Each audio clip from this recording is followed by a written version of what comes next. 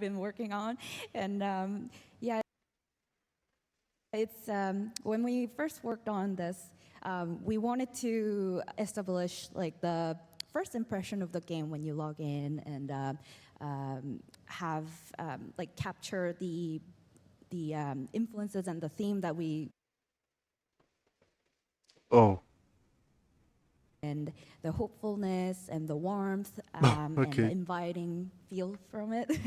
So yeah, so my favorite part of this painting was that the fawn is just totally enjoying the sunlight, and the rabbit and the animals surrounded is like just like passed out and dreaming. I want to say too, for us in sound, it's so inspiring to see these artworks, right? It's just, it creates all these sounds in your mind, and we went out and did a lot of field recording, actually. London is known as the forest city, so you'll hear a lot of the forest city in Soulframe, a lot of natural environments and streams and forests and all of that kind of stuff, which, yeah, it's great for us. So Where did you record the beaver snoring? that's a trade secret. You don't have a captive beaver in your house. That's very illegal, No, George. not at all. Not at all. That would be illegal, yeah. No. Yeah, Well cared for, I assume. this scene was important because it's the first thing you see when you log into the game, and this is kind of what Man, we ¿no va a wanted the poder entrar al kind of repetidor? impression to be. Yeah, yeah. And the number of animals around you is based on your consecutive logins, which is kind of weird and cool. So there's more and more every day that you log in. It's a little cute touch. Yeah, just how that works. I think tone-wise, this is Man. interesting because, maybe last year people got the impression we were talking about cozy too much, and I think that's my fault because there really is. I think what it needs is these cozy elements balanced with the suspense and the danger. So we're not making promises that this is like Stardew Valley, and I think you're going to see stuff in the demo that are like, that's actually legitimately scary. But then there's moments of levity, and there's moments of softness and peace and connection. So it isn't just one note. It's going to be kind of this ebb and flow. So I wanted to warn you that there's kind of a bit of scary stuff in the demo. We found some early concepts of the dendrit farmers and the architecture here. Rosa, can you speak a little bit about this and the environment aspects? Yeah, so this is a concept art that Munash designed early, and I helped him with bringing back that warm light and the mood and atmosphere to the painting. Me recuerda And, mucho a Power por yeah, alguna so this is a razón. dendrit concept of a dendrit village, or the architecture of a dendrit village or a hamlet that we are planning. And ¿Es una Ibarra?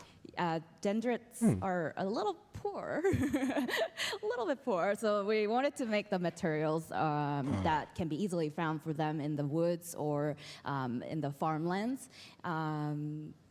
Yeah. And the genre was such a big pivot for us. The stuff like this was really helpful for the world building teams to kind of understand the setting and the kind of time range we wanted to go Que es for. fantasía. Sí, pues sí. And I always try to add like a little flowers growing on the moss and grass because it kind of shows that the flowers can bloom in like a harsh environment, and the nature can be very strong. So. We have one of the dendrit forest as well. I feel like I'm in the game with this one. Yeah, Also really pretty.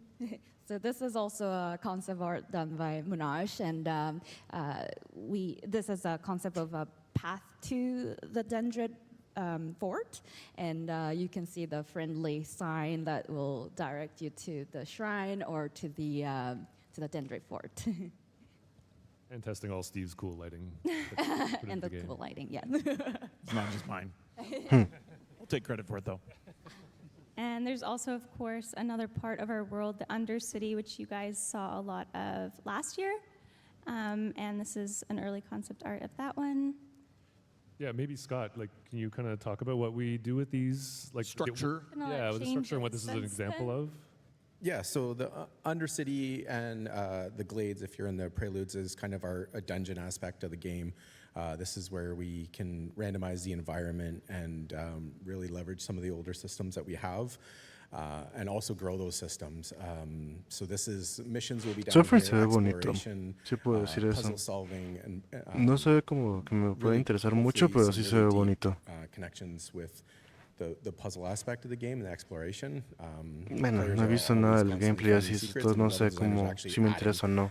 more as we go. So Los it's temas son really los que no me interesting to, interesan like, tanto. play through the Undercity, and all of a Pero sudden there's a todo new lo tile demás se ve again, cool. but there's a puzzle in it and a different way to get through it, which is really fun.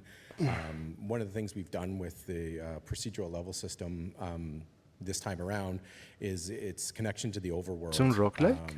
When we first started working on Soulframe, the Escuché que era. dungeons, you had to No, traverse them lamentablemente. to the end, and then you'd be teleported back to the beginning, and that's where you'd exit. So you enter and exit in the same spot. Recently, we changed the system to allow you to kind of progress through the dungeon and then out back into the overworld into a random spot. Sé que no Which es has un been really Souls-like. kind of fun to design because the exits are all kind of secretly hidden.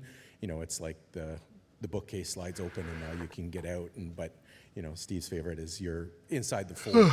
So all of a sudden you think, oh, I'm done the dungeon, I'm safe now, and you exit into probably the most dangerous area we have in Preludes. Which And I didn't know that was in either, so it was like 1 a.m. and I was sort of crapping my pants. Yes. So the exits are randomized. So as you're leaving, you will end up in a randomized location in the overworld, which is really helped, I think, with the exploration of the game.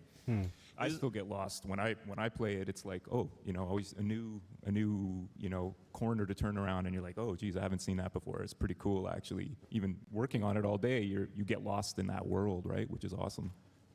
Yeah, we are trying to go outside of our comfort zone, obviously, and challenge ourselves by building new, kind of on top of some of the systems we thought were really good for long-term play. Like in Warframe, those procedural dungeons really help the content stay fresh as we built out new tiles.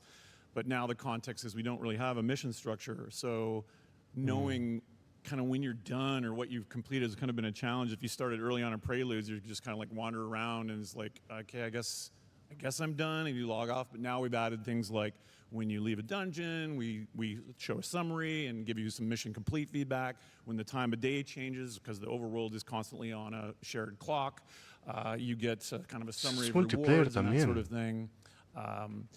If you're joining up with Preludes, you'll be suffering through a lot of upheaval as we kind of find our footing for those sorts of things, because it is very different for us from the structure of Warframe, which is launch a mission, 15, 20 minutes later, you're back in the orbiter. But it's awesome if Oh no.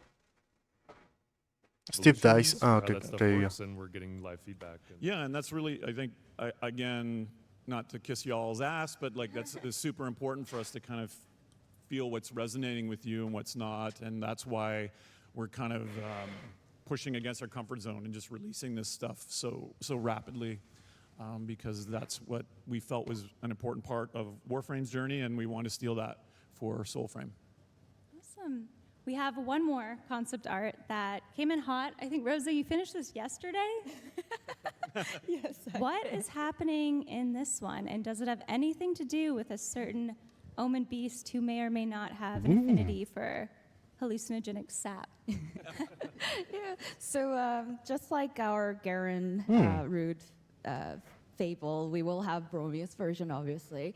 So yeah, this is a concept of Bromius. Oh, wow, los cuerpos, güey, what the fuck, güey, está muy chido eso. Eat the seed of the sacred sapling tree that he Ah, no son cuerpos, son and, raíces. he's Ah, a bit addicted, I can say. pues eso, And, no sé, eso parecía un yeah, cuerpo. So he's trying to eat the falling seed, and that's in a heart root arena in a place called Neathans. And Neathans is a place where where it's like underground world made with council trees. Roots and all tangled and intertwined, and we get to walk around going through all the roots, and we get to this place and see the Bromis here. yeah, and like all the stories that we kind of like to tell, it'll have very specific themes that we reinforce in the fable. You know, poor Bromius has been his role is to protect the trees and be a grower. An R bearer. An R That's bearer. That's Sydney's Shout out pun. to Sydney, our writer. Sydney's here.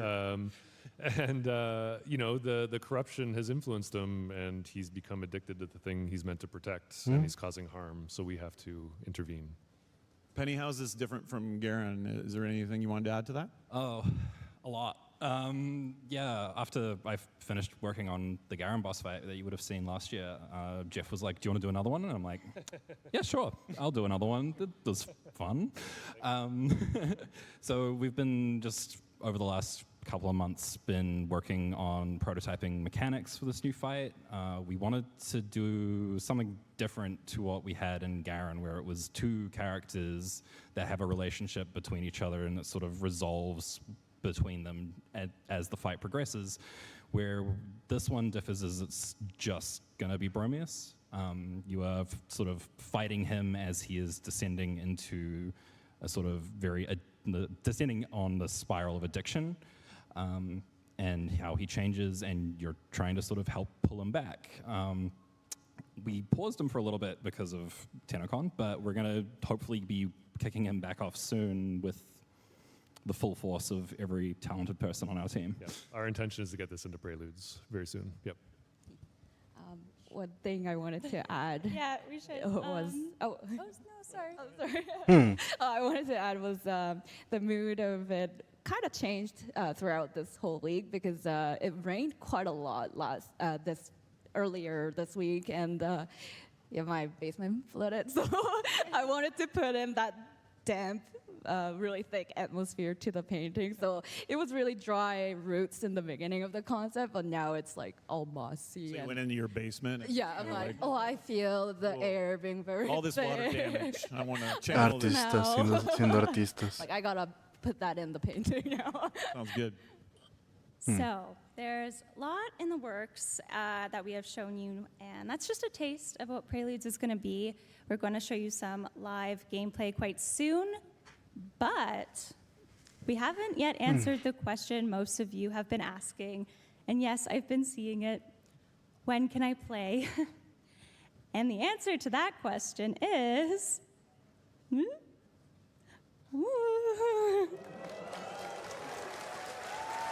¿Seguros?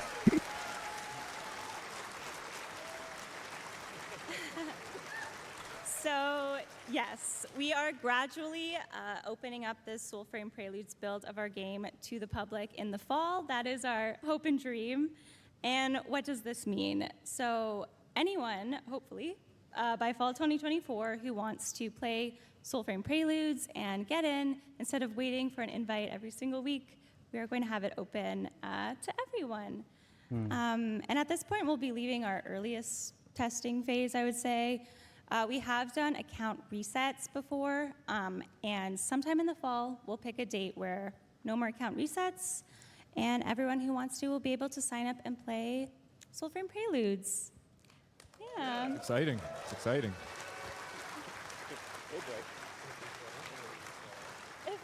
But if you want to reserve your in-game name, your Envoy title, you should do it today. We're still sending out invites. Because we're still sending out invites, Yep. and of course, that is a way to reserve, so. Yep. And that'll Even be if- ramping up, right? We'll be, as we get closer Yeah, to we'll the be ramping that open, up we'll be as well. letting the people that have signed up early and Yep. in In early. first, yep. Yeah. Yep. Yay! Okay, so we're about we're about to play our live gameplay demo. But before we begin, one more time, show of hands. Who is in Preludes in the live audience? Okay, nice, can nice. you all raise your hands? What? Yeah, because we're inviting everyone here in person. We just wanted to thank you for coming out. Ah, man, eso está nice. Qué bonito. Qué bonitos. Qué buena onda. That's really nice. So when you see us around, you don't have to ask us when you can play. We are going to send an invitation in the following weeks, and you are going to get an email with more details after the show. And in addition to this, on Monday, July 22nd at 2 p.m., we will be sending out 10,000 Preludes invites, 10,000 TennoCon, 10. I get it. Very good. Yeah. Yeah, and I think I did get some questions about other platforms last night when I was mingling outside the tent. It is going to be PC first. Like Warframe, we can do fast iteration, and we don't have the cert stuff. But obviously, pardon me? We'll have to think about that. But initially, we're going to be doing the iteration on PC. If you are on console, obviously that's in our plans, and we are looking forward to that. And we have been talking to our partners on that side. But this fall is going to be PC, just to warn you about our current platforms. Yep. But yeah, Soulframe Preludes, and I think it's just been really cool and exciting and unique to build this game alongside you guys. So if you want to play Soulframe Preludes, you all can soon. Hopefully. Okay. It's time for the lovely Joe over there to play our gameplay. Yes, we're going to throw it to Joe, and just so this is a bit of a sneak peek. Yeah, we're going to set this up. Yeah, we're going to set this up. It's a little. There might be a few bugs, a couple Might glitches, be a few bugs coming in hot. little animation pops. You'll But it has foot IK now, so watch. Well, don't watch too hard. don't stare at the feet too but much, a little bit. but- Look at the feet, but not too much. Yeah. Analyze every detail of this demo we are showing you. So you're going to see kind of what's coming into Preludes very soon, in addition to some bigger things that we're hoping to get in for the end of the year to kind of speak to the player's intro quest. And can I say this? Like, I hate to say this because you cringe when I talk about this, but like, I cringe a lot when you talk. But this is.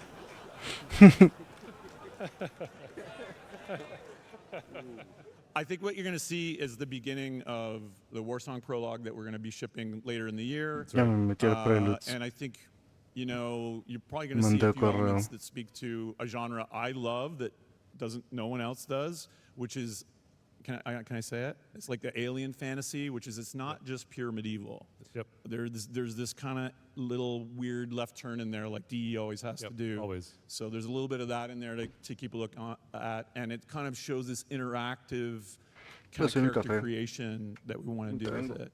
Yeah. And then we're gonna go wake up, and we're gonna then show you a bit more of work in progress stuff.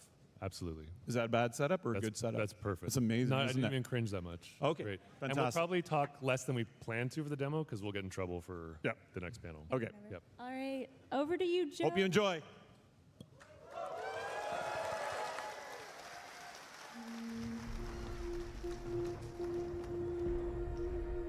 Remember little Minnow.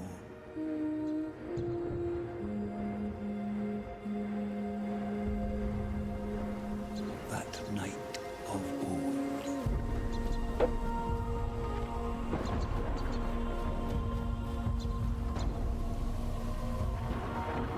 Not by Nog, but heart. A rally drum.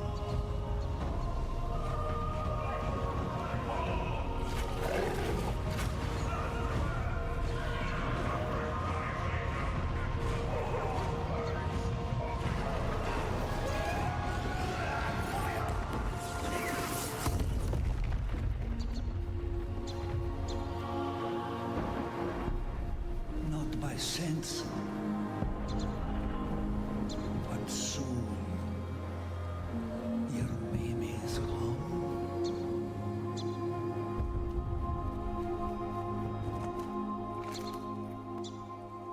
Go now, my brave, for tomorrow will come. This night of war will dawn before sun.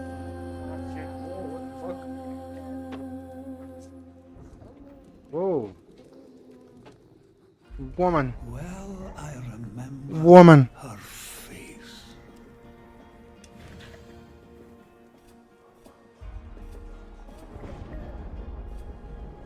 A copper Tiene un pedo glow, con bebés ahorita, what the fuck. amber rocks, a wealth of warmth, and of her locks.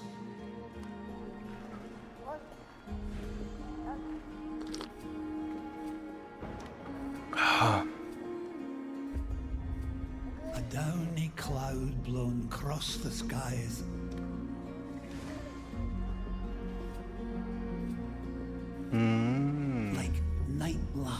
feathers o'er her eyes.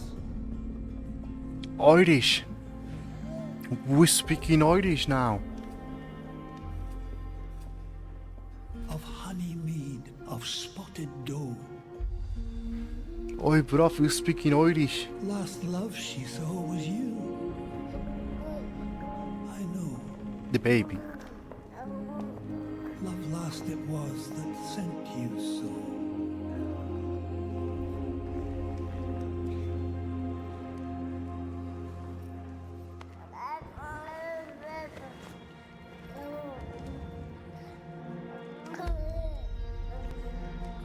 What?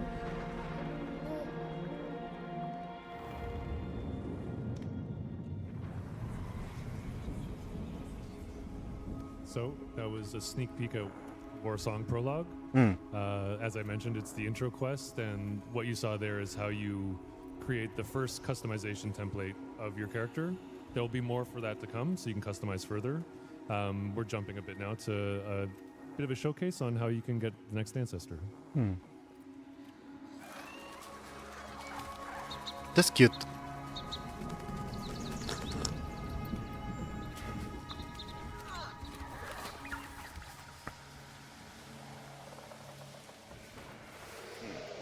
Okay, bye. The Nightfold. So, what's really cool if you're in Preludes is you can go here anytime. It's kind of like having your orbiter at the snap of a finger. So you can go in here, you can talk to your ancestors, work on your meta, queue crafting, look at the lore you just unlocked, change your weapons. As long as there's no aggro enemies in the vicinity. What the fuck? at ¿Qué any pedo con time, esa? you can go into ¿Qué the es esa Nightfold. arma? And as you collect your ancestors, it's kind of like building a village within this kind of purgatory plane. Yeah, you can rock over to the. You can maybe show them the blacksmith, and then just run on into the tent. You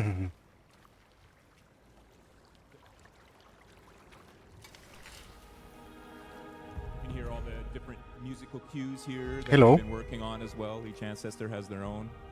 Wow. Which is pretty cool, I think. A lot of traditional Steve, you instruments horny being fuck. used and suits their personalities. Same with the voices, custom voices and all of that. Ah, Yeah, so this tiene is más our tela. crafting interface. Basically, O sea que nomás tenía las sort of tiras esas. throughout the world, you'll find little fragments of weapons that have been broken into pieces, and you'll bring them back to Tolvakai over here to Tolvakai. reassemble them. And as you reassemble more, she'll become less self-conscious about herself. Got imposter syndrome. Yeah, real imposter syndrome hitting hard. I relate. And now I think Joe's gonna go Doggo? and gear Pet up, the but dog? you can't ignore the poor dog on your way. Pet dog? Yeah. Most important feature.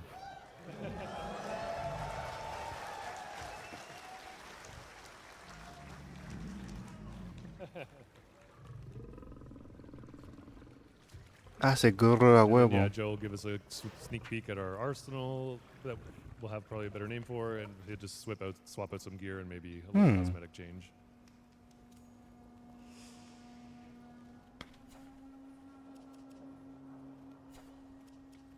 What the fuck?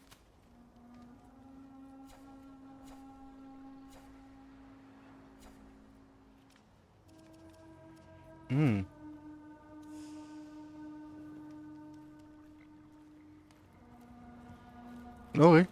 So yeah, let's just show a bit of work in progress for the next ancestor coming to Preludes.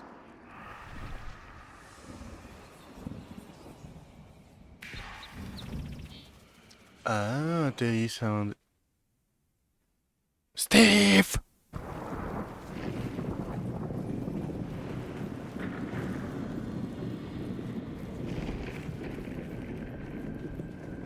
I like that. Eso me gusta.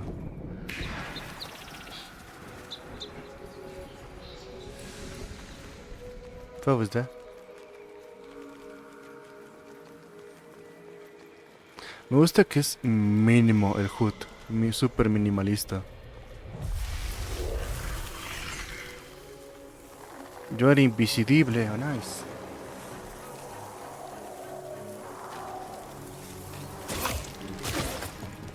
Combate.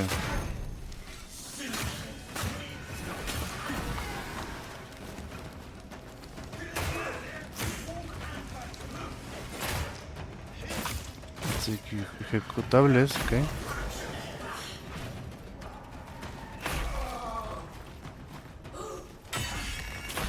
Parry. Parry es tipo Dubiri. Porque ahora tienes plantitas. De cuerpo, what the fuck.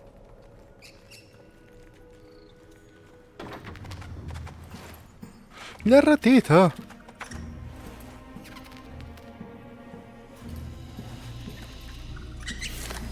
¡Ah!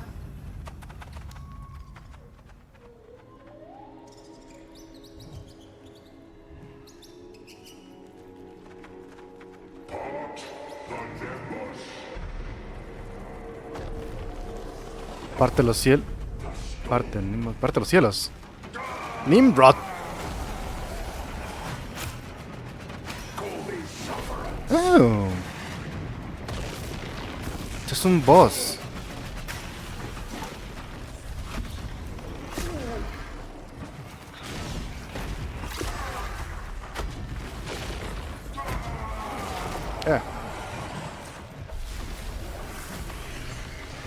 Te curas. ¿Dónde curas? Esta inversión.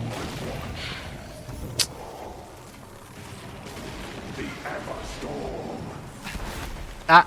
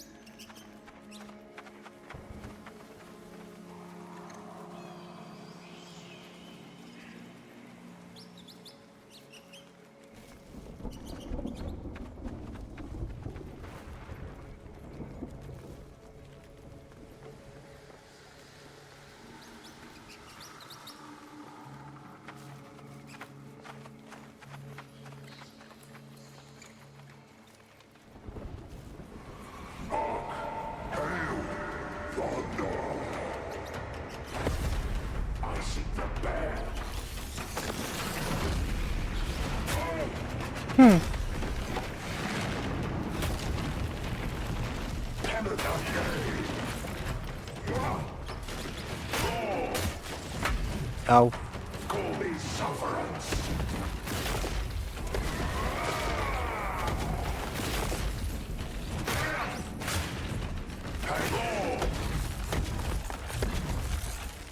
¿Qué? Estás muriendo. Te moriste. Seek your fallen frame.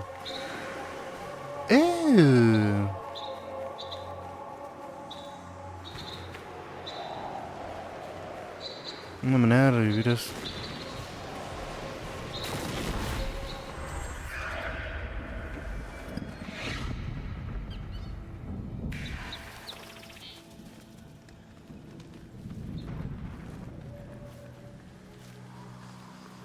Oh, Puppet, here. Puppet.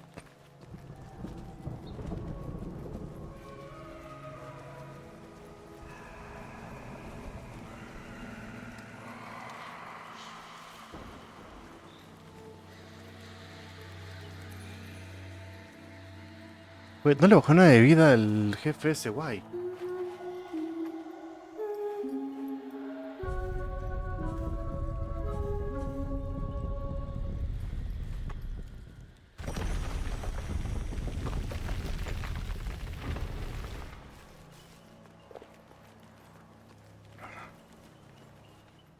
Hey there, Puppet. Leí otra cosa, güey, what the fuck. Please to hear it, I will catch a chill.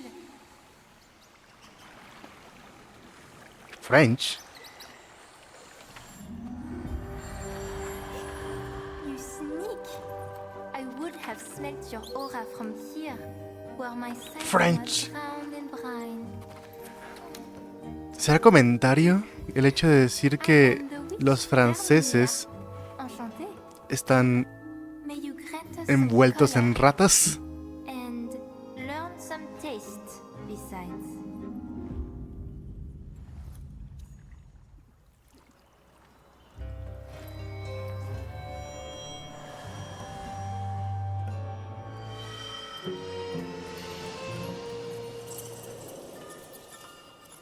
Alright.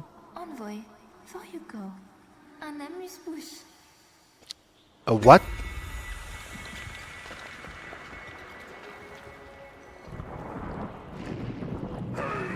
The fuck you say to me?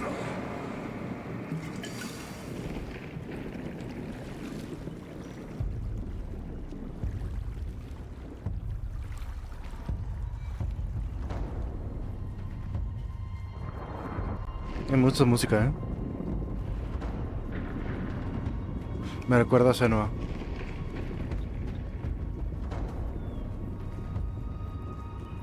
Yo puedo decir es que la música de juegos de Dita sí me gusta mucho.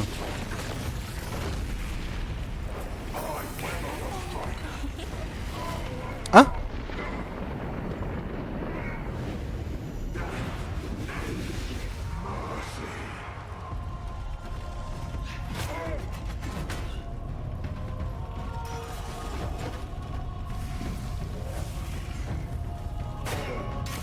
Ya le puedo hacer daño, ok.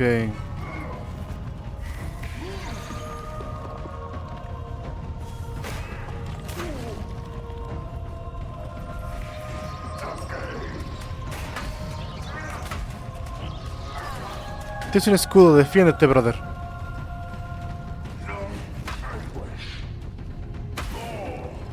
Brother. Por eso es jugador de IGN.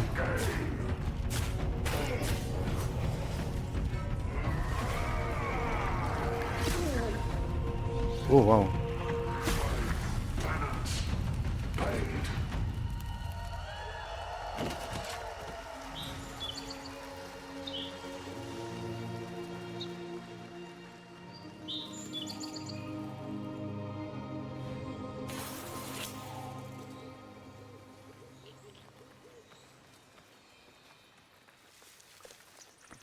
Sí, muy bonito. Puta madre, güey, qué pedo. Bye. So, I think Joe's going to go introduce you guys to Verminia and her station, where she will. Verminia, Vermin, Jesus Christ. Estamos viendo, es la TennoCon. So Verminia Los creadores de is our Warframe sort of ahorita están mostrando su nuevo master juego que va a salir. colors and elixirs.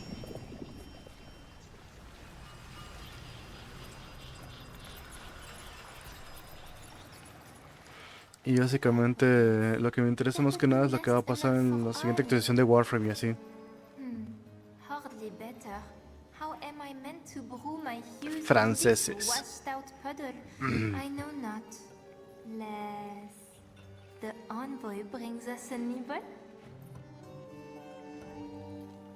So Qué- this is qué a buen abdomen final tiene la puta implementation, madre. But we just wanted to give you guys an impression of the kind of Jesus customization Christ. you'll be able to do to her.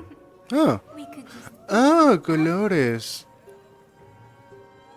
Ok, cool. the puppets approve. Ik, your aura is showing. Now this next one, I don't think anyone would purposely Damn, do it, but we were pubes. just Se curious ven what los happened if a públicos aquí, güey. What the certain fuck? employee played Steve, Soulframe. We wanted you to see horny how fuck. Verminia might feel about that. I must hold my nose. Ugh. Yes, this is so you. Oh, envoy, for you go. My puppets have wished to tell. How you say? Something unsavory. Ya, They squeak of red moaning in the coral glen of saccharine odor that waft from his den. His bell tolls.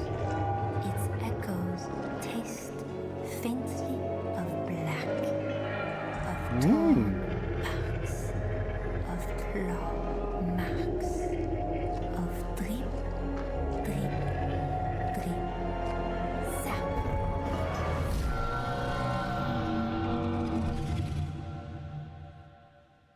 ok. Yeah, give it up for Joe.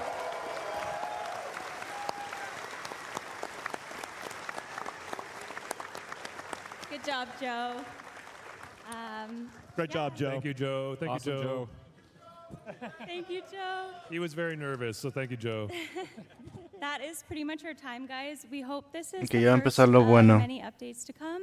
And in fact is asset?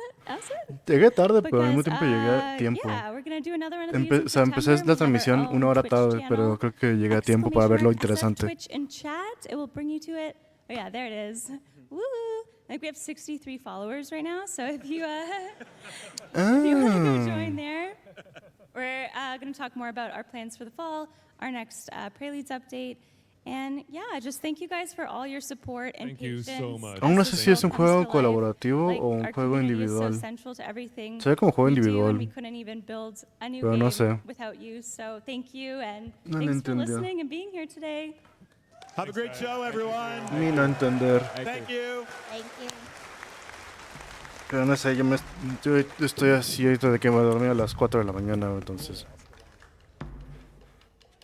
Ahorita me acabo de despertar para ver qué pedo. Arte de Warframe y sonido del sistema. Ok, entonces literalmente estoy... Creo que estoy demasiado temprano. Mientras no sé qué podemos hacer. Lo único malo es de que no tengo como... Se supone que puedes ver aquí también el stream, pero igual ya no. Antes se podía. ¿Sabes qué voy a hacer?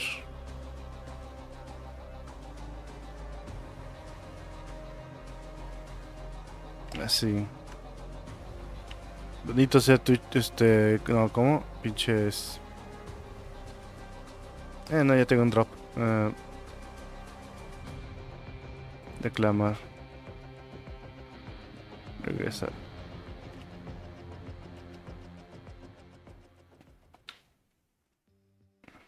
Sup, Tenno? 90 Zach here. Wondering how you can get your free virtual items through the internet? Just from watching Twitch or Steam? Let me tell ya. Safety's off and destroy your enemies with the AX-52 rifle. By watching TennoCon between Güey, 11 acabo de tener el and AX, 30 p.m. Eastern Time, el rifle. you'll receive this gun absolutely free. That's a lot De of hecho, gun sí, for me not a lot of me work. acabo de Once TennoCon desbloquear esa begins at arma. 4:30 p.m. Eastern, that drop is totally gonna switch to the Sarin Prime. Ahí Sarin también lo tengo. Bueno, Sarin ya la tengo, entonces no sé si me van a dar otra Sarin o... O no sé. Si ya tengo una Sarin, ¿qué hago si ya... ¿Qué hago si ya tengo una Sarin? No quiero otra Sarin. Tell the fam to get off the phone and hop online. Linking your account is wicked easy. Ah, Just head for over more. www.warframe.com/twitch. Log into your Warframe account, follow those instructions, and you're set. Tubular. Watching on Steam? Just make sure you're logged into your Steam account before watching, and you'll be rewarded with item tokens right to your Steam inventory. Once you claim those tokens, Wait, ¿dónde log into está? your Warframe account, and your new items will be waiting for you. Isn't technology wild? That's all from me. Stay cool and enjoy the show, Tenno. Es esa cosa.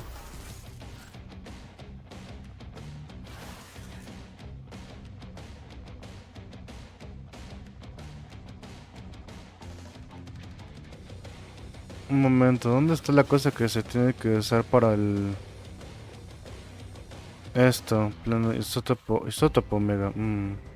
No tengo isótopo omega. Sad.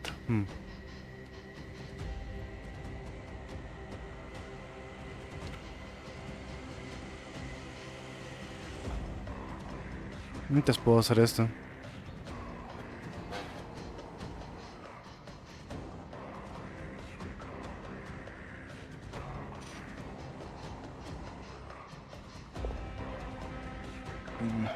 Looking to improve your existence with larger-than-life deals? Run on over to Titan, Electronics Megastore. The only place to download your best cyber stuff into the new... Andan muy en vibra de noventas. Y es por el hecho de la nueva transición que quieren sacar. Watching videos.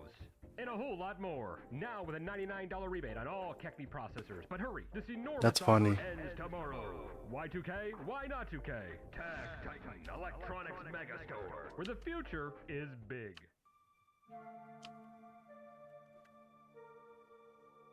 Sí, porque ahorita quieren hacer como el tema de los noventas, entonces...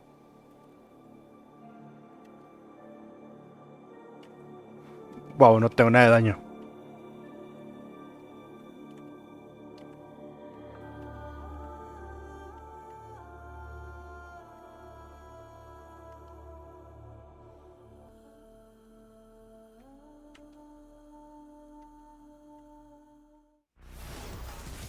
¡Muerte!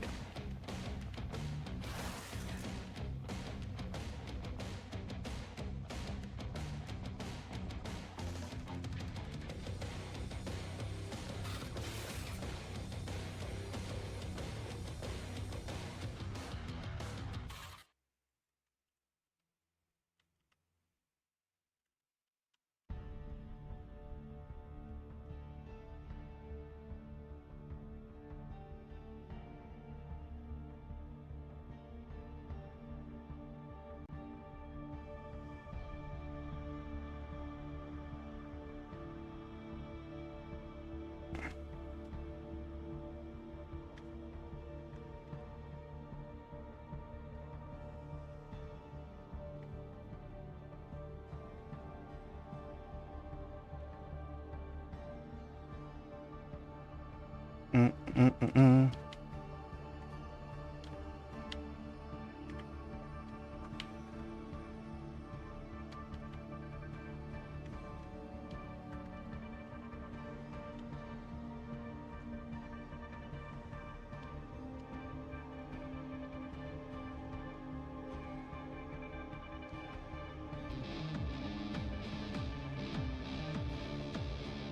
La música del Nine Inch Nails. Oh no, nos van a silenciar el bot.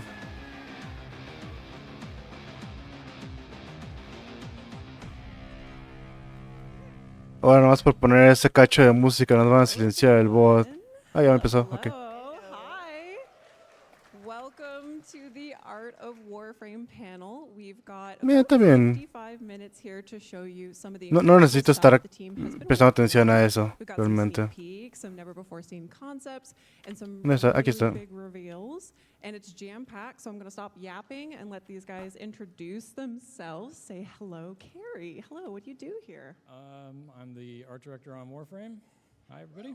Hi, Carrie. Yeah. Marco. I'm Marco, Associate Art Director on Warframe, yes. Yeah, Marco, give it up for Marco. All right, Mm, Kaz, hello. Hello, I am Kaz. I am the lead weapons artist on Warframe. Yeah, Kaz.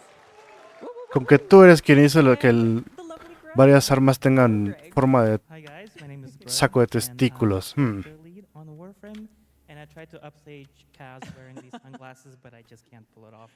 Where's your leather jacket? You're missing the leather jacket.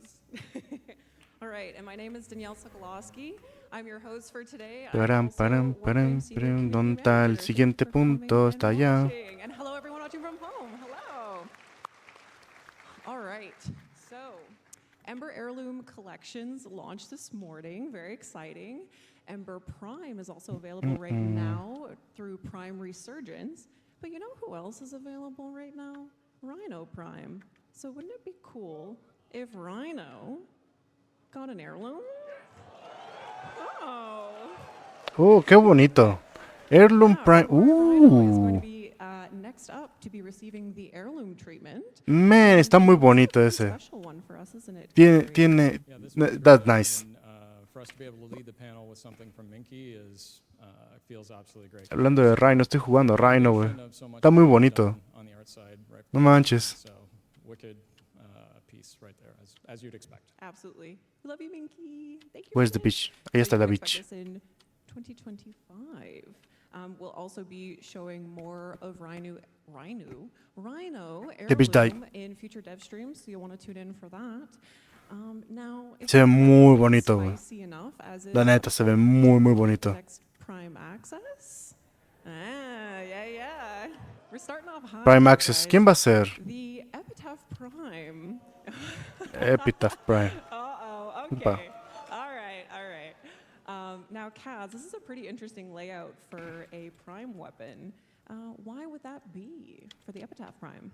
Yeah, so the Epitaph Prime is actually a really complicated weapon if you've ever used it. It's got a lot of moving parts on it, lots of like little arms that move around and articulate. It's got like a little scope thing on the top, and it shoots those huge square ¿Epitaph de quién era? that kind of come back, like they just disintegrate from space and then come back. No me acuerdo, neta. So it's really wait. useful for concept art to be laid out like a blueprint like this, so we can see every single part clearly, and then we can just model it. It's great. Yeah. And Liger was the original concept artist for the Epitaph, the base Epitaph as well. Yep. Yeah, which is great. Hi, Liger. Is Liger watching? I hope Liger's watching from home. Hello. Me confundo mucho este mapa. To the panelists, because I've made this really difficult for you guys to talk about the Epitaph Prime without spoiling what's coming up next, although maybe some of you in the crowd already know what's coming. Maybe let's take a look at it fully. Ooh. Yeah, hey, there you go. Kaz, this is your work. What was it like turning the concept into this gorgeous specimen we see here? Well, it's always a treat being able to work from a concept that is that detailed, and and then you always end up embellishing a whole lot on top of that because you can't always draw every single little tiny detail into everything. So ¿De quién era el got Epitaph? to be able No me to acuerdo. kind of add some flourishes and just put my own little touches onto it in addition to Liger's amazing art. The Kaz special. All right, so I know, Kaz, you mentioned that the Epitaph, as we know, is already a pretty complex weapon in terms of movement and what you see in its animation. So why don't we actually take a look at what this weapon looks like in action? We got a video here. Yeah. Yeah. Ooh. We love that. Yeah, charge shot. That's a good one. It's also got a custom VFX as well, and I know we kind of had to do a bit of upgrading to the animations as well to fit how the Epitaph functions a little bit. So shout out Tim Sorman. Yep. I think he apologized to you guys for saying like, sorry, we made the Epitaph so complicated. I'll fix it. Don't worry. But here we are. Looking fabulous. The original one, the little arms on the side actually stretch a whole bunch for these animations. So to clean it up for the Prime, I decided that we should probably do like ball joints or something. Right. But Tim went further with it and decided to streamline it even more once. No me acuerdo de quién es la Epitaph. What the fuck? So just all together, it just ended up No being tengo a idea. bespoke experience with this one. Yeah. Looking really badass too. En cuanto salga voy a... What else do we ¿Quién have es in this totally el not obvious fucking... stuff of what you've seen already upcoming Prime Access? How about a new Prime Sentinel? Ooh. Sentinel, ok. More specifically, the Nautilus Prime. Yes. Oh, Nautilus Prime. Okay, cool, nice. Wink, wink. And as you probably would guess with this little guy, the Nautilus Prime will be coming with its signature weapon, the Vergless Prime. Wait, Epitaph no es Sevagoth? Some Prime Sentinel accessories. Creo que es Sevagoth. As we did a little number here with these. Anything interesting about the accessories that we see? Estoy un So this is a pretty complicated Sentinel with 30% seguro de que es Sevagoth. accessories as well. We put Porque Nautilus salió con Sevagoth. effects on this one. Si no me equivoco. Maybe match something else. Let's go.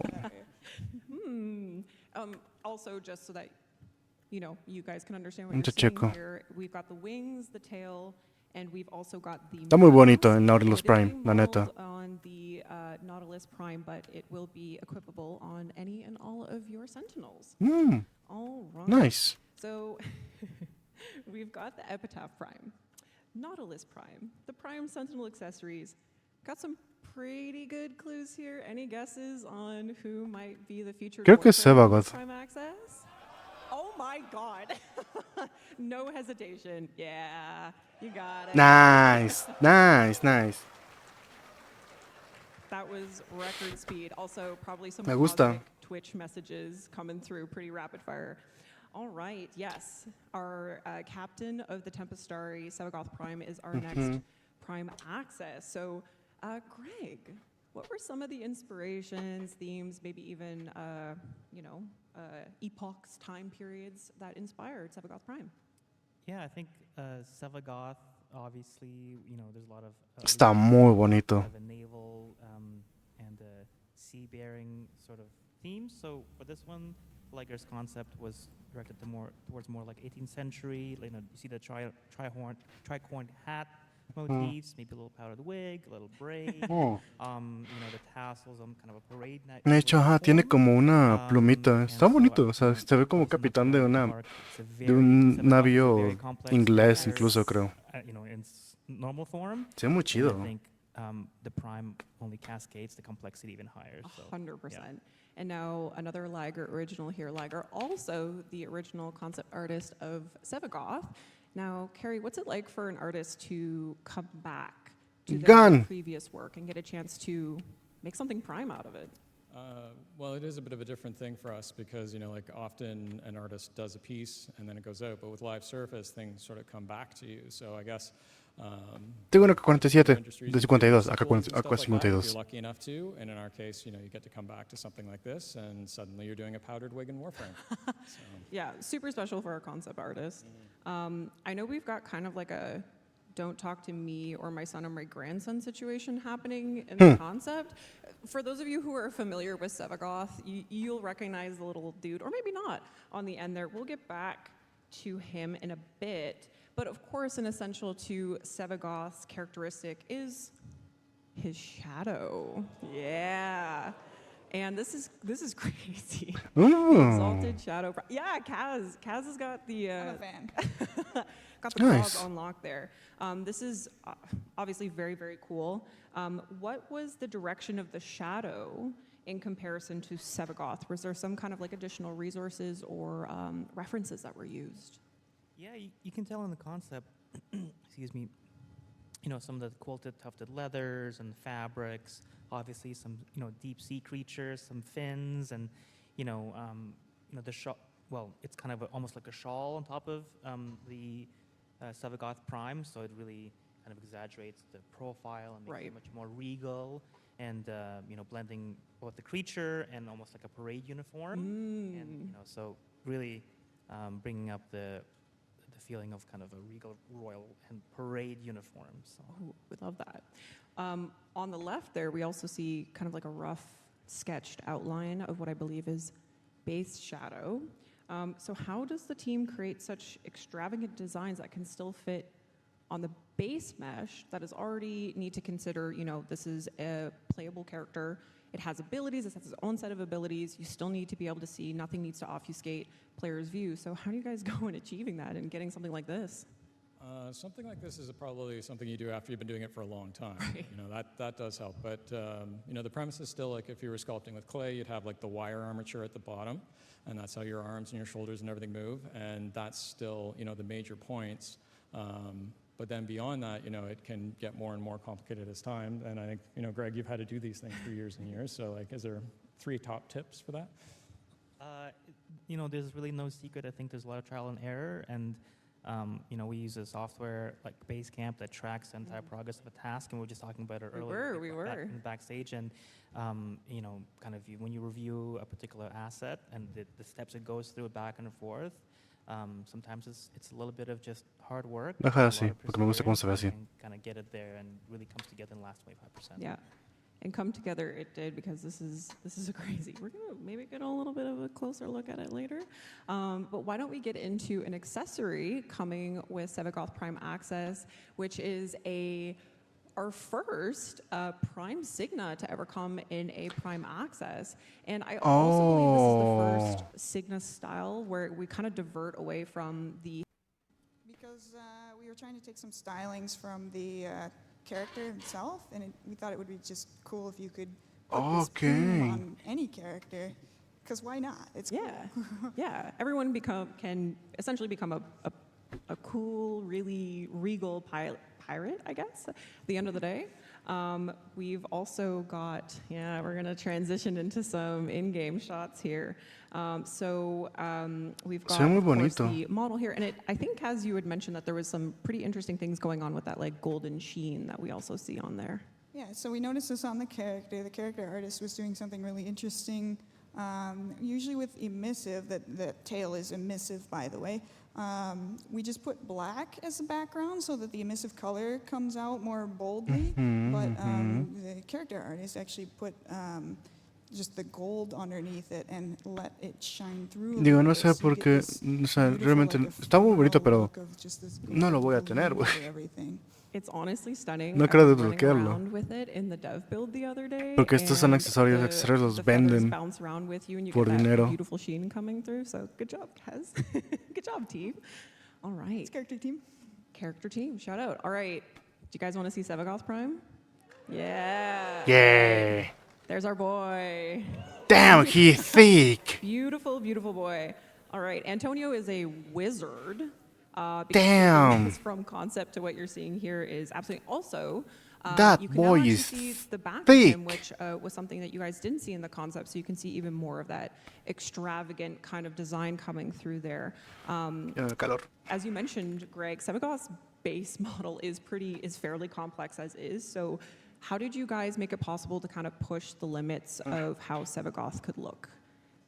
Yeah, I think each prime is its own unique challenge. We obviously want to preserve some of the original for pretty pragmatic TennoGen reasons, right? So some people want to mix and match their outfit. Shout out wanna add TennoGen. for prime parts. But in the case of Sevagoth Prime, the rework was quite extensive. There's a significant amount of the vanilla body underneath, so you can swap stuff. But in order to kind of serve the design and it's not such a significant departure in terms of the themes, but I think this prime in particular is very, very special. Again, Sevagoth, the original Sevagoth, is a complex one. Yes. And this one just kind of ups the notch a little bit. So yeah, it's again, I think with my previous answer, there's no real secret sauce. It's just kind of judging what we can keep and what we can rework. And Sevagoth Prime is an example where we put a lot of effort into really jazzing him up significantly. Yeah, and he's stunning. Now, remember how I mentioned the little guy in the concept? Well, if you are a Sevagoth player, you know about his passive when you're down. So he's got a really crazy tombstone. I don't feel like it's correct to call this a tombstone. It's too nice. And Sevagoth is going to have to open up his own personal museum of himself with all Está the muy tombstones he's nice racking up at eso. this point. But we got kind of like a little bit of like a Grecian styling here. Were there any other kind of like references used? It does look like a museum piece. Está muy nice. Yeah, I think Está muy bonito. Antonio kind of took parts of the original mesh, and then you can see in the concept we wrapped this cloth around it. It's, it's not really a tombstone at this point. It's almost like a shrine or a pedestal. Right. It's like vanity times 1,000, I think. But I think Sevagoth deserves it. So 100%. It looks amazing. It really does. And now, while Sevagoth is living lavish in his tombstone, Shadow Prime is going to be hard at work trying to bring him back. Yeah. That's really fucking cool. Those claws are damn. crazy. Damn. Are they bigger than the base Sevagoth? No. Or are they just Nah. smaller? Well, it is hard to have anything look worse when it's in gold. So, Great point, Gary. Great point. Shadow would probably make a really good Lunaro player. He's basically got arcadas for arms at this point. All right. So, also the tail. The tail is really fun.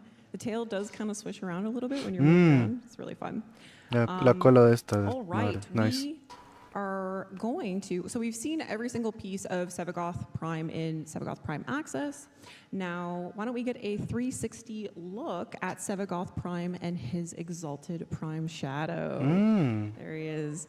We'll give him a spin. Nice. All right. So, to recap, we have Sevagoth Prime, his Exalted Shadow Prime, the Epitaph Prime, the Prime Signa, Nautilus Prime Sentinel, the Sentinel Prime accessories, and those are all coming in our next Prime Access. All right, we're going to let him complete his spin there, but it wouldn't be an art panel without, what's that? Tempestari Prime, fuck off. Tempestari Prime? Did I just hear you want a Tempestari Prime? Nadie quiere un Railjack Prime, güey, no Captain does mames. need a Prime ship. Carrie. Nadie I don't quiere know, that's a big, un that's a big Railjack ordeal. Prime. It's an idea. It's an idea. It's an No, idea. no, don't. Keep No, that- keep no that in the back of escuchen your al minds. público. El público es un It pendejo. wouldn't be an art panel without showing you guys the next deluxe skin, right? All right, we're gonna introduce you now Passion. to Caliban Deluxe. Let's see our boy. Yeah. Men, se ve cool, maldita sea. Yes. What an upgrade! Oh my God. Okay, Men. so there are some very Eso no es cool justo. themes here. What Caliban are es the un source pendejo, güey. materials for Caliban Deluxe? Caliban es esto, güey. Yeah, I think the original Caliban is sort of a character out of It's fucking Shakespearean stupid. play. He's And stupid. it kind of What the portrayed as a fuck is half this? human, half ¿Cómo creature. pasas So de those ser are the esto things a we were esto, exploring güey? at the very beginning when we were What the concepting fuck? this. So something was settled on, that kind of the duality, and that is what Caliban, the original Caliban, is as well in Warframe. So here it's sort of a medieval armored soldier. Men, se ve muy chingón. Maldita sea, güey. Van a hacer querer grandear Caliban nomás para ese skin, güey. Blending those two elements together. Right. And now, Man, se ve Henry, muy how cool. does What the team fuck? go about choosing deluxe skin themes for Warframes while still kind of honoring and maintaining the core visual elements of the Warframe, and obviously more specifically Caliban Deluxe here?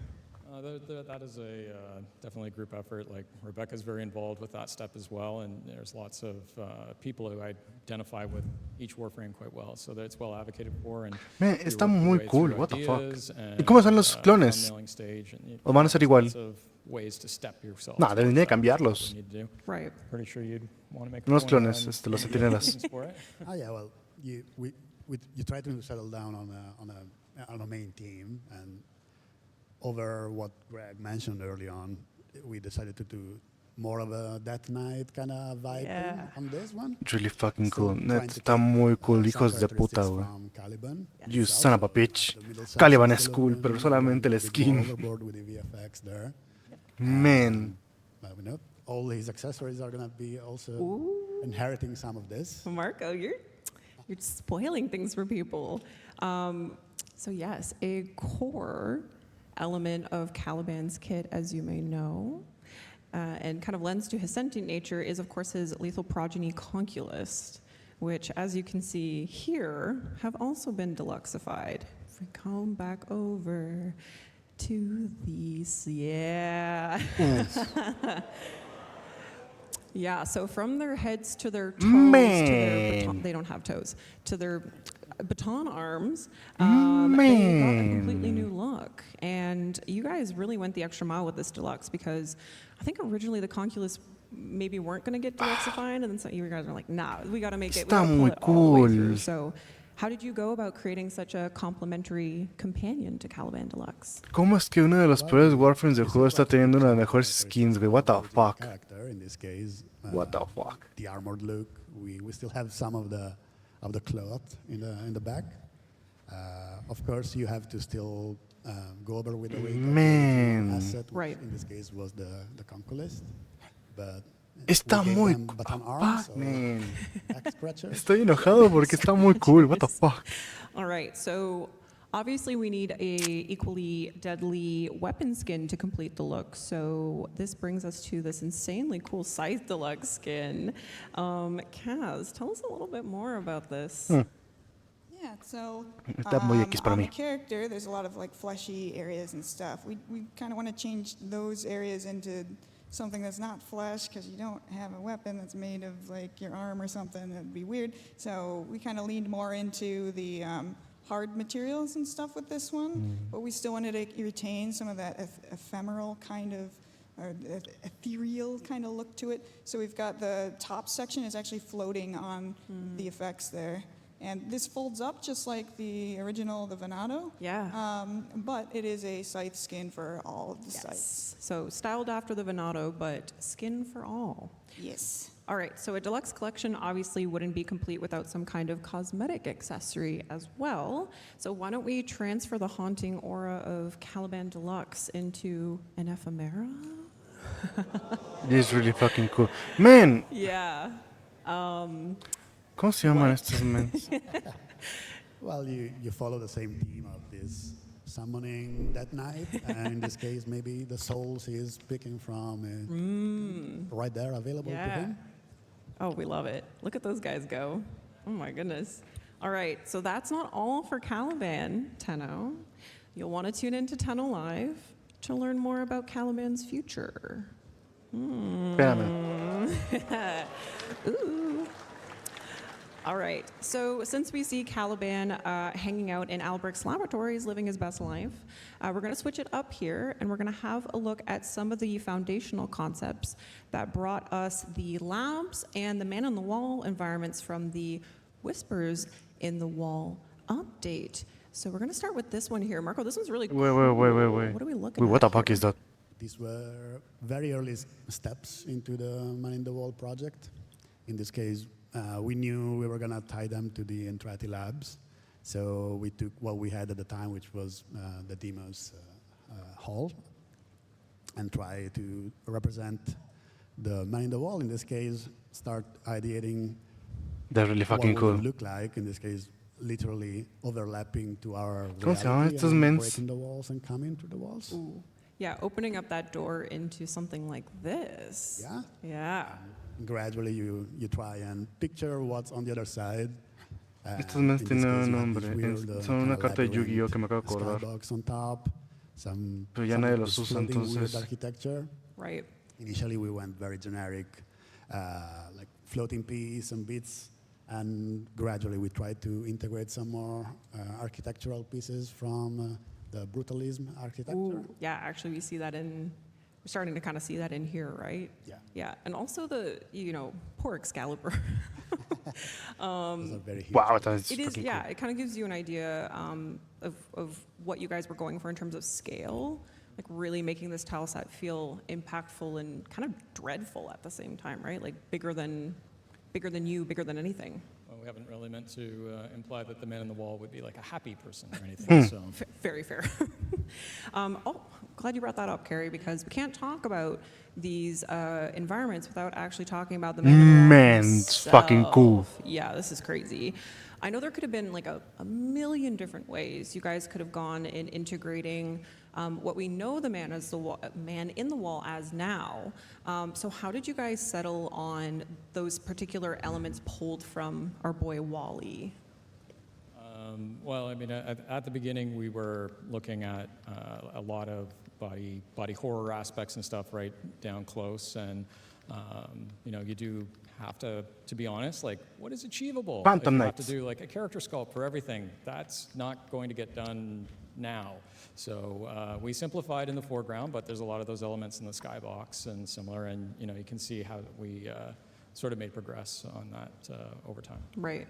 We're seeing a bit more of kind Esto of me like recordó that a Caliban. realism that you guys were talking A los about. Phantom Knights. A lot of stairs and ramps that don't Skin. really go anywhere. Maybe foreshadowing Específicamente esta. for prospects Really cool. here, but we also see that a little bit more in cool. here as well.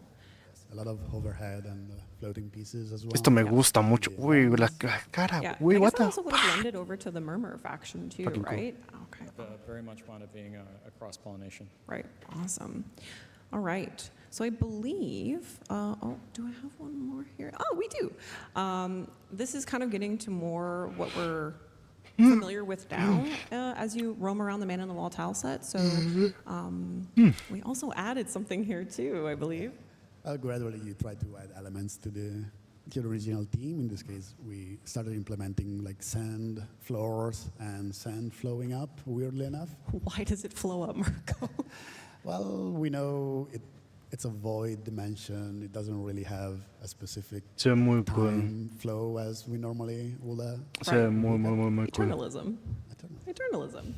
All right, so from concept to execution, there are obviously many stages to how a level actually gets built. So let's take a look at the part of the fragmented arena where we went from, gray boxes here to what you kind of know Arena. as now. And we're going to see a bit more of that sand going the wrong way.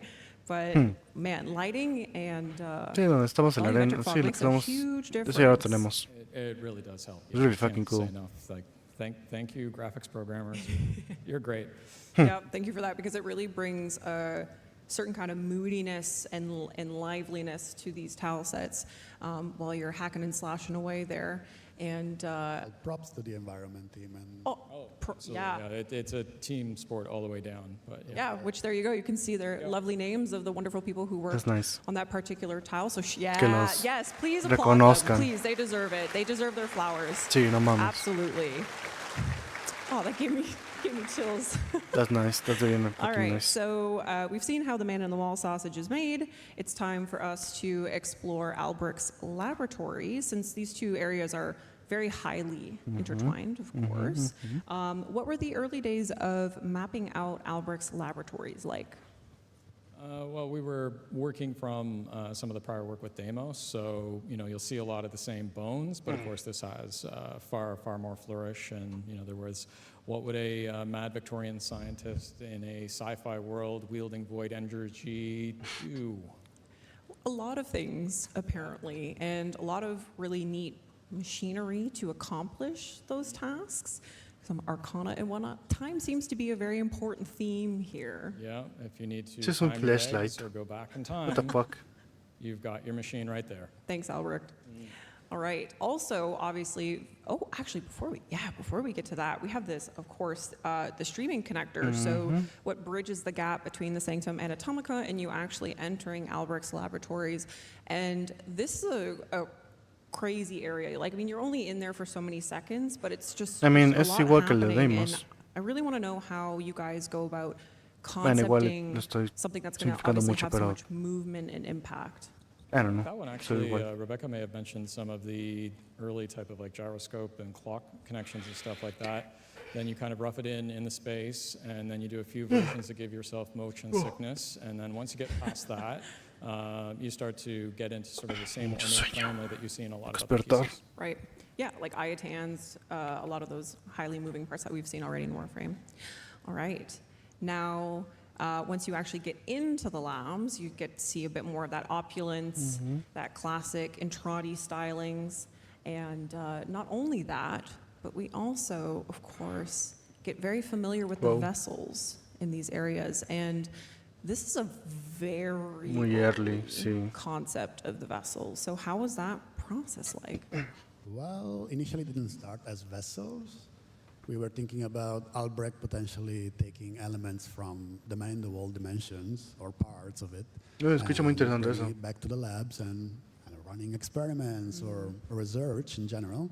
Whoa. So yeah, you will have different body parts looking things The fuck is happening that? in the labs. Yeah. And that's actually what sparked the idea to make a whole person or a whole figure about it, and which became the vessel later on. Right. We put all the pieces together, the heart, the brain. I know there's a brain floating around there in the tiles. And yeah, we get to see a little bit more of that kind of exploration here as well. Nice. Yeah, and I think help to that idea was the fact that we were doing a hub around it. So we had to fill a very big space. That was a very iconic moment where you're coming down out of the staircase, you go through the doors, and then he's kind of leaning, and it was the thing that kind of checkmark for the scene. That it all worked. So yeah, thank you, Alberto. Thank you, Alberto. Yeah, it's really impactful moments. And here is kind of like where we're seeing ultimately where we landed with the vessels, a bit more familiar to what we know it as now. And then I do believe we also have a very cool progress video of Albrecht's laboratories with a tile that prominently features the vessels. Yes, it's amazing to see.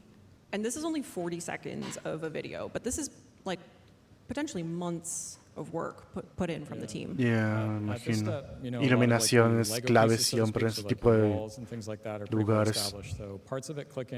Le da personalidad a los lugares muy cabronamente. The work to get to the point where these things can go quickly it's a huge pile. So. Absolutely.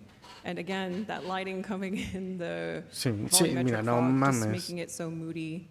Yeah, and there's the sand again. It's back. All right. Yep. Again, another applause for our wonderful team. Nice.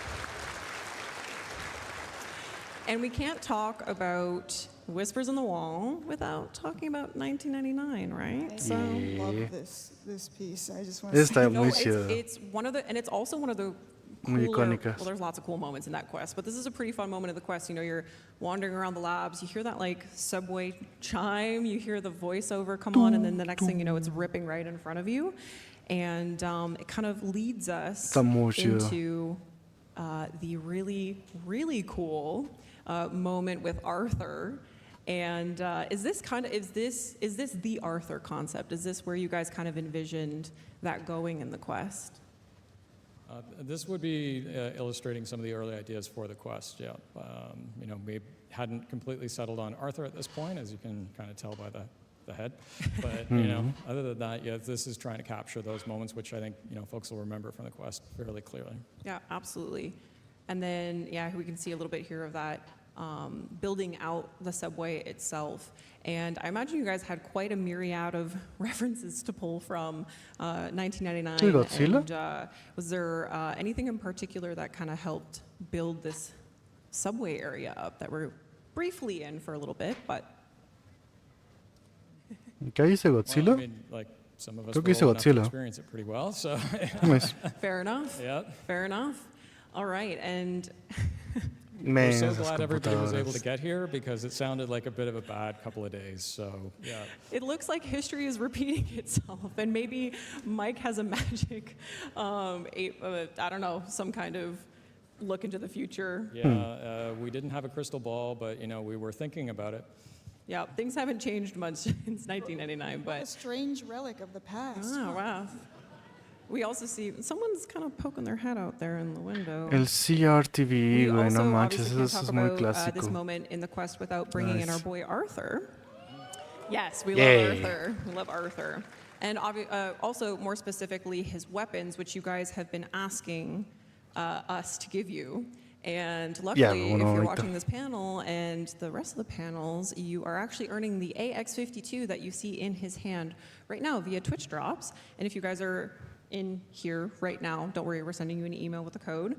So let's have a look at some of the exploratory concepts that went into the AX52. Now, Kaz, as I understand it, this was a pretty interesting exercise for the team on, you know, going through a more kind of traditional weaponry. Yeah. So everyone on the team has different likes and dislikes and like things that they're comfortable with making and things that they really want to make. People like doing infested, people like doing the Corpus stuff or the Tenno stuff. There are some people who really just wanted to make some real life weapons, and this is about as close as we're going to get in Warframe. And we had two very enthusiastic people working on this, people who are big fans of the original real life counterpart of So this se weapon, basaba en obviously, the esta y AK-47. So it was really esta, cool creo, to see ¿no? their No, esta y enthusiasm esta. come through on both the concept and the Estos model. tres, creo que fue como el concepto final. Yeah, we can see that we're getting this final concept piece that brought us to, of course, the weapon itself. Nice. It's very cool. And again, AX52, this is yours, guys. It's a full-blown weapon that you'll be able to use. Very nice. Now, we can't forget about Arthur's melee weapon either. Yes. And this will be a sword skin that you can equip on your Algo me va a swords. decir Now, the cloth que around esto, the va a estar como costa un of the sword? simbolismo. I'm not sure. I'm not a swordologist. I don't know what that is. But is it fashion or is it function? Maybe a little both. You know, like you got to wipe your sword off sometimes. Arthur's a it's stylish dude. conveniently red colored. You know, you never know what you're gonna be wiping off. Maybe it's just ketchup or something, right? Well, spreading some jam on your toast in the morning. You know. Yeah, Arthur's got to feed himself before he goes out and hacks and slashes all those bad dudes out there. But were there other kind of Algo me dice que va a tener un simbolismo muy cabrón ese pañuelo. other than the cloth for the sword? Yeah, at some point we were thinking about putting maybe a Tamagotchi or something on it. The idea of Arthur having a little Tamagotchi buddy is incredible. I think we need to maybe make that happen at Ordis, some point. puede ser. But yes, you will be able to equip this protocol sword skin on all of your swords in the 1999 update.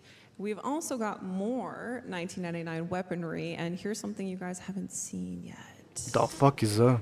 Yeah. Lanzagranadas. All right. We've got like a camcorder situation going on in there. It's Kaz. What are we What's going on with this here weapon? It's got a little 90s style, little flip out screen. You know, it's 90s. Yeah. And again, like this was probably a cool way for you guys to explore a bit more on what we can do, like on the tech side of things, like how do we want to implement more of that 90s tech into even our weaponry? Yeah, so all of the textures that we're exploring here are going to be shared across all the weapons and stuff. And we've got these weird tubes going on there. I wonder what those are for. Oh, can we tell them, or is that not yet? Oh, I see Greg shaking his head. Spoilers. Okay, no, we're not gonna get into it. Anything. Wait. Se me You trabó. can see it actually. Oh, no way. Yeah. Yeah. Now I really want to know. Man, se ve cool. I'll keep looking. All right, we'll have to just wait and see. And Se ve it does cool. bear a similar theme to some other things you may see later on. All right. So we got a bit of an interim here. We're going to look at a little bit more of the 1999 content to come, but before, let's take a moment to announce that there will be a limited time opportunity for players to submit their 1999 themed drifter accessories. So if you are a TennoGen artist, or if you are a aspiring TennoGen artist, I know we actually have a TennoGen workshop. Kaz, you're going to be on that for those of you attending here. I think it's at 3? Yeah. How many TennoGen people are out here in the crowd? There's a few. Not a lot. I heard No hay clap. muchos. But if you'd like to, check out the TennoGen appreciate workshop. you. Yeah. But if you'd like to get in some cool 1999 accessories, we will have a more detailed post after Tenno Live tonight, so you want to keep your eyes out for that. What do you guys want to see our TennoGen artists do for 1999 content? There's so much. Well, obviously shutter shades, all right? Yes. Yes. Okay. See, people are agreeing. All right. Su We garra está muy are chido. gonna change gears here. Change gears. Thank you, Kaz. Put that in just for you. We're going to take a look at Warframe's next vehicle, the Atomy Cycle, but since Aoi was introduced with the Atomy Cycle earlier this year, it only feels right to also introduce you to her floof. Yes. Está bonito. What the Very fuck? adorable. We have Arthur, now we have Aoi. Greg, what's it been like for the Para poner team un to jarrón. kind of venture out in floofs? Yeah, these are really fun. I don't want to spoil too much, but these might not be the only floofs that might be coming. But yeah, we made one for Arthur, and Aoi was a logical choice. But again, I don't want to spoil too many things here, so. Okay. We'll keep it safe. All right, so we're going to take a closer look at the Atomicycle that Aoi was leaning on. We've got a really cool video to show them off. Let's see the Atomicycle. Yeah. Yes. Nice. Yes, DE has a lot of ¿Por qué tiene motorcycle, tantas luces? What the enthusiasts, fuck? and actually, a lot of the What? a lot of the animators actually ride bikes, which came in handy. And I know, Kaz, you're a fan of motorcycles, and you're also maybe a really good friend of the Stug. So, oh, I'm hearing oohs and ahs. Yes, did the skin change? Yes, there will be skins. Got a few skins coming. Yes, we do have a few skins coming. Eso está bonito. By the way. Oh, I didn't know that. Oh, Kaz, keeping secrets. So yeah, tell us, Kaz, what's Está it been bonito. like to bring this new vehicle into Warframe with the team? So when I got word that we needed the Atomicycle ready for the PAX trailer pretty quickly, I decided that I needed Man, to se become a ve motorcycle cool. What the expert fuck? very quickly so that I could lead my artists to create No good pensé que motorcycles. harían Don't eso, worry, poner más we're speaking from skins. that. So I recruited 3 of my guys. It was Andrew, Fyodor, and Vladimir, and we worked together to bring this to life. And then Y dice I que did van a the haber fun más skins, textures on it, entonces and then we started se ve making muy cool. skins, and that's the really fun part. Yes, that's the fun part. And I, as I understand it, there'll also be color customizable to a certain degree. Yeah, I love that. Yeah. Oh, a clap. We got. Yeah. We love fashion. We love fashion in Warframe. Yeah. We love colors.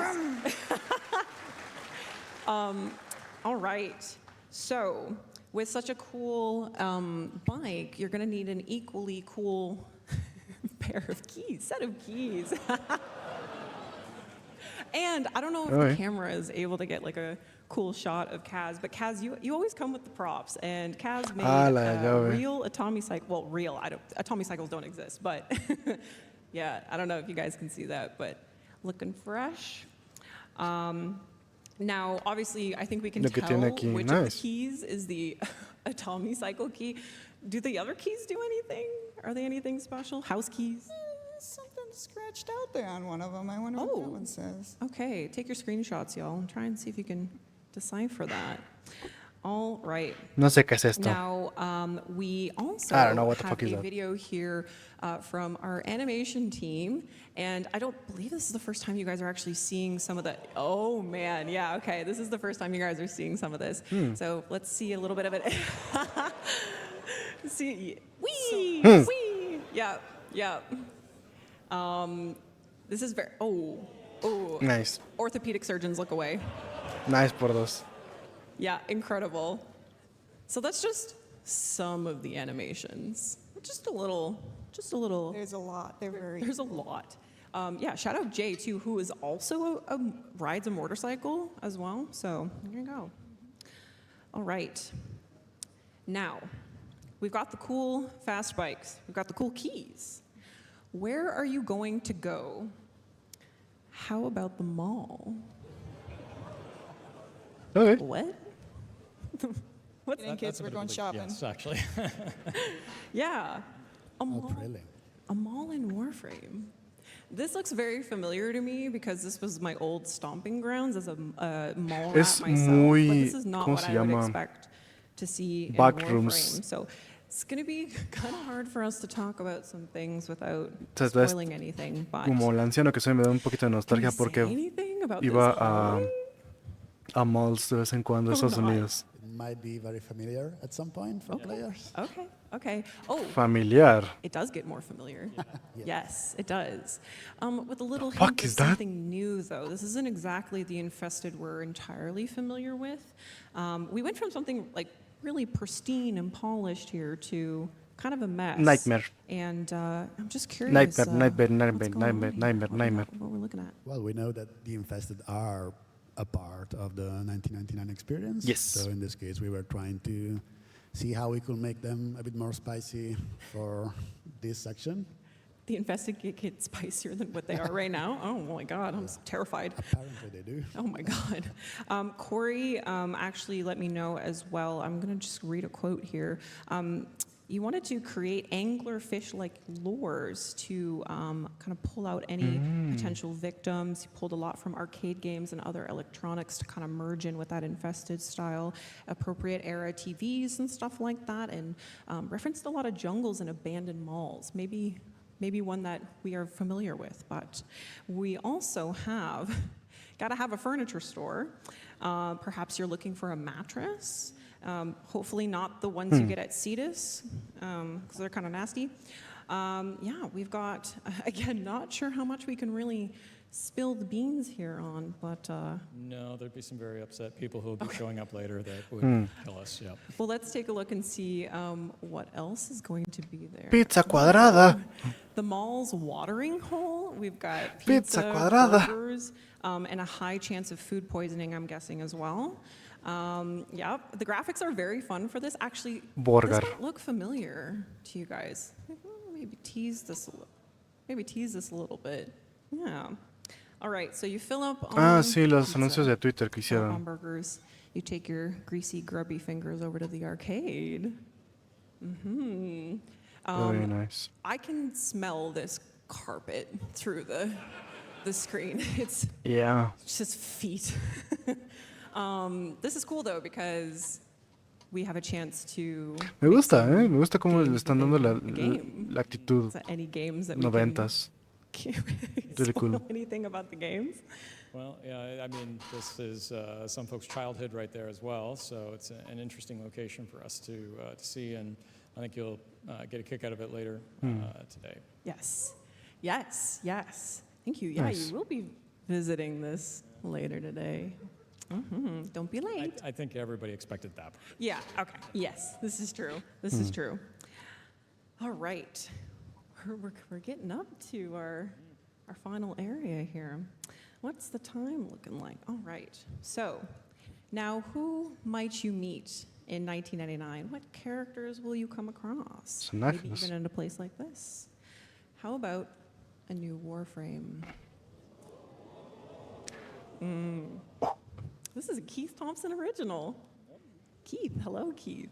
Is Keith here? It's an old one. Yeah, this is an old one. What can we say about Site 09's design here? Es militar. So, this is one of the more original Keith Thompson's interpretations for Site 09. Man, se ve You cool. can probably see we were going for themes of maybe like a weapons specialist, military war veteran perhaps, like an infantry. I like it. Expeditionary marine. You can kind of see a bit of like an army boot, bandoliers, layers of armor. Obviously, Warframed up. Nothing is ever Me quite gusta, so ¿Viste cómo se ve? generic in Warframe.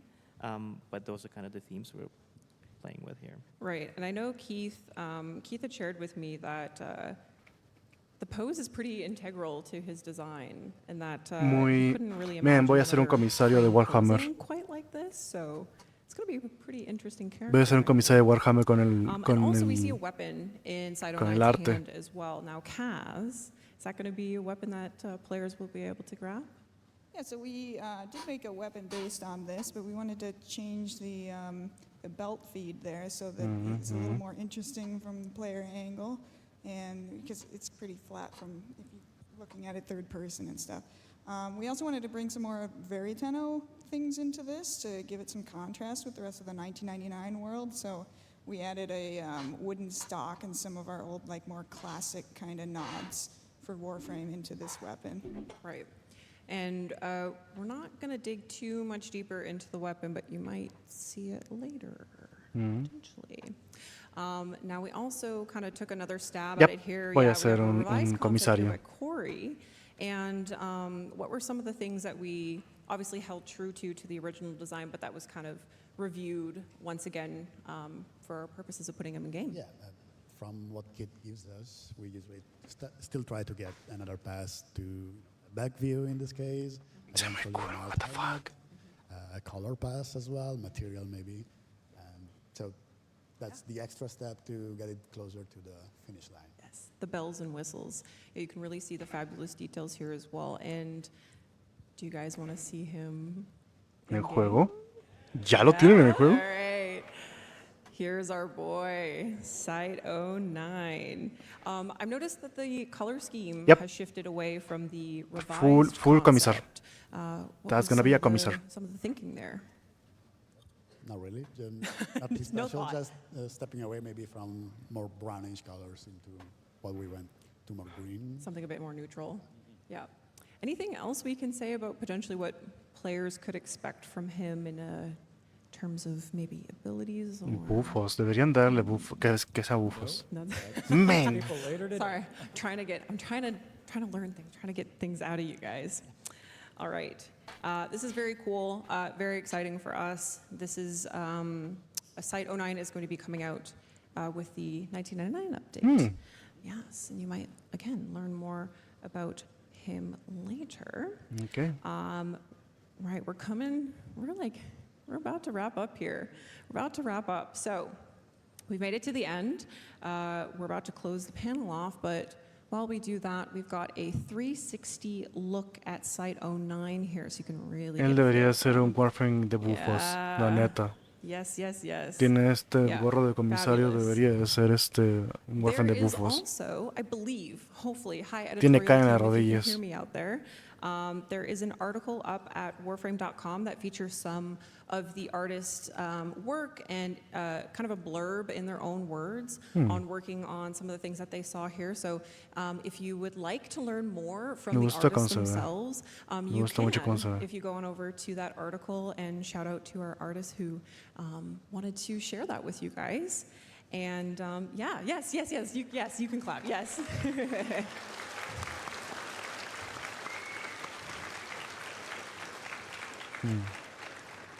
Thank you so much, guys, for all that you do. Warframe is very special, thanks to you guys, and thank you, Carrie. Thank you, Marco. Thank you to the whole art team. You guys and gals are amazing. To everybody involved, so thank you, and thank you, Danielle, for putting together the presentation. She does so much work to make this look smooth, because I would not be smooth. So. They made my life easy because they get to make this cool stuff here, and I just get to show it off to you guys. So yeah. But yes, thank you, Carrie. Thank you, Marco. Thank you, Kaz. Thank you, Greg. Can we hear another round of applause for our incredible panelists on stage here? Yeah. Chido. Yeah. And like Carrie said, thank you to our art team. We're so lucky and proud to have you share your talents with us and with the community. And we're so excited we got to show you some really cool stuff Tiene un today. Tamagotchi, acabo de ver, And what of the course, fuck. thank you to the Warframe team in its entirety. And we got a minute here for any final words. Any final words you want to say to the community watching out there? Thanks for playing our game. Yeah, thank you. I think it's a good way to end it off. All right. Thank you guys for watching. We've got the Sounds of the System panel up next with Zach and the sound teams. You're not going to want to miss that, yeah? Enjoy the rest of TennoCon, guys. Thank you so much for coming. Thank you for watching. Have a good one, okay? Bye.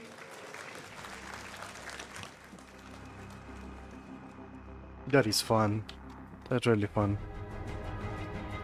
Cosplay y sonidos, ok. Cosas que realmente no me interesan mucho.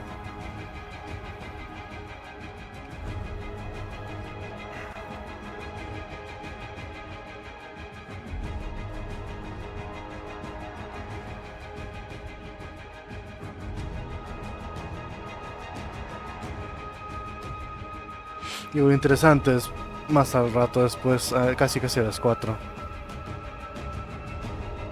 A las 4 de... Creo que la media hora final es interesante.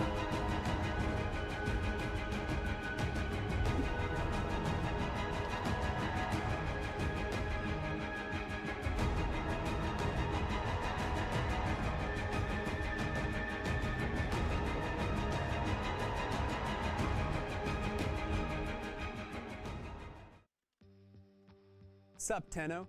90 Zach here. Wondering how you can get your free virtual items through the internet? Just from watching Twitch or Steam? Let me tell you. ¿Automático? ¿Puedo cambiar de...? No, ok. Enemies with the AX-52 rifle. By watching TennoCon between 11 a.m. and crítico. 4:30 p.m. Eastern Time, you'll receive this gun absolutely free. That's a lot of gun for not a lot of work. Once Tenno Live begins at 4:30 p.m. Eastern, that drop is totally going to switch to the Saren Prime. Watch for 30 minutes and you'll receive this Prime Warframe for free. Spread those spores and watch those damage numbers go up over $19.99. Never gotten a Twitch drop before? Tell the fam to get off the phone and hop online. Linking your account is wicked easy. Just head over to www.warframe.com/Twitch. Log into your Warframe account, follow those instructions, and you're set. Tubular. Watching on Steam? Just make sure you're logged into your Steam account before watching, and you'll be rewarded with item tokens right to your Steam inventory. Once you claim those tokens, log into your Warframe account, and your new items will be waiting for you. Isn't technology wild? That's all for me. Stay cool and enjoy the show, Tenno.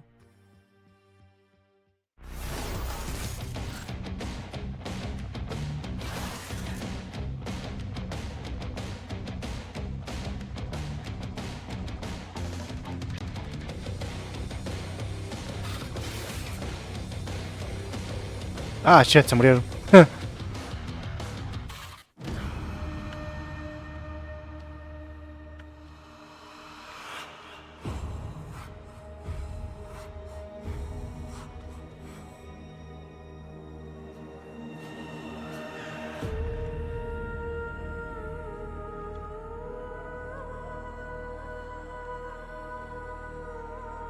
Ah, men, salieron los Eximus.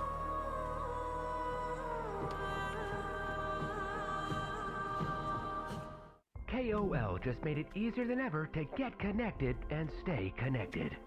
With only 4 compact discs, you can get all of internet at your No, fingertips. no alcanzo a ver. Create your very own stuff space page. A space to 23. put your stuff. Virtual message for you. Feeling overwhelmed?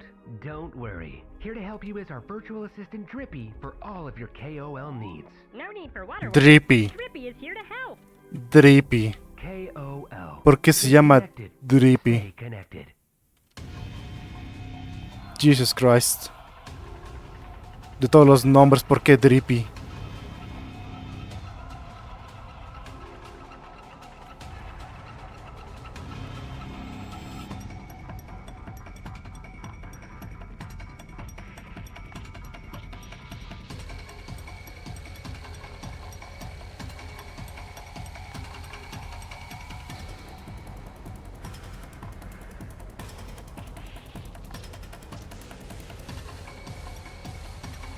Oops.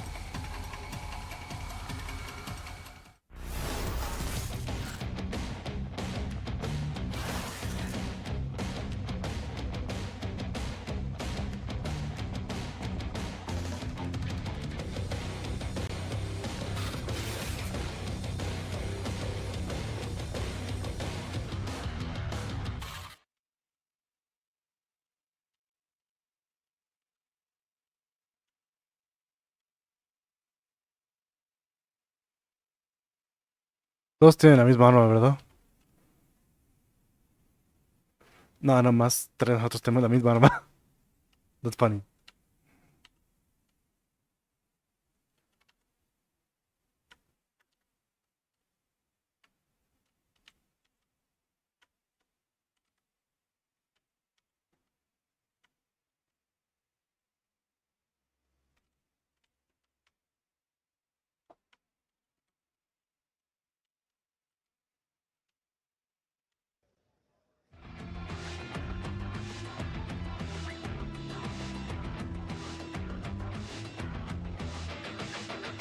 Lo que sí es que los que hacen cosplay de Warframe son bien pinches dementes, güey, neta.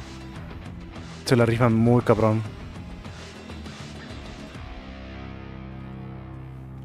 Ya vamos a lo de sonidos. My name's Sean Slater. I'm the voice of Tagfer in Warframe. Thank you so much for 98. playing. Ah, fuck. It's so exciting to be part of this amazing community and have a great Tenno conference. Hey, Tennos. My name is Micah Mason, and I had the absolute... Bird tree. My name is Micah Mason, and I had the absolute... Hey, Tennos. My name is Micah Mason, and I had the absolute pleasure of voicing... Hey, Tennos. My name is... Stupid words. Anyway, I love it when you use the Bang McFlat. Keep being awesome, and have a great con. Man, Bird tree es algo muy bonito. And I have the absolute pleasure of voicing this fellow right here. Thank you all so much for coming along this incredible journey with us. For your continued support, your enthusiasm, and your immaculate gameplay. We would not be here without you. Now, on to the next adventure. Welcome all to TennoCon. This is Stefan Rudnicki, aka the voice of Albrecht and Trotty. Oh. I am so proud to be. Albrecht and Trotty habla muy raro. You are late.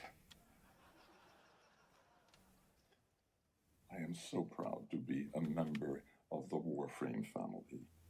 Welcome. I look forward to seeing you. Don't be late. Hey there, Tenno, it's Ben Starr here. I play Arthur in Warframe 1999, and I just wanted to come on here and say... La voz de Arthur. An amazing... Ese güey habla muy I chido. can't believe that I get to be a part of this community. This game would be absolutely nothing without you. So thank you for welcoming me, and I can't wait for us to go on this journey. So let's celebrate it together and have an amazing time. Lots of love.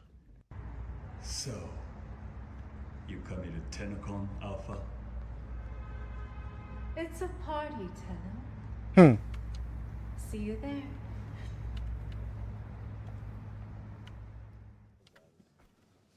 Amazing. Hello, everyone.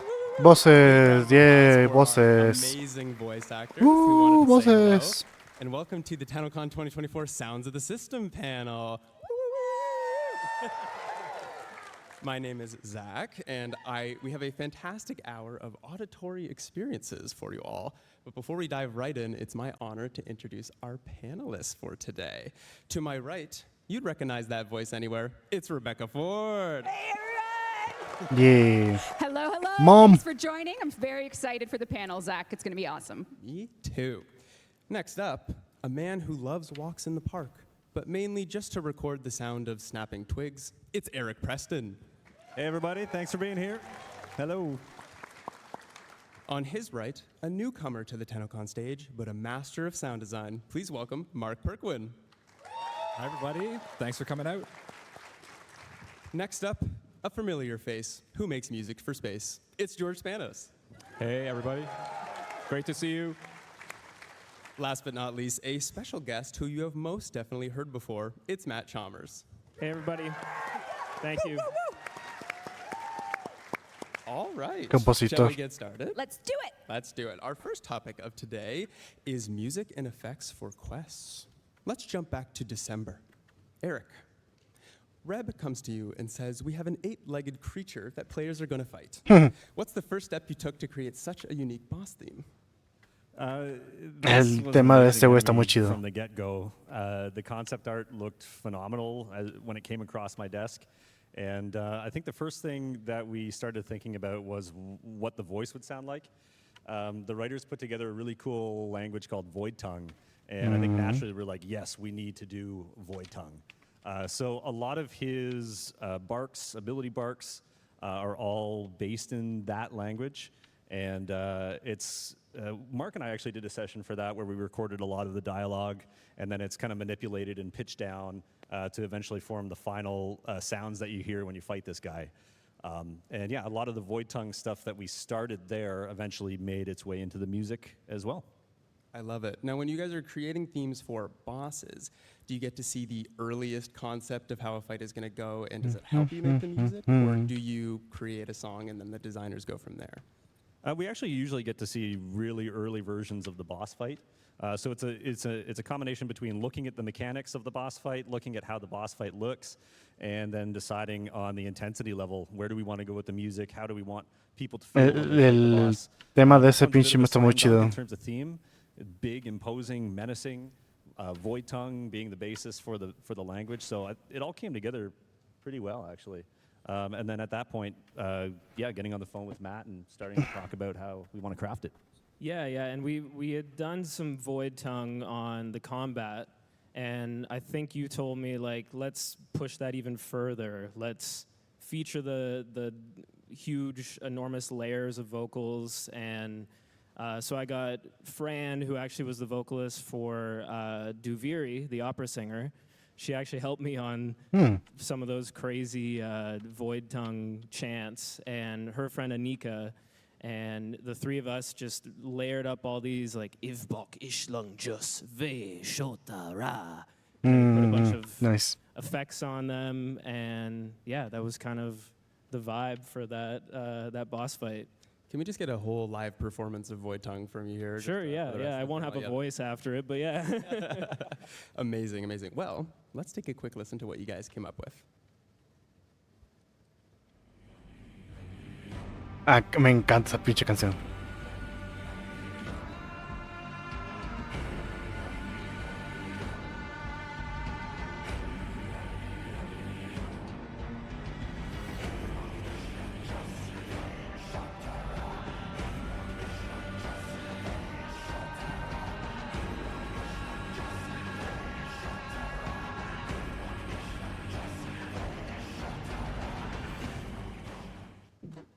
Awesome. Love that. Me encanta esa canción. Está muy chido. It's awesome. Ese tipo de canción me gusta Nothing quite mucho. resonates like the sound of the human voice too, right? Like whenever there's an opportunity. Pues me gustó el soundtrack de Selman también. Something, it always gives it this much more flavor, right? It's just, yeah.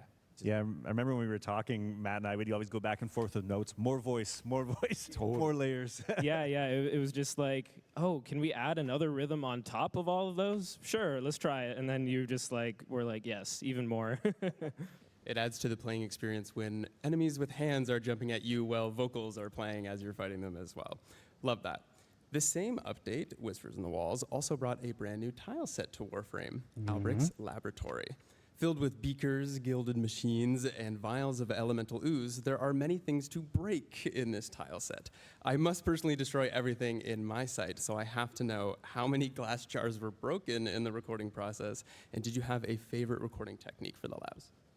I mean, we're always breaking jars and glass. We have been for 10 years. So we have lots of sound libraries of all sorts of stuff that we've kind of broken over the years. But actually, Laura and Jeff were the sound designers who handled all the breakables. And as they started kind of coming in, we were starting to see all these kind of little levels of detail that were happening. You could break the little vase on the desk and the desk itself and the machines on the desk. So they did a great job going through and meticulously placing all those sounds for all the different items that you can break. And when they all kind of break together, it's very satisfying. It is very satisfying, and players can even just walk around without breaking anything. You can hear the machine moving and all of that, so it's a very complicated tile set. Would you say it was the most complicated tile set you've had to work on? I think so far, yeah. I mean, the open world stuff is obviously very complicated, and there's a lot that goes into the open worlds.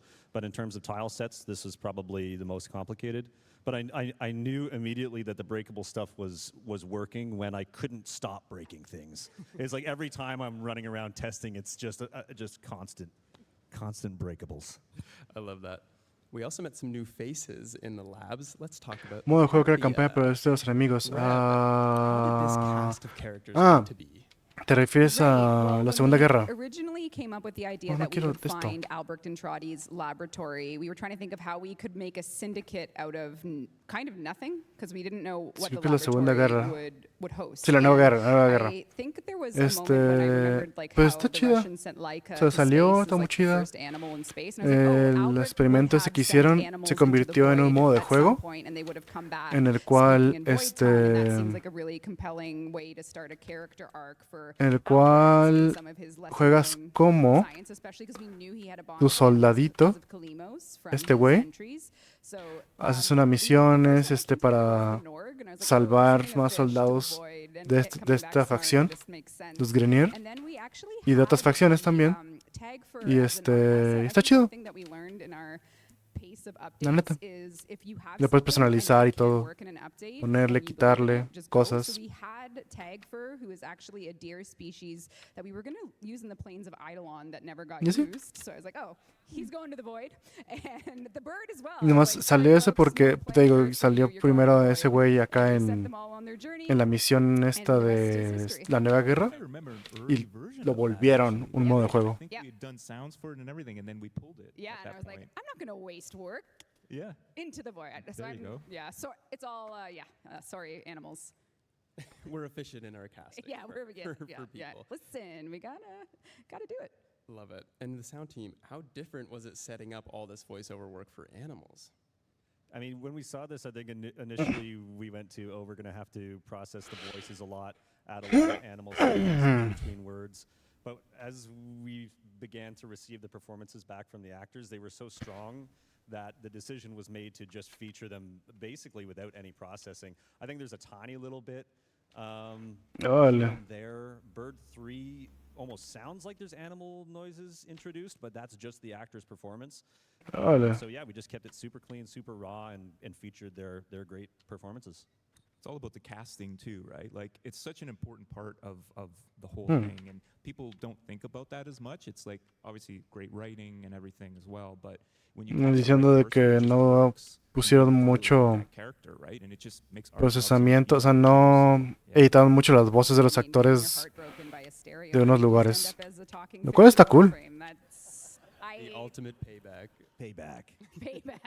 It's been fun. Yeah, the team that worked on that, the writing, everything was just really lovely to behold and watch it come together.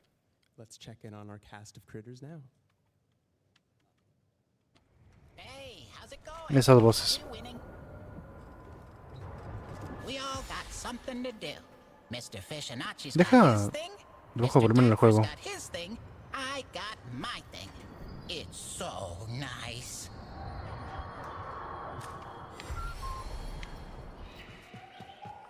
Another day, another Netracell, another poke in the eye for the mother hugger that consigned us to this mess.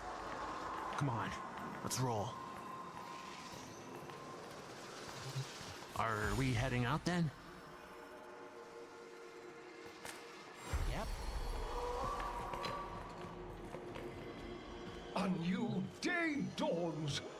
Let us to work. Yes, yes, go good. Cool. A good day to you. I love you. I love you. I love that line so much. I love you.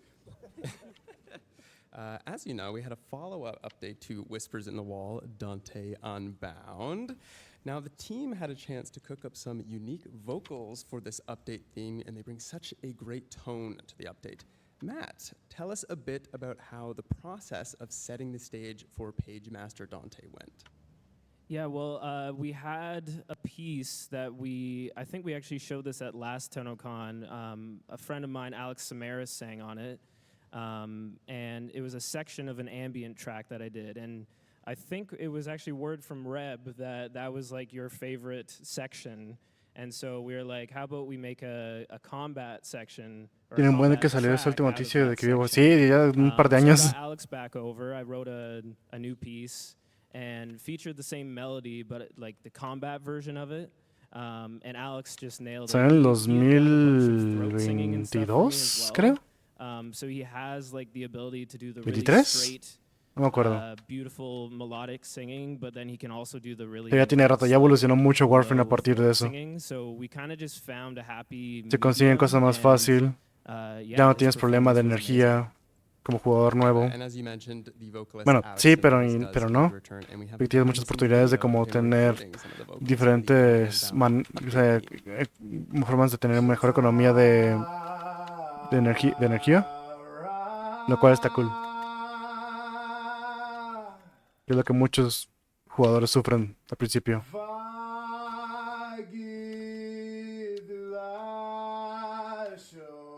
Qué loco que el vato está cantando en su cuarto nomás.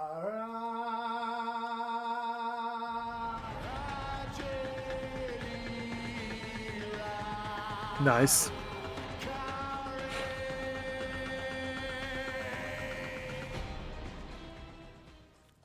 Amazing. Love it. Such a great melody. There's a great little melody there. Fantastic. And some more void tongue there too. Yes. Did Alex mention it was hard to sing in a language he's never read before? It was actually okay because he's also a jazz singer, so he does a lot of do's and das and bips and bops. So I said like, this is kind of how I'm saying it. Sorry, writers, if we pronounced anything differently than what you imagined, but you know, we just used our best interpretation of it. So yeah. Hopefully, there's no void tongue specialists out there.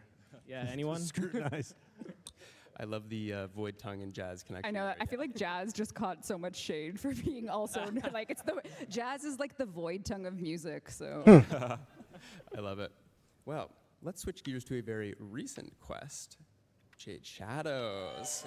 Ooh. Man, qué buena quest fue esa. Spoilers, kind of. Spoilers Actually, yes, spoilers. Yes. Rep, this quest is an incredibly unique storyline for Warframe. Keeping it light on spoilers. En esa quest manejas al Stalker, al malo, uno de los malos de la historia. Yeah, so Jade Shadows as a quest had actually been in development for about 18 months with different 18 meses, un año y cacho. It was like, we wanted the New War Ends Stalker story, and we kept churning, and then when Mike Skyers proposed the choir frame that you know as Jade, it really made every piece of idea fit together with, oh, okay, Jade and Stalker are in the same update and they have a story together. And when Skyers called it the choir-themed frame right away, that set in motion a series of sound decisions. And then when the story finished, and we kind of like looked over the script, and it was, this is what's gonna happen? Like, how can you make this work? Because I don't think there's any way that the story we told in Jade Shadows would have worked with, like, of course, you know, if you can't hear it, that's of course fine. But the music was an artistic choice to pair with the animations that you can see. So that, yeah. Yeah, we took that theme. Warframe de los pocos juegos que puedo, o sea, de multiplayer, que puedo jugar con la música del juego puesta. Tienen muy buena música siempre. Me gusta mucho cómo manejan la música. So we're bringing in, you know, Stalker's theme, Jade's theme, tying it together with, you know, the Naga drums. So there's a lot of pieces that we wanted to incorporate into this. So kind of this big ball of stuff, you know, eventually throwing that over to Matt. And No, then me cae. when I heard kind of Matt's first draft, it was like, yes, this is totally going to work. The big beautiful section where the choir kind of swells and ascends. Yeah, it was kind of great from the get-go. And then after that, it was just on to polishing it up and working on different production elements. Love it. And you guys got to work with a choir and did a lot of recording sessions for that. How was that experience for you for you guys? Oh, it was amazing. I mean, I love being able to go to a studio and record live anything, any musicians, vocalists, and this was a special one because we were able to get 12 singers all in the same room, and hearing my theme the first time was just like, oh yeah, okay, that's perfect. That's way better than the MIDI. That was just a placeholder, and it was great. Awesome. And we do have a behind the sounds look at how that choir session went. Let's take a look. Get your Kleenex ready. Me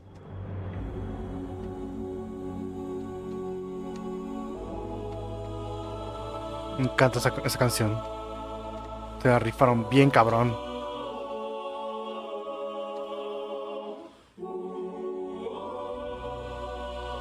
Vale.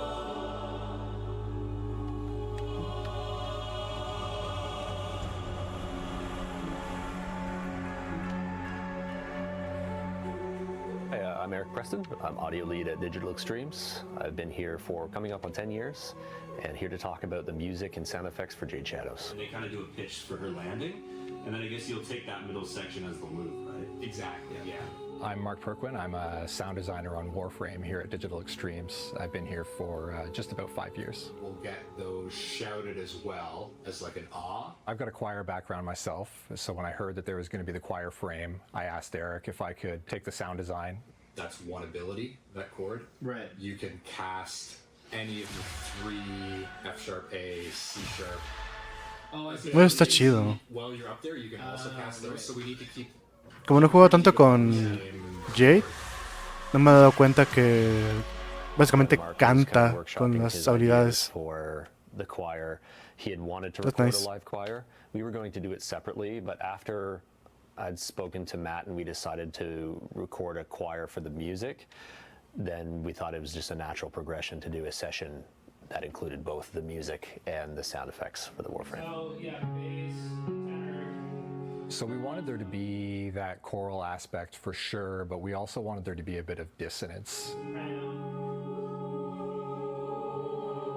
And add a little bit of that strange tone that you hear in the Warframe. So there's lots of off-key singing, lots of whisper shouting from the choir. So we kind of played with all sorts of different vocal effects, chords, notes. We wanted to tap into the strange sounds that they were able to produce. That's funny.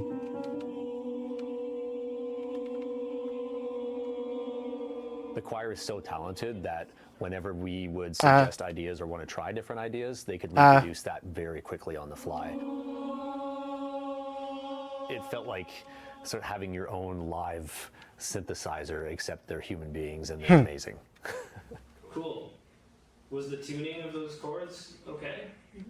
All good? Eric definitely had some great direction as to how he wanted the frame overall to sound. I had some specific ideas for the 4 abilities that I wanted to hear, and then Matt was able to pull that all together in a very musical way and in a way that fits with the music that we'd also recorded for Jade. All of the notes that you hear in the frame's abilities are all in the same key and in one chord actually that fit really well with the music that we'd already recorded.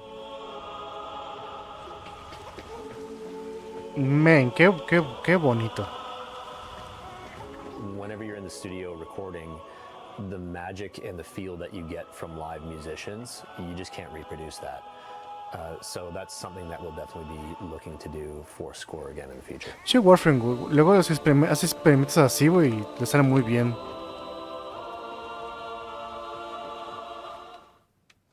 Amazing. Nice, nice. Eso me gusta mucho que hagan. Que experimenten con ese tipo de cosas. Now, Mark, a choir background. Oh. Tell us a bit more about that. Yes. Shout out to Amabile Choirs of Canada. Yeah. Nice. Local, very renowned local choir here. I grew up Me quedé a uno de subir de nivel. Very excited when I heard about Jade. I absolutely wanted to grab the sound design for her. Was there How come I'm only finding out about this now, Mark? Come on, where have you been hiding this? Secret. Might have come up in an interview, George. Oh. What were some of the specific things from your time in Acquire that jumped out when you were making the ability sounds for Jade? Sorry, say that again, Zach. What were some of the things that you had from your time in Acquire that jumped out right as you were making these abilities? Honestly, a lot of the sounds in Jade and a couple people in the choir that we recorded with Matt remarked on this, that it's really a lot of vocal warm-ups that you're hearing in Jade. It's a lot of that whisper shouting, the dissonance. It's people loosening up their voices, and you just get some really cool creative sounds when there's a group of people doing that, and they play off each other as well. Yeah, it's just something that you need live singers to be able to do. Like Eric said, you can't just use a synthesizer for that. I love it. Right, let's move on to our next topic, weapons and warframes. If you've seen a dev stream before, we love taking a look at how certain weapons and warframes are made directly from the desks of our sound designers. And we do have a few videos for you today covering all things Jade Shadows. But before we dive in, Mark, again, you had a chance to do some of the ability sounds for Jade, as we were talking about. How did that differ from previous Warframe sounds that you've worked on? Yeah, I guess just coming back to the choral background, for Jade, I had a pretty good sense right out of the gate, the overall tone that I was going for. It wasn't something that I had to figure out or sit down and workshop. I had a pretty good sense in my own mind of the type of tone we were going for, and that's pretty similar to what you hear. And then for the more, to bring that into the Warframe language of sound design, Eric had some great design direction there as well. And in terms of dealing with the choir themselves, I mean, Matt's the choir whisperer over here. He was able to take what was in my head and just communicate it to them in just an incredible way and try out some new things too. Well, Mark had a lot of great ideas, and I would just be like, okay, let's try that, and then basically direct them. If we're wavering pitch or something, I'd be like, if I go up, we're all going up, or if I'm like going up on this side and down on this side. So we just like got them all doing a bunch of experiments, and you'll hear it in the upcoming videos. They were put to good use. Yeah, absolutely. We got a great library of sounds now with this choir. You're going to hear a lot of it even later on today and some of the 1999 stuff. Oh, yeah. Oh, my goodness. Hell yeah. Well, let's take a listen to what you cooked up. Hey, I'm Mark, and I'm a sound designer here at Digital Extremes. Today, we're going to be taking a look at the sounds behind Jade's third ability. Let's take a quick listen to how the ability sounds in-game. Now let's check out the Reaper session so we can peel back the layers that make up this ability's sound. Let's take a listen to just the choral sounds in this ability.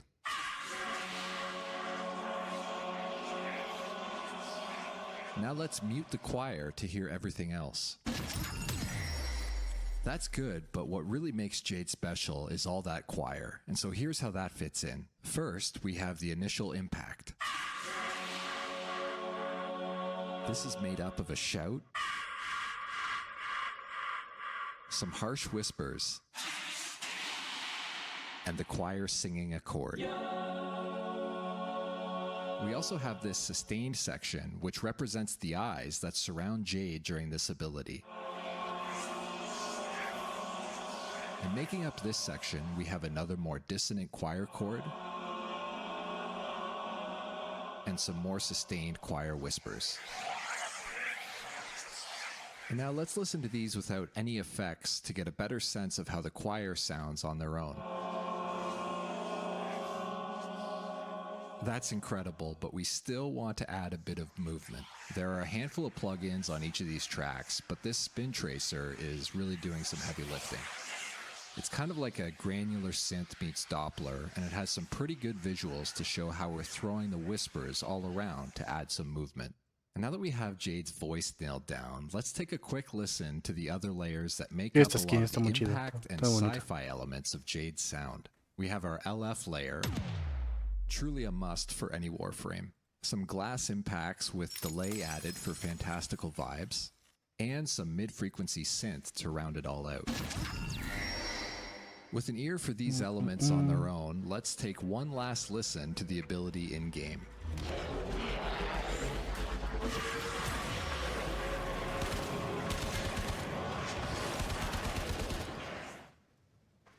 Love it. Thanks, Mark.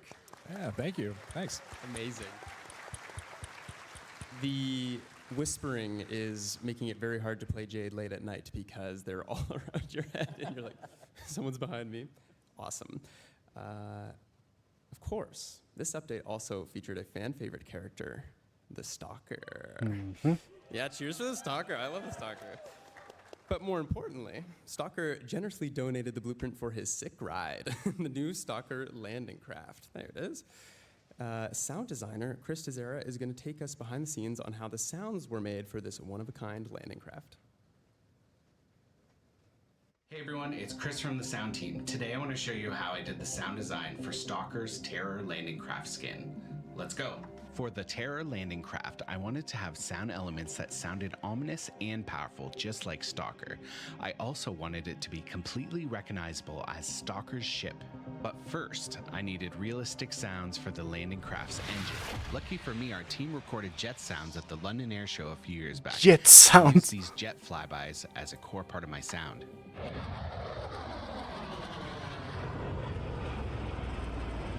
Bien casual usando Thanks, guys. pinches First, here's the jet sounds on their own. jets.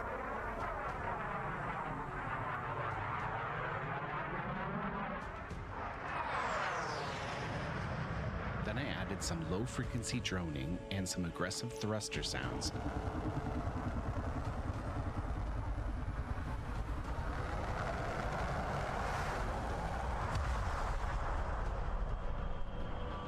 Now let's Stalkerize it. Your sentence is death. I started with the Stalker bowfire sound. First, I time stretched it, then I added some processing, then I ramped the pitch up over the course of the sound.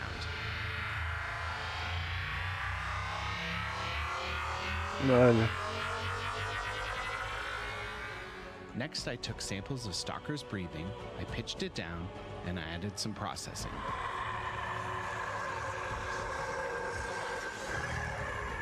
And here's the final result, the Terror landing craft taking off.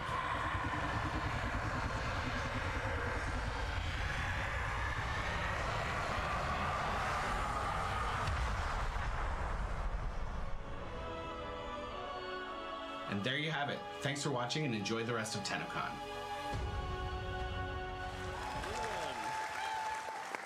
Love it. Thanks, Chris. Thanks. Chris is here right now somewhere. Is Chris here? So shout out to Show Chris. yourself, Chris. Thank you. Now, we did have a taste of some Stalker gameplay with the Duviri Paradox last year, but his abilities got a fresh coat of paint for Jade Shadows. Sound designer Giovanni Agapito is going to show us how those ability sounds for Stalker were made. Hey Tenno, my name is Giovanni and I'm a sound designer at DE. Today I'm going to show you how I created the sounds of one of the Stalker's abilities. First, let's listen to the sound in-game.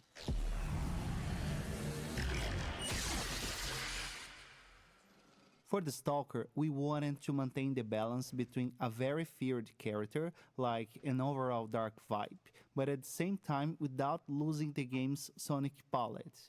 For the punishment ability, I created 3 sounds that play at the beginning, middle, and end of it. Let's hear the first of these sounds.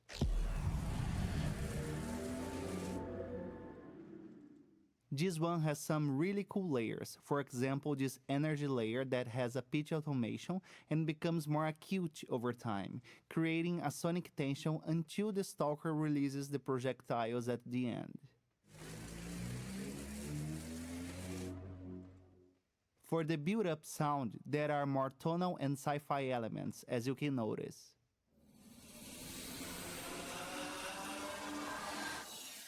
One of the layers has a really cool automation in one of the plugins, which makes the sound becomes a riser until the last sound is played.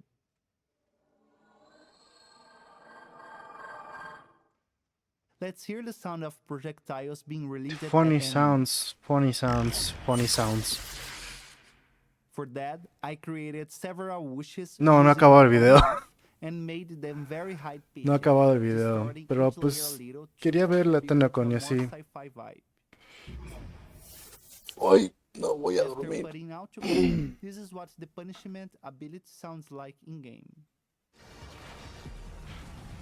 El plan de hoy es no dormir. Ups. Ahorita nomás estoy So that's it. Thank you very much for watching this viendo qué behind the pedo scenes, and I hope you enjoy the rest of the con, show. con mis colores. Thanks, Giovanni. All right. Before we move on, we actually have an audience question all the way back from a Dev Shorts in April. The question is, what is your go-to software for creating these sounds? Do you have a plugin or tool that you can't live without? We'll start with you, Eric, unless, Reb, you've been dabbling in some sound design lately. Hey, I just do what Eric tells me when it comes to sound. So get in the booth, cry some more. Yeah. Cry more. Okay, yeah. We use I use a program called Reaper. I think most of the team does too. Matt, you use Logic, right? Yep. So yeah, we use Reaper as our DAW. That's what you saw on the screen in the videos. And yeah, my favorite plugin is the L2 limiter. I definitely cannot live without that one. So. Did they pay you to say that? Some big L2 heads. Lots of money in the house. My turn, right? Your turn. Do you see the Spin Tracer? I'm milking every drop I can get out of that. He's also got shares in Spin Tracer. That's right. Another one that I probably put on, it's in every session, almost every track. Kilohertz has this little plugin called Haas, and basically what that does is just delays your left or right channel by anywhere from a few to 100 milliseconds and spreads your stereo image. So you can turn any mono sound into a stereo sound, is what you're saying. Man, quería ponerle un mejor color, pero me not like You're right. that. It's my boss. You're right. You're hired. Yeah. Yeah, for me, I think Q3, I really loved Pro Q3, just great EQ. Creo que simplemente el diseño que no me As gusta. well, and I use that on all the Prime trailers to widen the voices and stuff. But you know, at the end of the day, we get this Pero question. aquí se a ve lot, cool. But it's important. Pero to en Umbra just no se ve not nada think bien, too much todo about morado. plugins and software and everything. And it's like it's more about what you put into it and where do you start with. You know, what the sounds you start with. Again, like the voice acting, it all starts with good source, right? So you have good source going in, and that's the big thing, and then the creativity behind it. Yeah, don't let that limit you in your creativity if you don't have a certain plugin, for sure. So, I think the analogy that probably a lot of people here is easy to digest is if you've ever played the vocal patch on an electric keyboard and you can hear the Tengo que hacer que todos tengan ese color, maldita sea. choir, but going back to the real choir that we were able to record and that source, that's what we're talking about when we talk about having good sources. it's always unique, right? It's always a unique performer. It's in a unique space. It's a unique delivery. It's always going to feel different, and it's the magic there, right? The magic of the performance and of the sonic fingerprint, really. Yeah, it's so important for sure. Yeah, I'll give a shout out to a little plugin called Little Altar Boy. It was used a ton on anytime I need to have really low vocals and I'm doing it myself and I can't sing a certain low note. You can pitch it down, but you can also change the formant so you can adjust you can make yourself sound like a chipmunk and you get really high and nasally, or you can have sort of this dark sort of sound. And so for all the that I think I'd pitch that down an octave and you can adjust it to make it kind of sound natural. But I think it worked really well with the void tongue and stuff because it just sounds kind of otherworldly. That's a great plugin. Back that one up for sure. Void Tongue brought to you by Little Altar Boy. Yeah, exactly. Just wait till you hear Big Altar Boy. Oh my God. Hey, I love the hey, yeah. I sang it in my head for like, yeah. So That's good. awesome. Well, if you asked that question back in April, there you go. My next question for the Coust is focused on our weapons. Many of our weapons can be identified just from their shot, reload, or swing. How do you craft a weapon's identity through sound? Es que sí quiero que tenga weapons are morado, a really pero... fun process. No, se murió de su stream. Está pasando We eso all mucho. take turns doing weapons, I would say. But the core experience of doing a weapon is an iterative one. Because it's a sound that you hear so often, there's often a lot of time put into just playing with it. So after we've done our first draft, getting the character right, getting the punch right, and getting the power right, then it's just a matter of hearing it over and over and over and kind of sanding off all the rough edges. Yeah, it's a super fun process, and each one is unique because we all work on them. It's funny too because it's like you have to kind of be happy with what goes in, because if you try to change it later, you'll hear about it in the forum. No bueno. And it's great though. It's like the fact that people get so attached to the sound of a weapon. It's just, yeah, it's so awesome to see that the sonic identity is just so, it resonates with people so much. Sometimes in bad ways, but most of the time in good ways. Seems like you're still traumatized from the Brat and Vandal sound. Yeah, Yeah, okay. a little trauma there. The heck too, I think. Oh, from the back heck. in the Oh, day. yeah. It was what the heck, because we changed it. But we changed it back too, so that's okay. It's okay. Now, there is such a thing as writer's block. Do you guys have sound block? Have you ever just been struggling to find that perfect identity for a weapon through the sound? Oh yeah, for sure, all the time. It's a totally normal part of the process, I think. I think with any kind of creative discipline, you're always going to run into a block or where the ideas aren't coming as easily.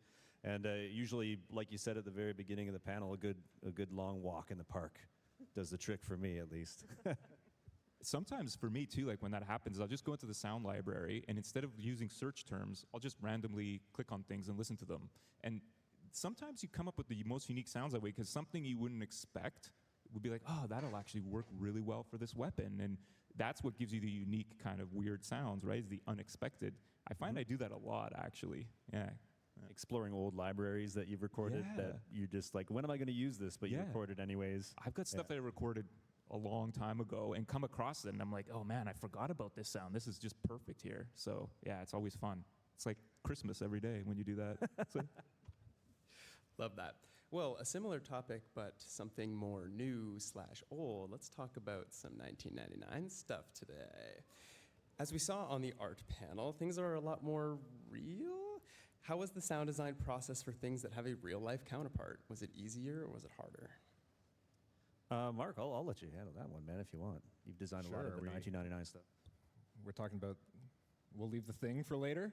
We'll leave the thing. Okay, so working on 1999 stuff, I'd say it's more of a technical challenge, if anything, to get some of these real-world sounds into the game in ways that new systems that you're able to interact with things that you haven't really been able to interact with before, and figuring out how are we going to ground that in reality while also giving it that signature sci-fi sound that, that we love to put into Warframe. Yeah, a lot of it comes down to subtlety as well. I mean, in some of weapons, traditional Warframe weapons, we can go as crazy as we want, especially with the kind of the corpus stuff. There's really no limit to how wild you can get.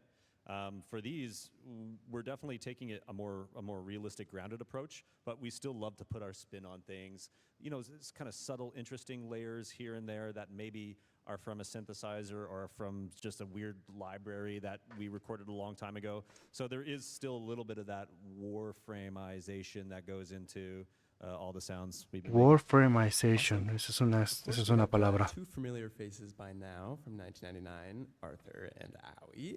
You may have seen them walking around the convention, but the amazing Ben Starr and Alpha Takahashi lend their voice to these new faces. George, once there was a time where we were recording our own staff for Warframe characters. What's changed over the years now that we have these epic cinematic quests?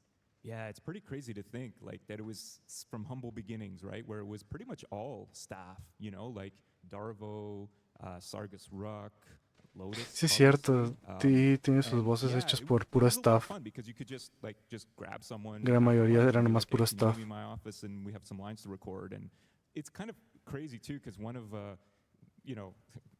the employees who impressed me the most, James, he's so quiet and he's so like unassuming. He's like, "Oh, hey, how's it going?" And then he gets in the booth and he's like, "Rah!" And you're just like, where did that come from? And so that was always cool. But obviously, as we've grown the universe and we've developed the characters, it's important to seek outside talent as well. But we still use people from in the office. But yeah, it's always great, again, like the sounds, to have a mixture of different flavors in there, right? So yeah.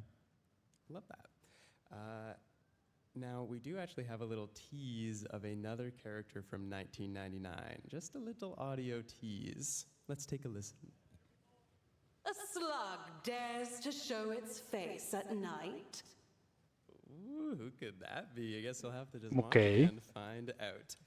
Now, I know you guys had some fun with the music design for 1999, and we did get a little bit of a taste in Whispers in the Wall.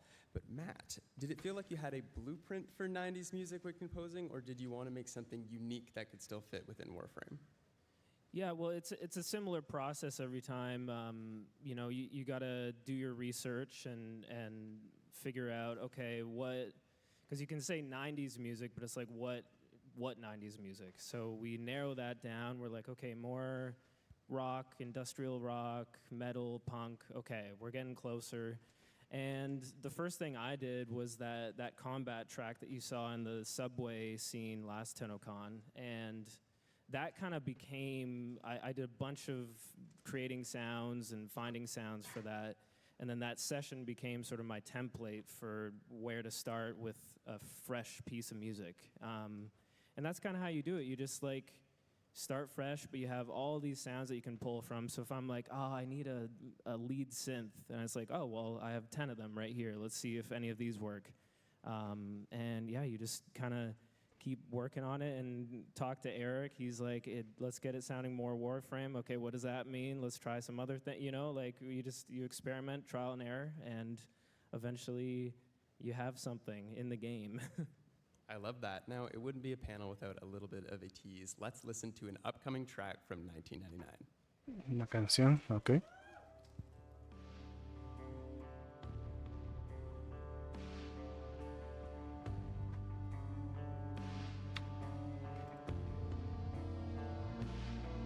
Y si es muy, noventas, ¿eh? That's nice.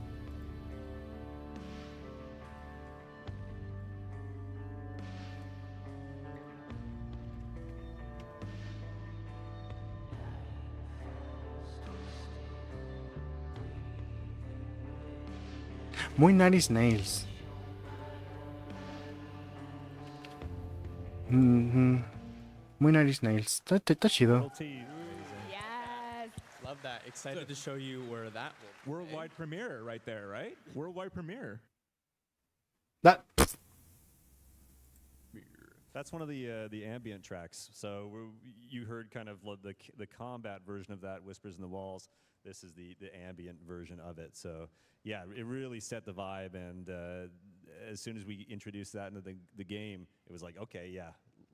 Worldwide Premiere y su pinche se apaga el stream, su stream, qué mamado. We were really early in some of the 1999 world building for Field. Funny. And we actually got that track, dropped it in the internal global channel and said, this song, that ambient track, everybody work to it so you can feel the tone of what we're going for. So that was one of the first like established tone pieces, and it's just, I'm so excited to have it in the game. Yeah, and there's a theme in there that kind of became sort of the Warframe 1999 theme. So we'll be using that in other pieces, and that kind of just happened accidentally. It's one of those things where you write you're writing different sections to keep it fresh, so it's not just one thing for 4 minutes and then it loops for an hour while you're playing.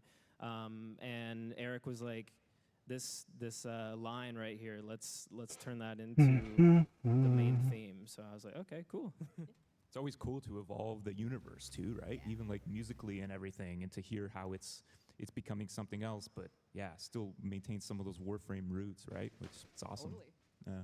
Yeah, we're trying lots of new stuff with the music this time around, and Matt's been killing it. So, Are we saying how many songs are in the demo tonight, or is that part? Or is that you tell me? Would you like to? We have 5. Wow. So Wow. yeah.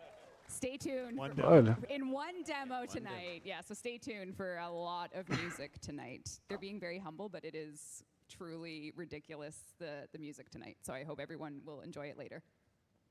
Awesome. Well, we have arrived at our final talking point of the day, but it's a great one. Let's talk about the Atomocycle. Oh, yeah. Look at that thing. It's beautiful. Crazy. Mark, Beautiful. tell us a bit about how the sound for the Atomocycle was crafted. Okay, so we've come to the thing. So yeah, this is kind of what I was alluding to earlier. The Atomocycle, the direction on it was try and hit the engine as close to a 90s racing bike as you possibly can. Órale. So that was just a big challenge right out of the gates to get the engine to sound big and powerful, but also realistic. And then Eric gave some great direction as to where we could start to push some other things that the bike can do into more of the sci-fi realm, but really keep that engine grounded. The technical implementation on this was super tricky. You tried a bunch of stuff, and yeah, you've been working a long time on it. It turned out great. Yeah, a huge part of the work in this has gone into how are we going to get a bike to work in Warframe. I remember you started on, and I remember seeing like an early version of it. And I was blown away at that point, even just like with the technical implementation. It's a first for Warframe as far as like how it's all going in the engine, a lot of programming, a lot of cross interdepartmental kind of work there too. Absolutely. I want to say thanks to Jem because I could not have worked on the bike without him. Yeah, Jem's an amazing audio programmer. Yeah. He's good. Shout out to Jem. Jem. Yeah, and he represents Turkey on the team. Yes, that's right. So if you're here from Turkey. Yeah. Just to what you were talking about, George, yeah, the early proof of concept for the bike just had a sine tone as an engine to show that as the bike increased in speed, we could also increase pitch, and as the bike leans and does different things, that we could change the volume and pitch, and that's all thanks to this new tech that we have. Like all the gears and everything, right? Like you were talking about that, how like you have an in-depth knowledge now of how like bikes work too, right? Like engineering-wise, because it's like you got to make it feel realistic in that sense, right? Yeah, and how do we make it feel responsive as well? To all the user input. It's been a puzzle, but it's been a fun puzzle to work on. Yeah. I love that. All right. Well, before we sign off, we have one more thing. It's time for some audience participation. Oh no. Yes, we need all of you desperately. It's very important. My shirt will make a lot more sense at the end of the night. What? But we do need a chant. So similar to last year where we had the New Year's countdown, What the fuck on su we do camisa? need a chant this year. Eric has the recording. And I'm hoping that, Zach, you just kick us off and we'll see what we can get from everyone here. This is the biggest room we've ever had. So this is our opportunity to get the most voices at once. Yeah, look at all you beautiful people. Yeah, so this is great. I'm sure you're loud too. What would you like us to The say? instructions are very simple. You just have to chant the word online. Online. On the count of 3, give me your best online chant, online. Just like that. And we're going to do it 5 times. After 5 onlines, I'm going to point at you all, and you're going to give your best cheering applause. Everyone ready? All right. 3, 2, 1, go.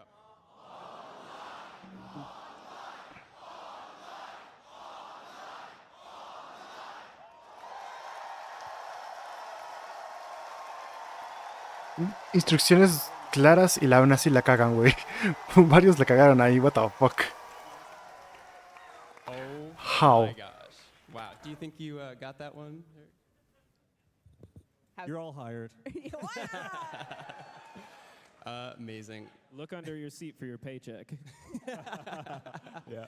Amazing. Well, we do have just time for one more question. I have to know, on the couch, what is the most difficult sound you've ever had to make in Warframe? Grendel sounds. Ooh, burps. Ooh. Barfs. We have a resident kind of burping specialist, Willem Schonken, who contributed his beautiful burping tones to Grendel. Stay burping, buddy. Stay burpy. Okay. Honestly, this bike, Yeah. There were 3 animals that I had to put into it and trying to figure out how I could fit those in. If you listen closely to the demo tonight, you'll hear a lion, a tiger, and a bear. Woo! Oh my. Órale. Yes. Octavia, for me, I remember working on that like forever, trying to get all the music implemented, the sequencer, all of that. That was tough, but it was great, and yeah, proud of that one. But it was really hard. Amazing. All right. Well, thank you everyone for tuning in to the Sounds of the System panel. Huge shout out to you guys on the couch for sharing us a look into your world. Huge shout out to the DE Sound team as a whole. They kill it with every single update. We'll see you soon for the cosplay contest. See you for cosplay. Thank you, everyone. Bye, everyone. Thank you. Thank you. Thanks.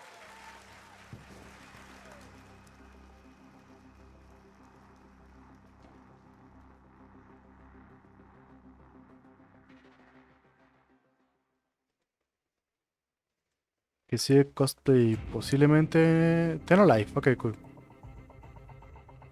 TennoLife es ya según tengo entendido, el meollo del asunto. Y después de eso todo el día voy a trabajar.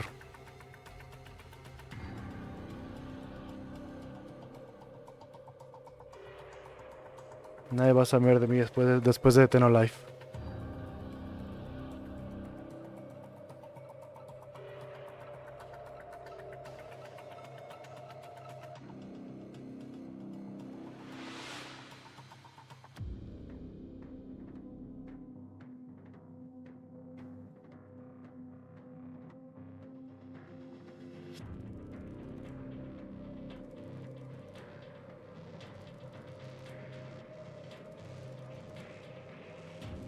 Qué maldición.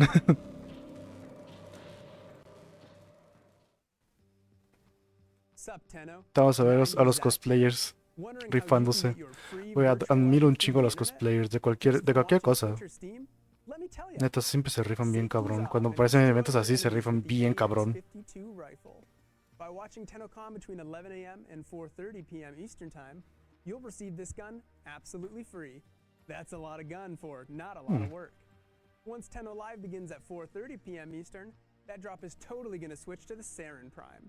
Watch for 30 minutes and you'll receive this Prime Warframe for free. Spread those spores. Y ya tengo a Sarin Prime. Supongo que la voy a tener y la voy a vender para tener un espacio de Warframe. Tell the fam to get off the phone and hop online. Linking your account is wicked easy.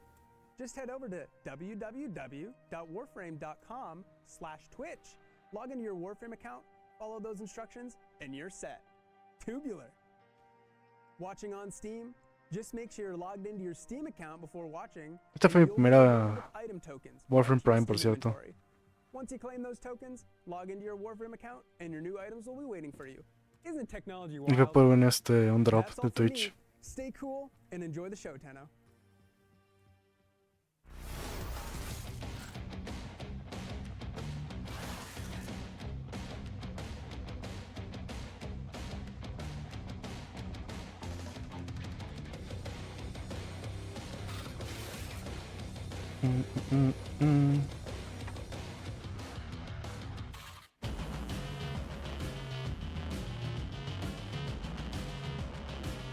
Pero bueno, ya vi Soulframe, ya vi... El único cosplay que hice es usar una bata de Katsuki y la bandana. That's nice.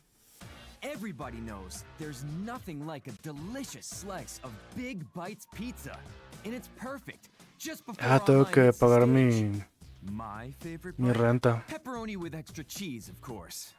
What's yours? Están haciendo muchos anuncios así noventeros. Over a slice of Big Bites pizza. Y la mayoría son referencias que hicieron en Twitter. Y hablando de cosplayers. Mira esto, güey. Se volvió Lloyd. Una morra se volvió Lloyd de la nada, güey. What the fuck is that? That's amazing. Neta, se la rifan, güey. Admiro mucho cuando hacen eso, güey.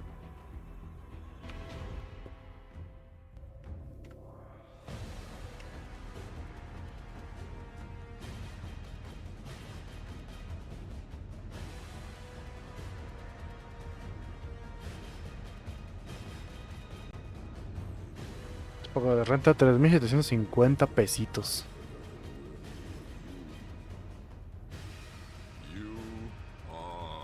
Mujer barbuda.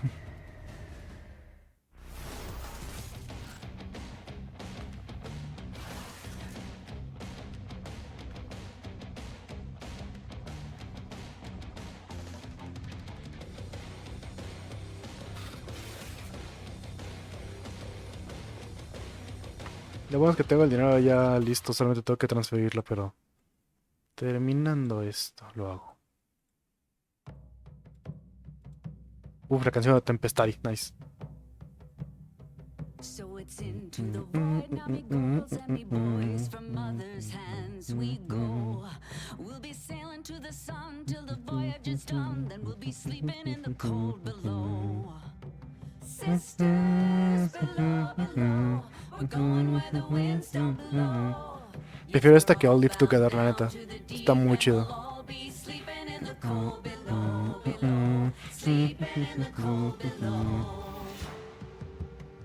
Ok, ahorita lo hago. Un par de días me pareció muy bonito y todo, pero por alguna razón no me enganché como todos lo comentaron. Es un gusto adquirido, Warframe. Definitivamente. Mucho, si no te gusta grindear mucho, te va a gustar Warframe. Así de fácil. No es un juego que tengas que dedicarle horas diariamente, pero sí sí tiene que gustar el grindeo, tiene que gustarte las mecánicas, tiene que gustarte el mundo, tiene que gustarte lo que puedes hacer y así. O sea, si nada de eso te llama la atención, pues ni modo, no, Warframe no es para ti. Lo cual es completamente entendible. No todo el mundo tiene la paciencia para estar en Warframe. Pero te vas a quedar sin poder ver esto en el juego, lamentablemente. Esto es lo que te pierdes. Esto es algo importante y esto lo vas a perder por no jugar Warframe. Sad, Nico, sad.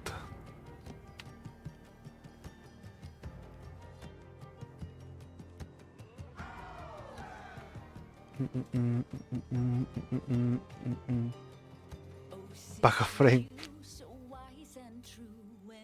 Es funny. Todos los Warframes o tienen un paquetote, güey. Por ejemplo. Esto es un recordatorio.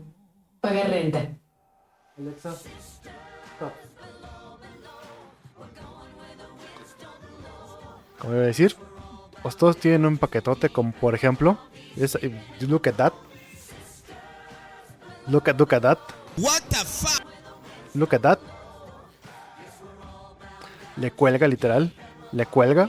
O un potazo, güey. Jesus Christ. Sorry por el susto de Alexa. Ahorita lo pago. Ahorita pago la renta.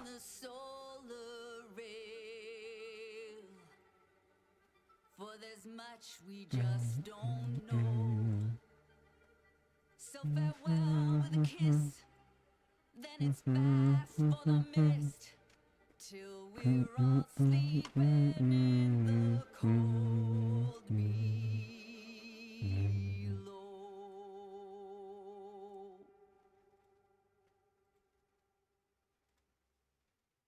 Qué bella canción es esa. Me encanta. Y es una quest. Y esa canción me gusta porque es un boss. Está muy chido el boss. Y la canción también está chida.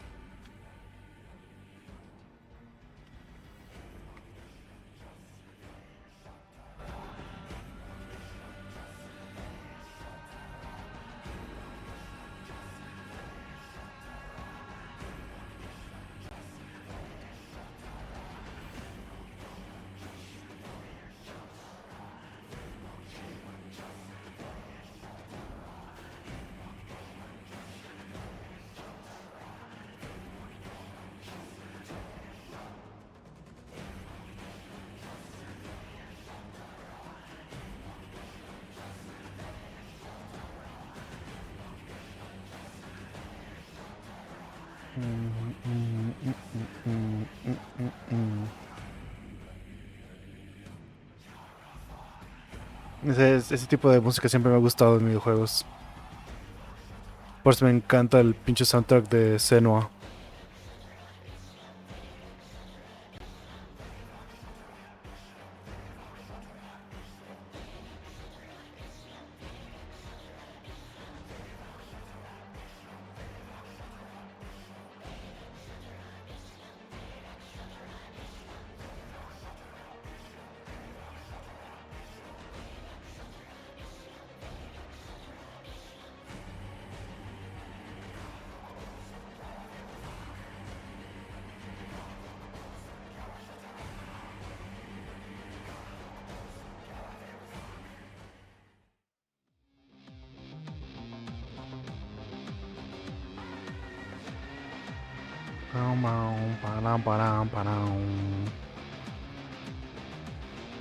Ya sé, verga. Hello, everyone, and welcome to the TennoCon 2024 cosplay. La mutearon a la verga para poner un trailer que ya vimos. Mamó.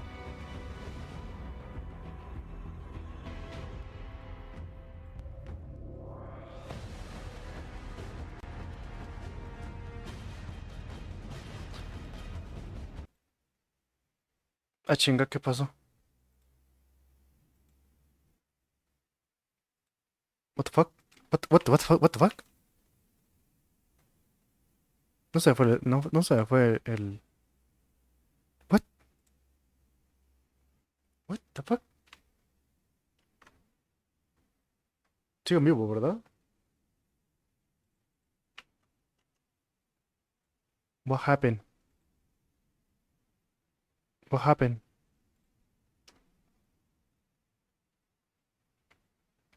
And I will be your host for the next No sé qué hour. pasó.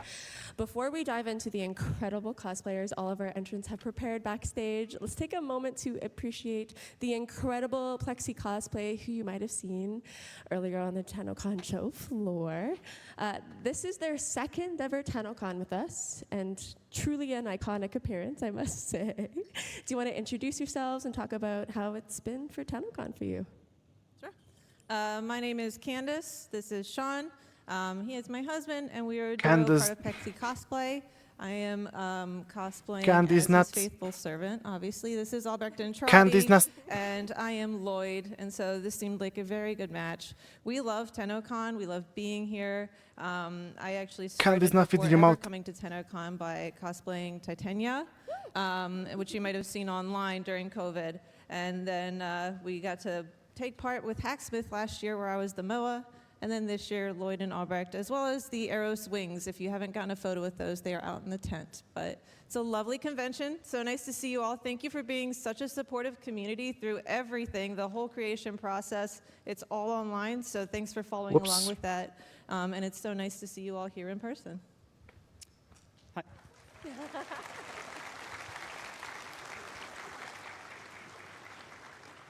My name is Sean. She referred to me as a duo of Plexi Cosplay. That's far too generous.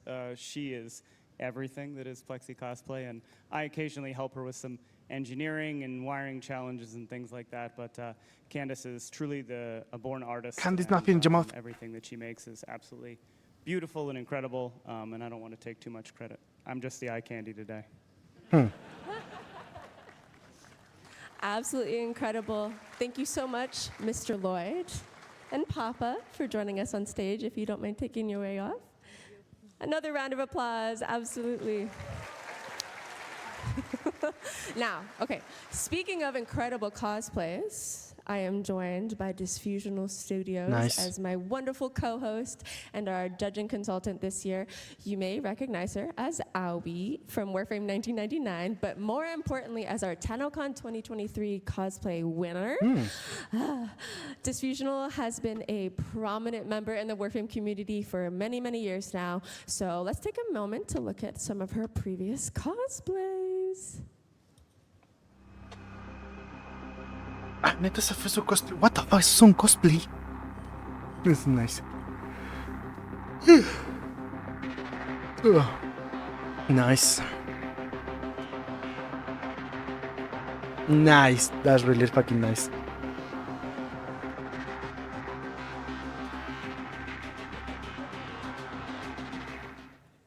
Hello, TennoCon 2024. I am honored to be here with you guys today. Now we have one more introduction to make before we get started, and it's our judges. We're joined again this year by Lightning Cosplay, who we'd like to invite on stage now. While they make their way up, let's take a look at the absolute magic that they brought to the TennoCon show floor. Mira, lo dejo con eso. Voy al baño. Tarde.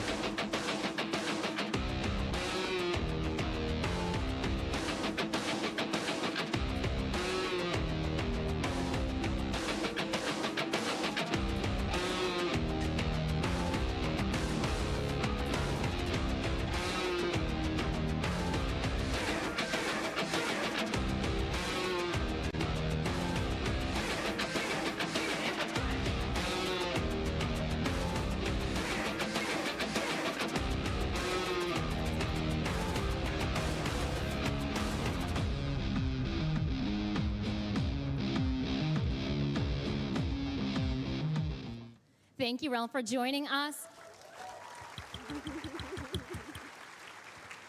Now, I do want to make a point just off stage. We are joined by another cosplay guest coming to us all the way from Germany, Maya. Maya, I don't know if you could raise your hand. Thank you so much. Cosplay content creation has been her profession for over 10 years now. Maya focuses on painting, weathering, and makeup. She is taking care of Ralph's makeup and helping to bring Arthur to life here at TennoCon today.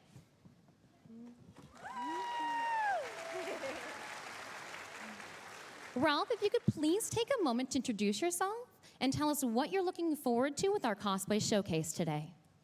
Sure. Hi, guys. I'm Ralph from Lightning Cosplay. Unfortunately, Laura can't be here with us today because she got sick very last minute, which is really sad, but she says hi, so I don't know where the camera is. Where's the camera? Is it there? Where's the camera? There? Yeah. Hi, Laura. Hi, Laura. I hope she sees this. Yeah, so when DE reached out to us last year and asked us to create the Lotus and the Dex Soldier costume, we instantly fell in love with the overall aesthetics of Warframe and especially the character design. And but soon, same goes for Arthur, soon as we started to create the costumes, we realized how hard it actually is. You know, and this is why I have a huge respect for all the people who face the challenge to cosplay these characters, which is amazing for me. It's crazy, and I'm just really excited to see them on stage right now. Yeah. Amazing. Thank you so much, Ralph. You look incredible. Between his appearance and the IT outage yesterday, I feel like we're truly back in 1999. It's crazy. One quick final thank you, I promise. Shout out to Kaz and Skyers, who assisted in prejudging this year. They weren't able to make it. They have a workshop. It's fine. We love them. But I'm sure they're here in spirit, and they have, given their thoughts and wisdom to us. Anyway, that's enough. Ralph is seated. It's time to get this party started. Alrighty, let's move over here, I think. To kick this show off, we have our non-competitive showcase. These entrants are here to present their cosplays and show off their hard work, but are not competing for our cash prize. Let's move over so they can take center stage and show us their spotlight. Phenomenal. Everyone's saddled and ready to go. We got that thumbs up from Charlie. Hit the music. Starting off, we have amateur cosplayer as Prisma Excalibur. This is his first ever cosplay featuring EVA foam, clay foam, and acrylic paint. Give it up.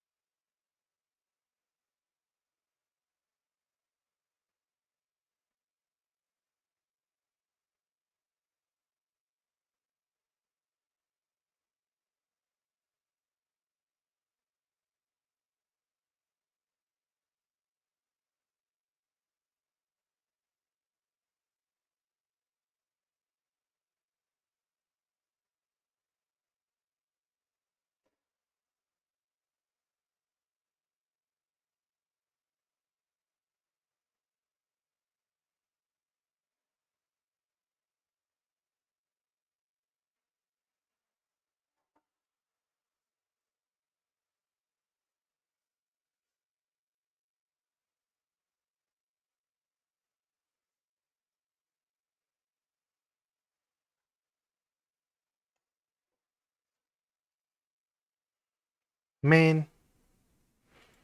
What the fuck? Giant googly eyes. What the fuck?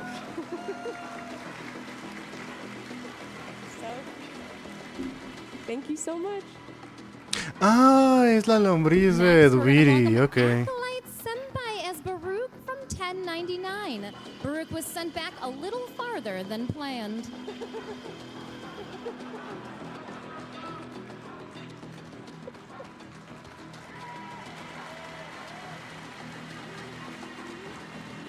Absolutely incredible. Alrighty, next up we have Richard cosplaying as Grendel 1999. After chatting backstage, I found out this Grendel isn't a big fan of Big Bites Pizza. You can call it up. Keep going. Oh yeah. He's got quite the appetite that Big Bites cannot fulfill.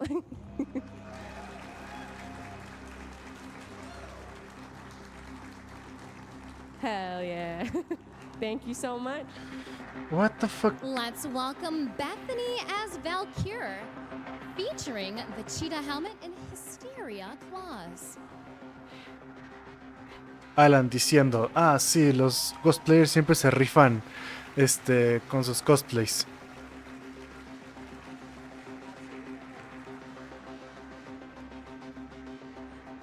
I'm not gonna say nothing. I feel that way too. Already we have Hobbs cosplaying as Mirage Prime. This cosplay is made out of cardboard, fabric, and está chido. repurposed materials, and clearly has got Tiene an el infection quiste. that's been around the TennoCon That's nice. show floor. McDonald's Prime, yeah. Ya llegó la motivación habitual para Alan. Gracias, Aisco. ¿Tal? ¿Cómo estás? Cosplaying as Random Ronin. Bring the ninja back into Space Ninja. Do you have something here for the next page? You don't. I have to. Brother, no es un show de Naruto. What the fuck are you doing? Iconic.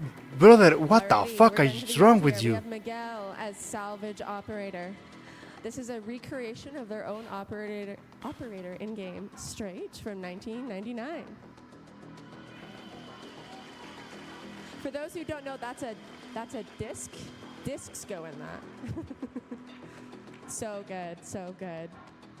Men, no voy a mentir, me están decepcionando los cosplays.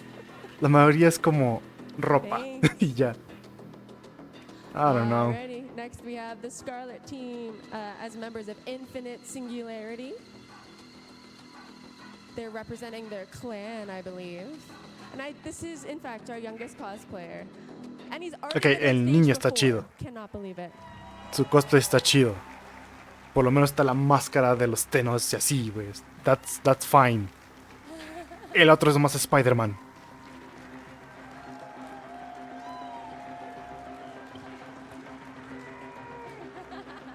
Thank you guys so much.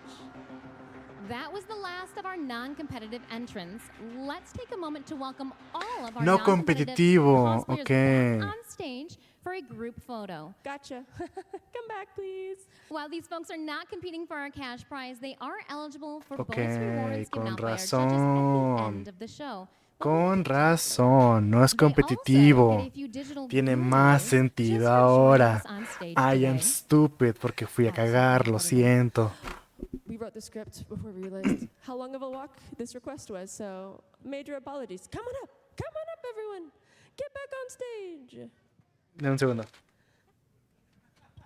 Look at them all. Absolutely incredible. Take the stage. Get in the spot.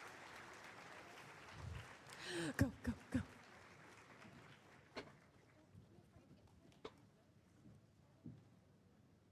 Sí, fue full diversión todo, la neta, esto está bien.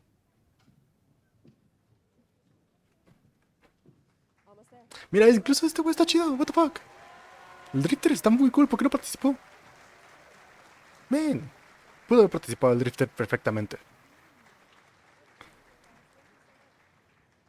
Alrighty. Look at this incredible group of Tenno. One last pose for the cameras. ¿Is that a bear? Yeah. Alrighty. Entonces me perdí, sí. Este está chido, este de aquí Seats where you también. can sit También for the no está remainder chido. of the day.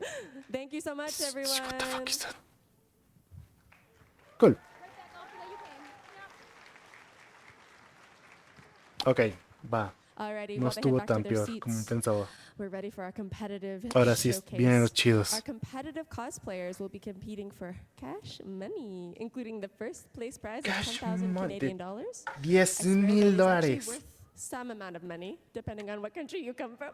$10,000, brother. Cosplayers met with our judges yesterday to participate in prejudging because it can be kind of hard to see all the incredible details from the audience.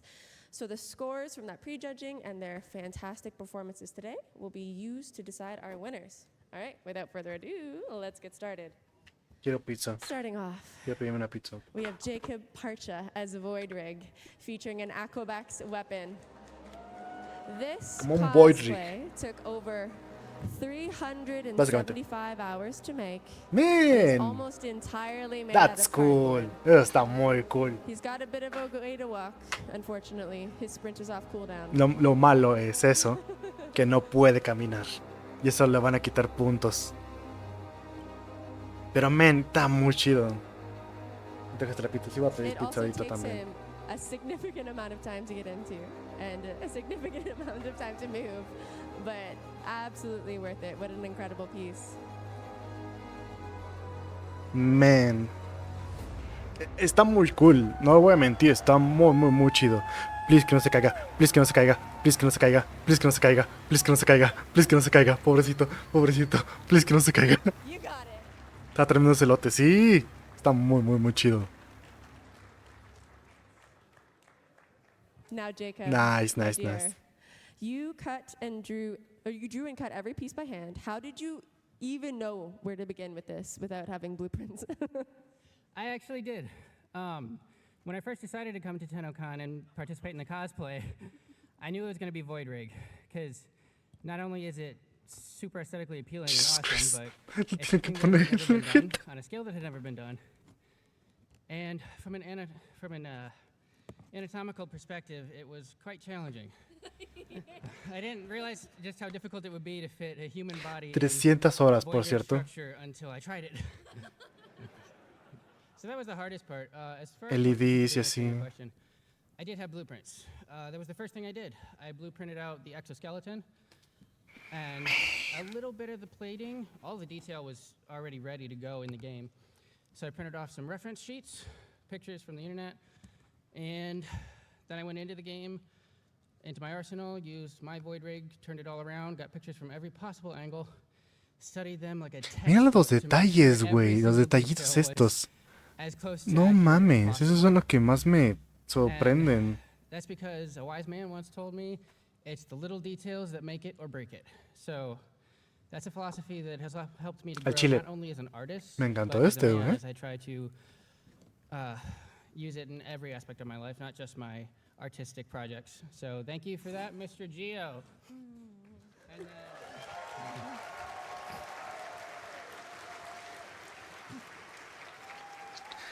Voy a pedir pizza. And also, thank you, Mom, for being here. Ah.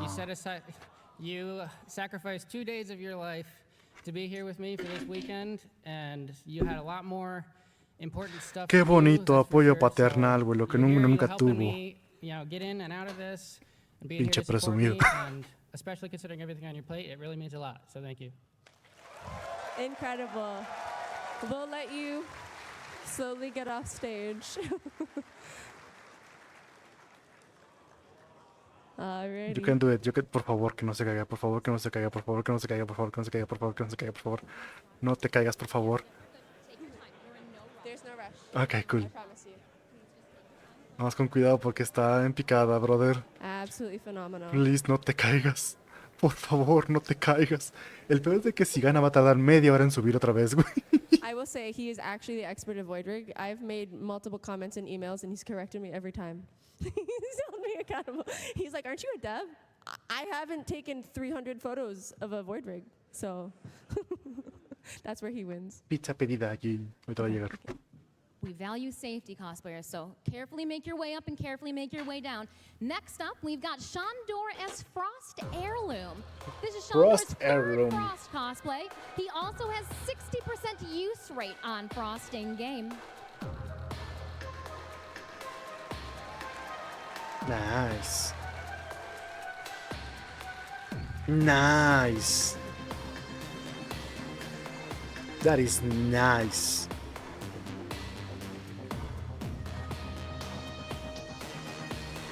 Me likey. Now, Me Frost, likey. tell us a little bit about the making of this cosplay, if you can, through the helmet. I can actually. Hmm. I was going for a much more organic look than previous costumes I've made. So a lot of this is pleather and much more fur materials and things like that. It feels like not very Warframe, but that's what I really love about the heirloom sets. They're really pushing things in a direction that makes them look very strange and alien. Sí, entonces, si se hubiera cubierto como las partes que tiene su piel expuesta, ya está mucho mejor para mí, pero en general está muy chido. Very cool. And if you guys Está have the moment temblando, to güey, check está out all of nervioso. the textiles in this cosplay, take a look up close in person when they're on the floor. Exacto, eso sí. Apenitas se escucha, güey.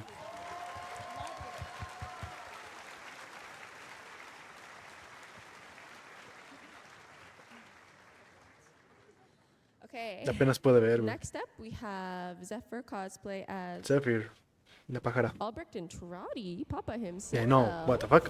No, no es la pájara. If you can believe it, this Albrecht is and their Trotty. first time sewing. Damn. This also features EVA foam and painting details.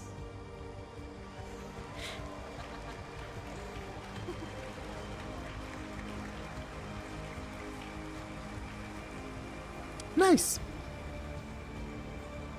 Nice. Está cool. Todos quieren hacer la pinche sonrisa creepy de Albrecht. No le sale a nadie. What inspired you to cosplay as Albrecht? So it started back in 2021 when Heart of Deimos came out, and I heard Stefan Rudnicki's performance as Albrecht and Trotty, and I think it's one of the best voice acting performances like I've ever heard. So after that came Claramente out, no he escuchado a Kid David. he finally got like a real look last year, and I was like, okay, I can make this. And you El did, vato and no it crece looks una barba, güey. incredible. Absolutely phenomenal. Thank you so much, Zephyr. Está muy cool. No más que la barba que sea como Sharpie no me gusta, pero está muy cool. Let's No voy a mentir. welcome Kira Rahime as Whis Whis. Zamahiu to the stage. Crazy that she can make it across Wisp. the stage without feet.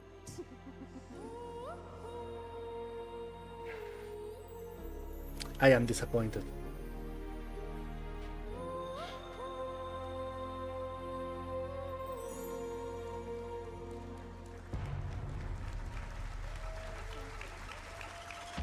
No está mal. Me gusta el detalle. Nice. Está cool. Wisp es el personaje que te enseñé hace ratito, Nico.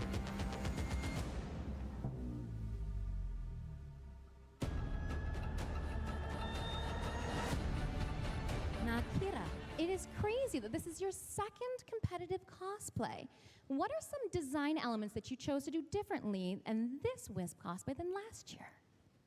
This year, I decided to use a lot more foam elements to help support the ¿Por qué le fabric, dicen so Warzone everything ahora, is güey? carved with foam and then put fabric on top of. ¿Qué instead of significa just having ser, fabric o sea, que una morra sea Lovely Warzone? job. And make sure you guys take a look at how they dremeled and grooved and Ya actually sabes, soy un sewed anciano y no fabric entiendo las into those referencias ahora de los recessed morros, pero o sea, areas too. what the fuck does that mean? Lovely job. Absolutely incredible. Thank you so much, Kira.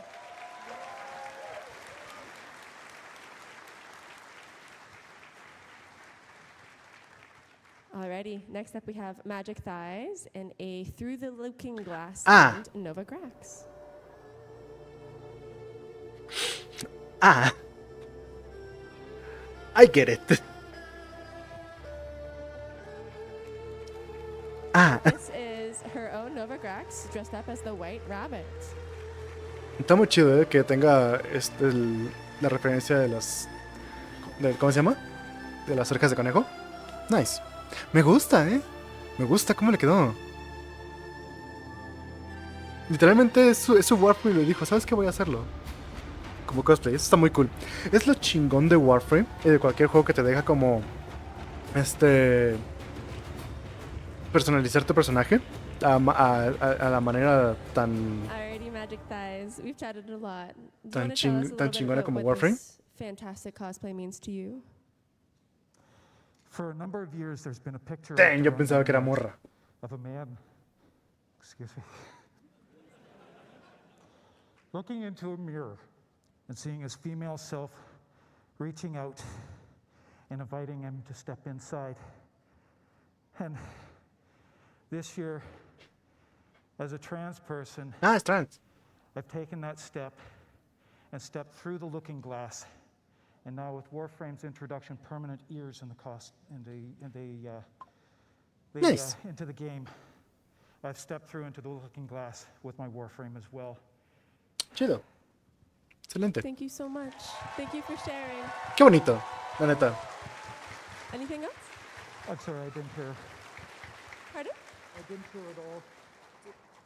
I didn't hear it all. Pardon? Sorry? No se escucha, no se escucha, no Anything se else, my escucha. love? You're good to go? I think she's, yeah, we'll get you right off stage. Bonito, sí, Thank qué you. bonito, nice. Cosplays Chido. are so hard to hear in. Oh my goodness. Nice. Y sí, no escuchan nada, güey. What the Let's fuck? keep the applause going as we welcome Liam as Master Tasani to the stage.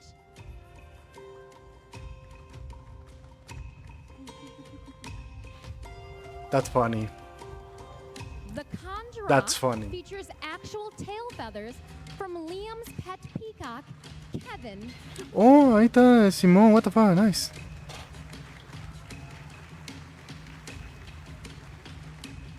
Jesus Christ, la cabezota. Now I do have to ask Liam, Está what chido. inspired you to cosplay? So we participated in the 2021 cosplay with our pet chickens, the Ember cosplay. And then my wife Anna was Nef Anyo last year, and I decided I wanted to participate, and she wanted to be competitive this year, so we went for it. You guys look amazing. Thank you so much. Está muy chido ese, está muy bonito. Thank you. No puede ver nada ya la esposa. No puede ver nada. Next, we have Taya as Mesa Prime.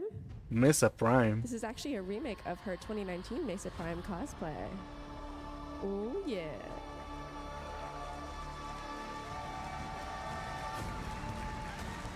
Está muy bonito. Está muy bonito. No me gusta el sombrero, pero todo además está muy bonito, güey. Hi, Taya. So this is a Man, what the remake. What fuck? was the favorite part that you've made this year? I love No, de First Descendant, jamás, güey. No va a pasar. There's layers and layers of EVA foam to get the right shapes, and I'm just really happy with how it turned out. Está muy Absolutely chido. incredible. Está Thank you muy, for muy, joining muy us on chido. stage. Muy, muy, muy, muy chido, la neta. Le quedó muy bien. Muy likey. Next, we've got Lan as Mag Heirloom. Mag Heirloom. We were talking about Warframe design elements, helmets, visibility. They cannot see Shout shit. out to Charlie for absolutely killing it. Thank you, Charlie. Man. Que la trolee le ponga mirándose a la pantalla, güey. Era muy cagado. Man, le quedó chido. No voy a mentir, le quedó muy chido. Pero no se puede mover. All right, Lana, what was the most complicated part of this cosplay? The most complicated part was, if anyone saw my back, it's really hard to see, but it was the engraving on the back, which was the very intricate lotus symbol. And I had to use 2mm craft foam and a soldering iron and trace that, and it was very hard without moving my fingers correctly and not burning through the foam. I can see it from here, and it's incredible. Was there anything else that you wanted to share? Oh yeah, and I made see the little my hands and my skirt. There's over 300 of them, and those took a long while to make. Damn. Damn, sí es cierto. What the fuck? Cut them out. I had to use Tan nervioso, sí. an embossing tool to get the divot. Porque and tiene then chichis, porque put Warframe. them all together into these 4 pieces. No preguntes, disfruta, güey. I'm going to assist you in getting Está off muy chido. stage. Llego muy rápido. May I steal your hand, Lan? No tengo. All right, we're gonna 360 so they can see the back of you again. Thank you, Arthur. And then let's walk to the back. And then there's a staffer. I'm gonna hand you off. Towards the left a little bit. All right. I'm gonna hand you off. There's a ramp here. Thank you so much.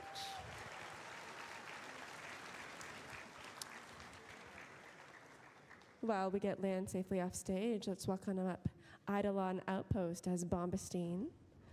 This is a truly multimedia project featuring the use of 3D printing, gold leaf, warbler, EVA foam, airbrushing, and pastels. Nada, se fue.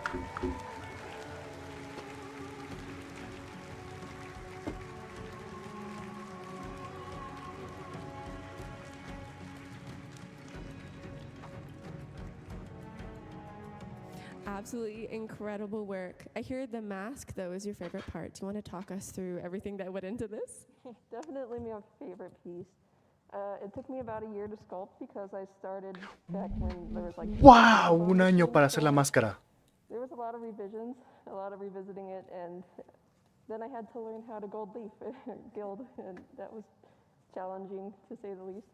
But I think it's definitely my favorite piece. Beautiful, absolutely beautiful. Thank you so much.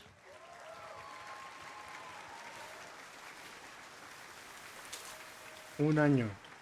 Jesus Christ. That's amazing. Next up, we've got Tina as Urelli. Yareli. Urelli is hand-sewn featuring foam details. Está muy cute, está muy cute. Qué buen prop. Qué buen prop. Le salió muy bien. Le salió muy bien. Me gustó. Ese me gustó mucho. I have to ask Urelli, where is Merlina? Well, after I got the augment, I really didn't need her, but you know. Nice, nice, nice. Buen detalle. What did you make your cosplay out of? Alloy plate, polymer bundle, argon crystal. Uno que se puede mover y bailar y ver. Ears. Y ver. No sleep. I don't know, Urelli, if you want to do one more fantastic spin for everybody. Thank you so much. Muy bonito.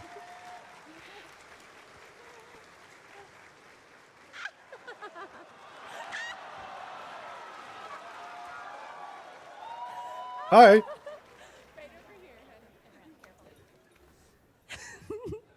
Alrighty, Arthur, it's your turn. We have Logan as Arthur. Hi. Just follow the bubbles up the ramp. This cosplay is constructed from a custom bodysuit, armor pieces from Le quedó EVA chido foam, también a ese güey, and ¿eh? recycled surplus harness parts.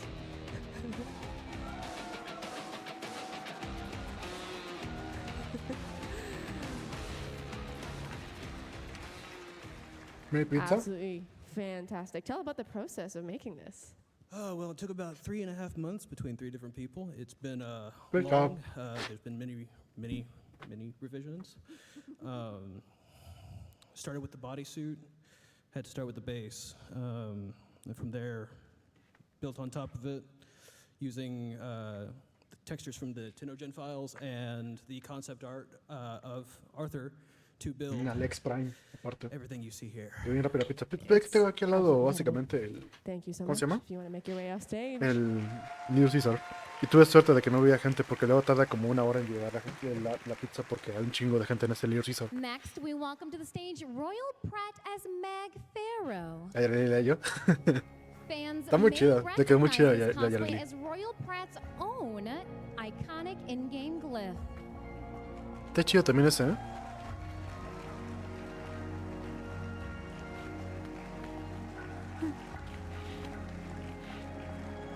El detalle del casco está muy chingón. Me gusta mucho. Royal Pratt, I've had a moment to discuss with you the really cool resources that you've used for your cosplay, but if you could share with our fellow Tenno-and Mira que te friends, están limpiando. Pues ahorita nomás estoy como... No iba a streamear Mostly it's a little bit hodgepodge of porque tengo que trabajar. Pero dije, ¿sabes qué? Voy a streamear esto, vamos a ver qué pedo. ¿Qué pasa con el final? Caliban Deluxe, uff. Odio a Caliban, lo detesto con toda mi vida, pero güey, le hicieron un favorzote con ese skin. held together by mostly Ah, sí, definitivamente. hot glue, and the back is able to be taken off so that I can, get my head in. I have a big head. Soulframe también se ve muy chido. Because we can't see your face at all. Lovely. Thank you so much, Royal Pratt. You look great.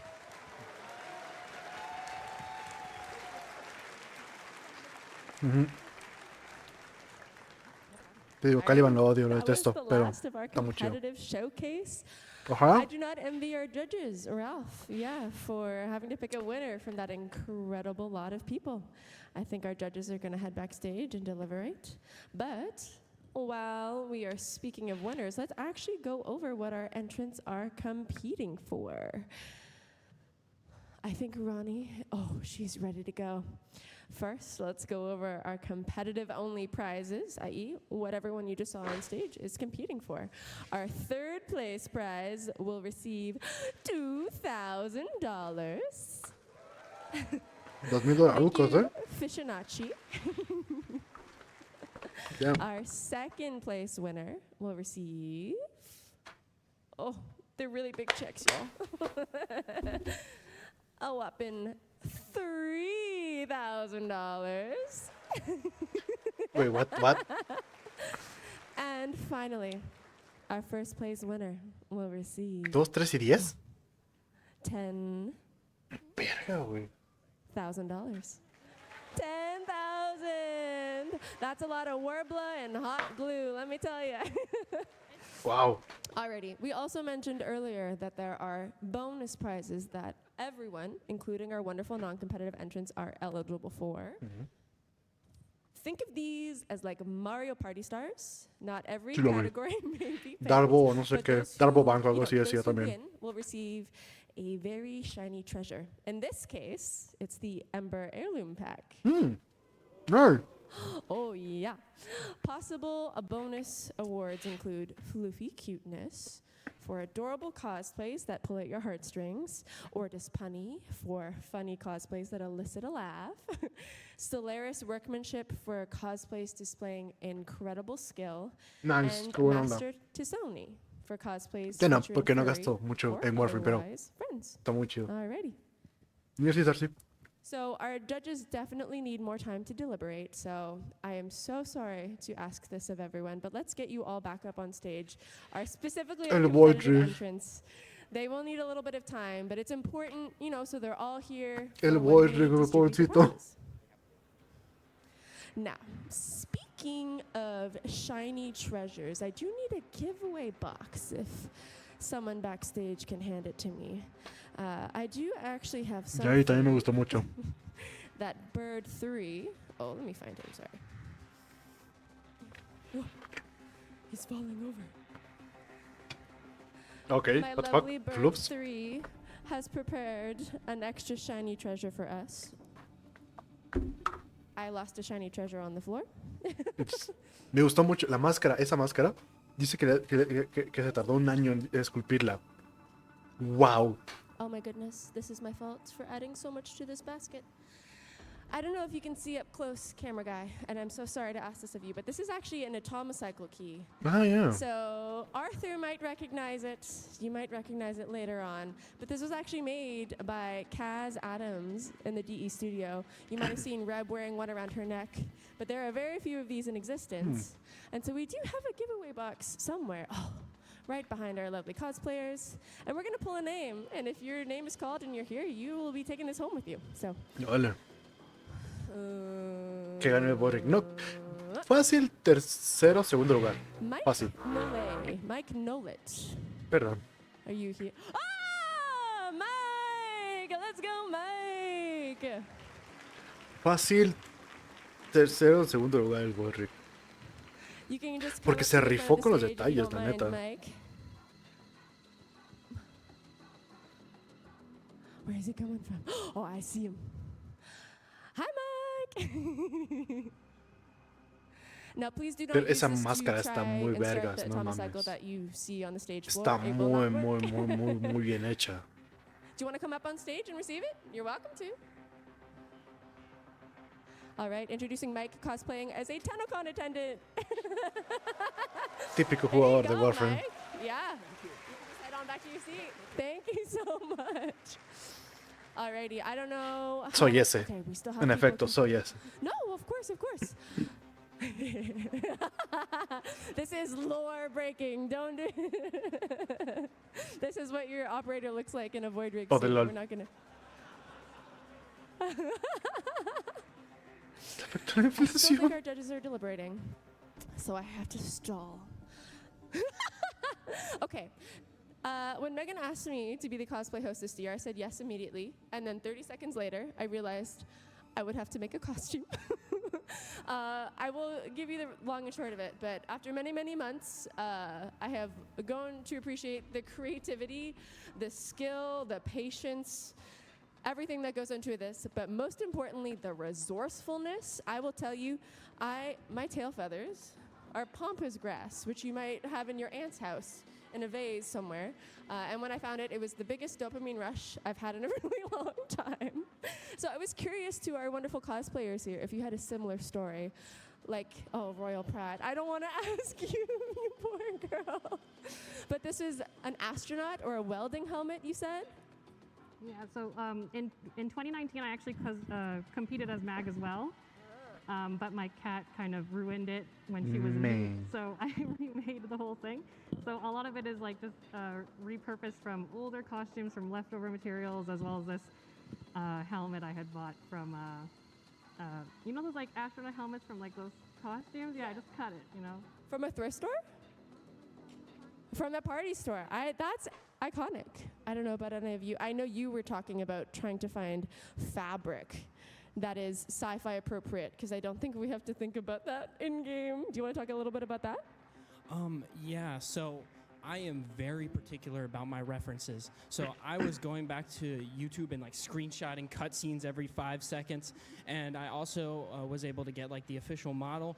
And I noticed that in sometimes it was like blue and sometimes it was black and it was sometimes a little dusty brown. But I think I settled on something that had a really nice texture. We and are kinda bad interacts with people. light pretty neat. Somos malas personas por hacer ese tipo de bromas. And But yeah, yours you're were absolutely recycled right. harnesses? Where are these from? Most of these are actually military surplus that have been deconstructed and then reconstructed into a more along the lines of what Arthur wears.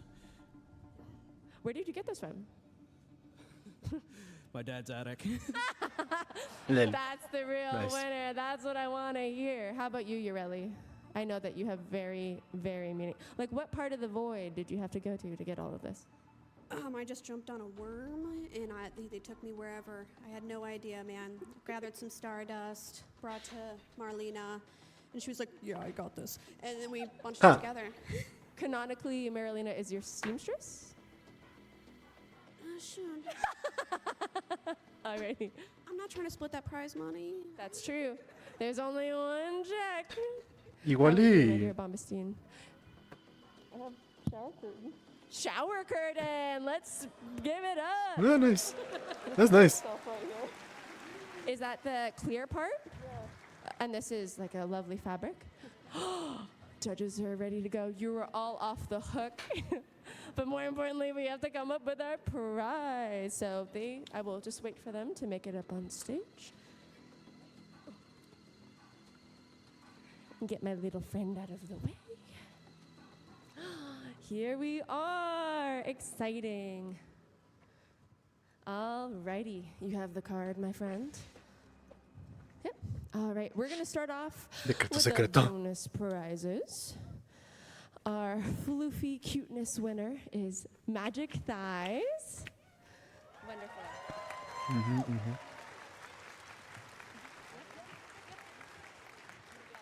There you go. So you were taking home an Ember heirloom pack.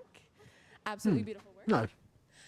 Our next winner is Gilly Grizzly from the non-competitive.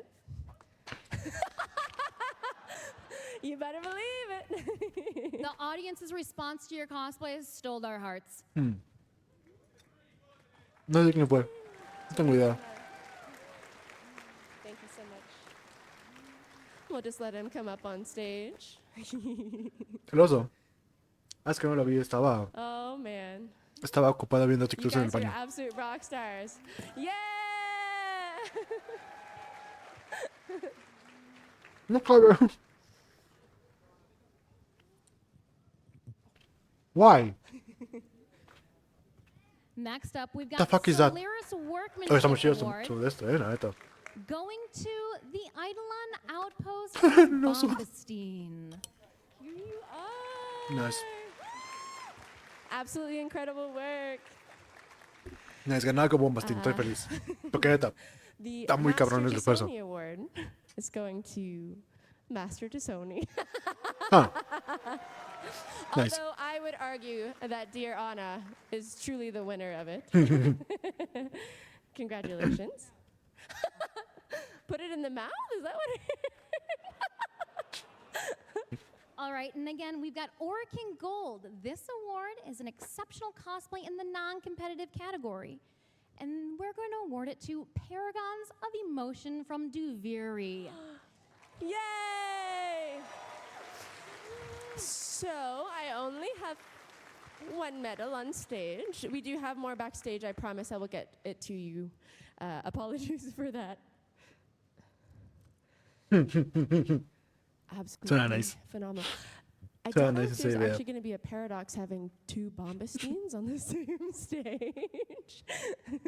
Although it seems very fitting that he would win a reward twice. I feel like that is absolutely what he would do. So. Órale. These fantastic What folks. the fuck? I don't know if we can squeeze past the void rig at all. If you guys don't mind moving down just a little bit. Thank you so much. Man, lo hicieron muy bien, what the And fuck?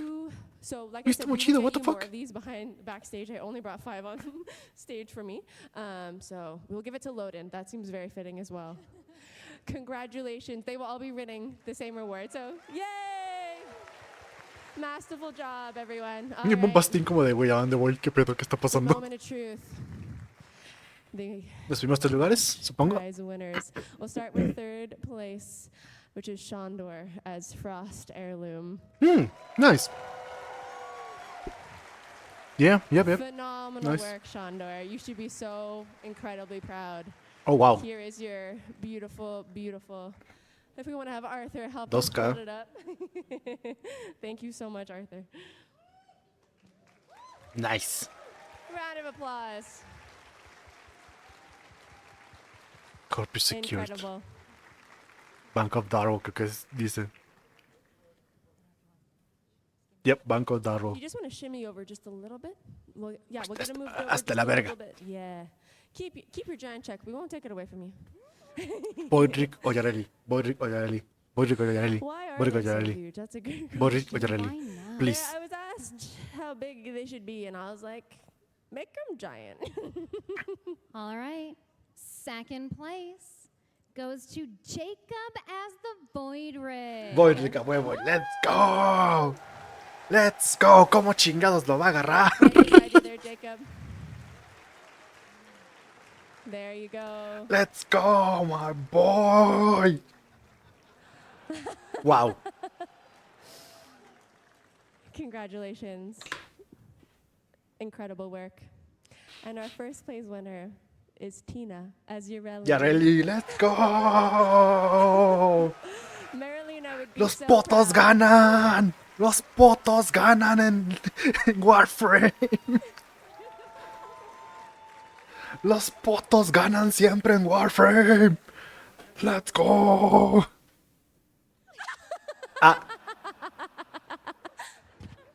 It's basically 10K, güey. Think about it. 10K, cabrón. Yo me meo, güey, ahí en el escenario. Ahí en el cheque, I ask güey. you to say something, but I feel like you're a little overwhelmed. Okay, we won't All do right, that. then let's have one final round of applause for our cosplayers. Sí. Si no gana alguien con un cosplay súper elaborado, gana alguien con un gran potazo. Lo cual está bien. Me reí por el poto. Damn. Ah, sí es cierto. Es que, güey, pues... Si tienes un cuerpo, aprovechalo para tener ventaja sobre la demás competencia. Thank you so much. Absolutely. And that's it for our That's the competitive point. showcase this year. Thank you so much to our back of house staff. Si tienes who un have elemento que te da managed una to keep ventaja, this all úsalo. running. Why not? Truly, we could not have done this without you. A special thank you to Ronnie Fishinacci, wonderful Ralph, and Maya, our judges, and of course, my lovely co-hostess Fusional, and most importantly, our cosplayers. I'm so proud. I am so overwhelmed. You are all incredible. Es como, yo sigo queriendo hacer algún día un cosplay de Udir, porque quedaría perfecto, güey. The rest of your TennoCon, everyone. Bye. No, es que sí me quiero poner pues más mamado y ocupo ir al gimnasio para eso y no he tenido tiempo, no tengo dinero para comprar una membresía de un gimnasio.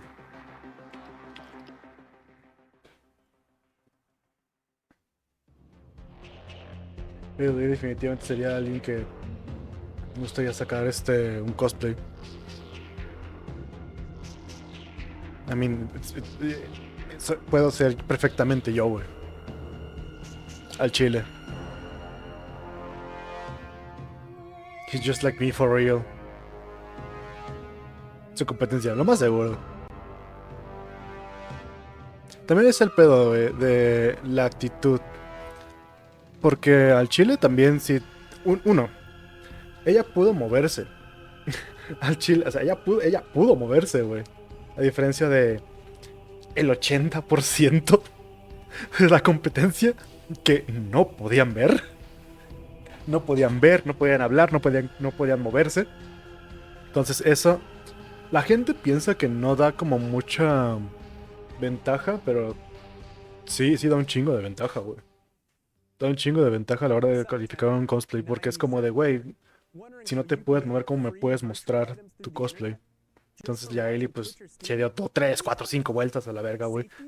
Movió el culo, güey, ahí y así, pues esa madre puso huevo, güey. Obviamente le va a dar una ventaja. Pero sí.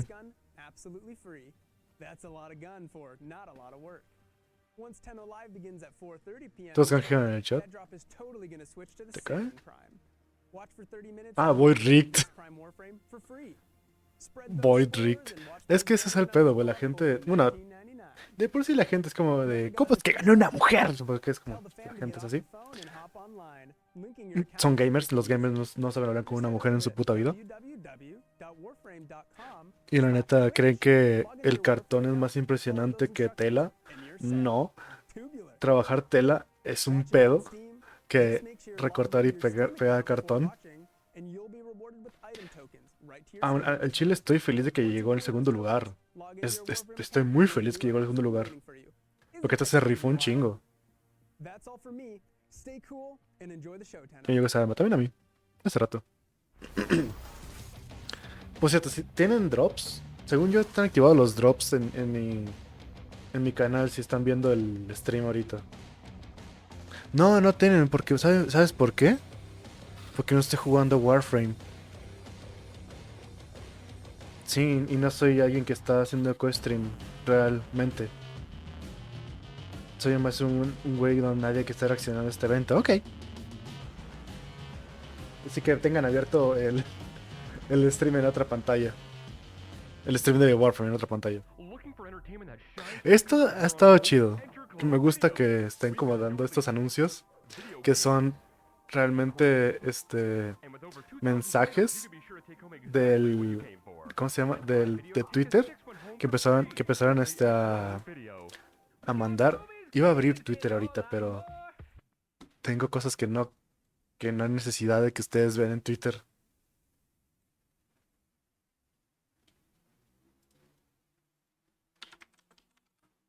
En Twitter han estado, no sé si también en Instagram, pero en Twitter han estado como subiendo teasers.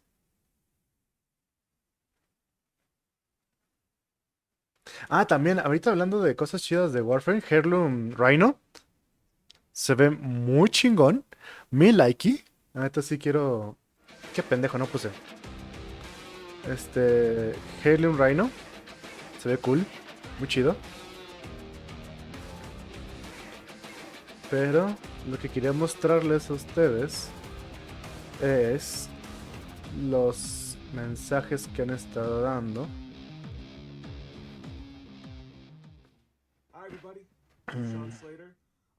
Estos de Ding, y aquí están como que todo los mensajes y secretos, porque entrabas a Warframe al link que te daba y es como una especie de, ¿cómo se llama? Eh, chat rooms, cosas de lore y así. Y creo que si pones inspeccionar, te sale algo. Yep, te sale esto. Lo cual está cool. Buen detalle. Buen detalle. Greetings, TennoCon. My name is Kieran Flitton, and I have the absolute pleasure of voicing this fellow right here. Thank you all so much for coming on this incredible journey with us. For your continued support, your enthusiasm, and your immaculate gameplay. We would not Pero be sí. without you. Now, on to the next adventure. Welcome all. Ya va a empezar. Ya va a empezar lo chido, gente. Ya va a empezar lo chido, gente. I am so proud to be. You are late. I am so proud to be a member of the Warframe family. Welcome. I look forward to seeing you. Don't be late. Hey there, Tenno, it's Ben Starr here. I play Arthur in Warframe 1999, and I just Sexy Ben Starr, hijo de puta.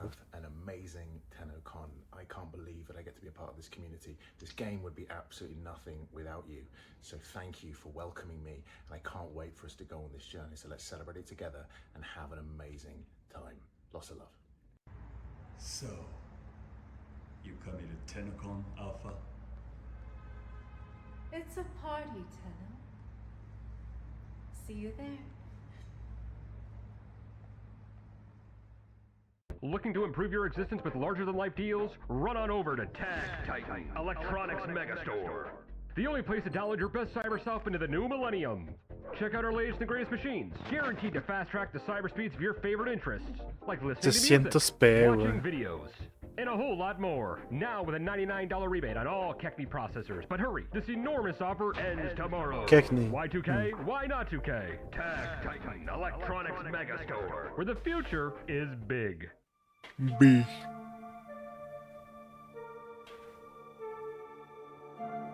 Ah, es la cosa esa ajá, del neón que hicieron para las fotos. Nice.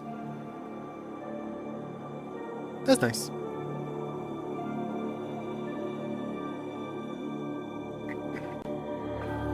Yo viví el Y2K el jueves. What? ¿Qué te refieres?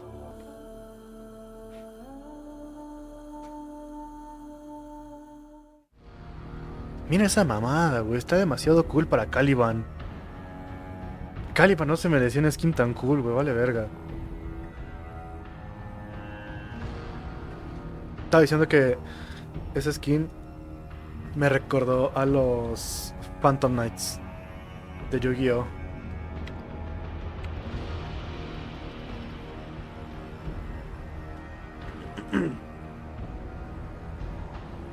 Estos güeyes. Básicamente, no sé, me recordó mucho a eso.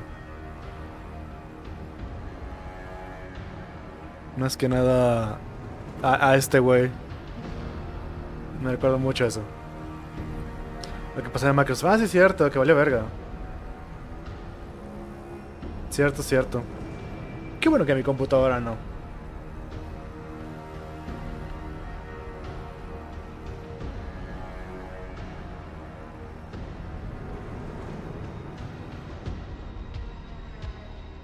Tuve suerte que mi computadora no le pasaba nada.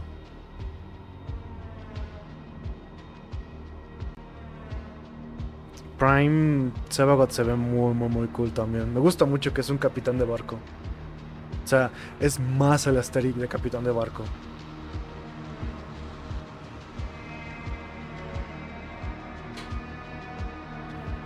No, se encendieron. Solamente que pues fue porque algo pasó con los sistemas. No sé, algo pasó, güey. Pero sí encendieron. Solamente fue un pedo de Microsoft con una actualización que pusieron.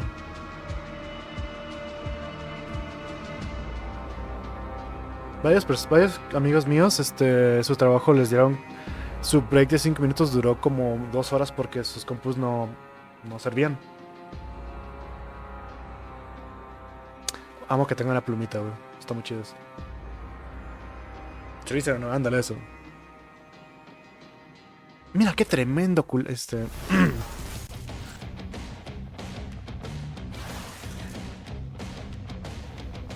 Lotus Fluff.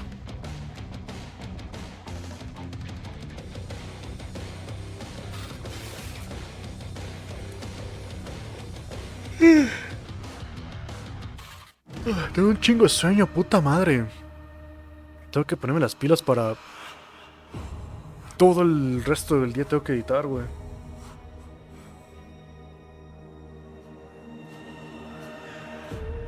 Me dormí a las 4 de la mañana. Quería despertarme hoy a las 6:30 o 7. Me terminé despertando a las 10. Y a esa hora dije, ¿sabes qué? Sí, voy a empezar a hacer stream, fuck it.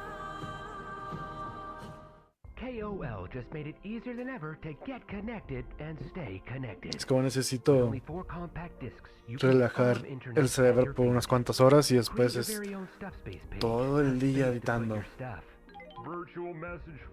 Porque mañana tengo que dar el adelanto de videos del video. ¿Por qué se llama Drippy, güey? ¿Por qué le pusieron Drippy, güey?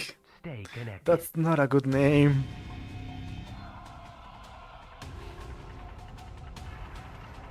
Eso no es un buen nombre. Loloit.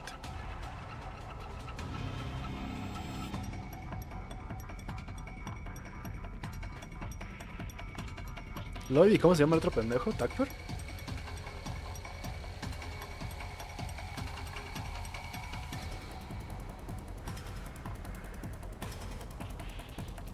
Me tengo que cortarme el cabello, what the fuck.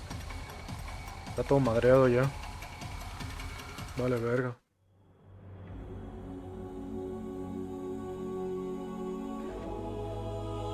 Stop.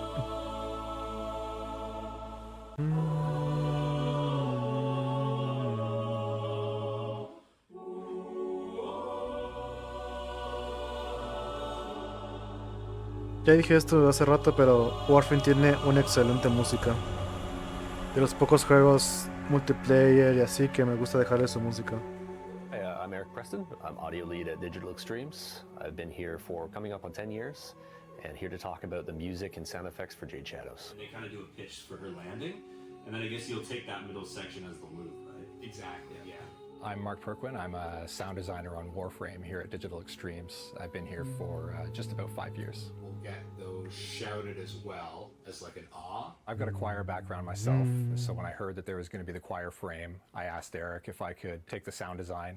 That's one ability, that chord. Right. You can cast any of the 3 F sharp A, C sharp abilities. While you're up there, you can also cast those. Right. So we need to keep it all in the same chord.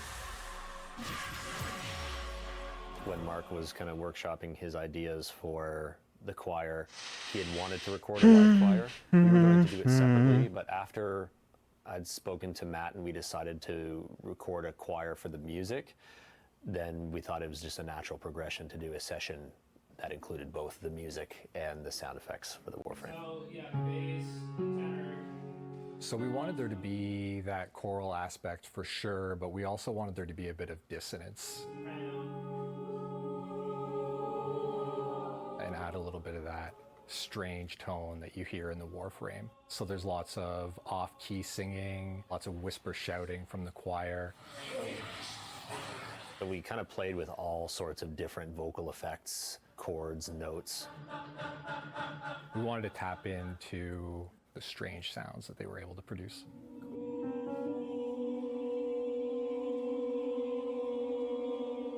The choir is so talented that whenever we would suggest ideas or want to try different ideas, they could reproduce that very quickly on the fly. It felt like sort of having your own live synthesizer, except they're human beings and they're amazing. Cool. Was the tuning of those chords okay? All good? Eric definitely had some great direction as to how he wanted the frame overall to sound. I had some specific ideas for the 4 abilities that I wanted to hear, and then Matt was able to pull that all together in a very musical way and in a way that fits with the music that we'd also recorded for Jade. All of the notes that you hear in the frame's abilities are all in the same key and in one chord actually that fit really well with the music that we'd already recorded.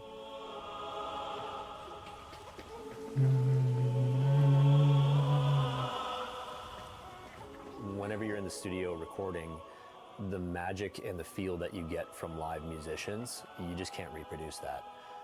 So that's something that we'll definitely be looking to do for score again in the future.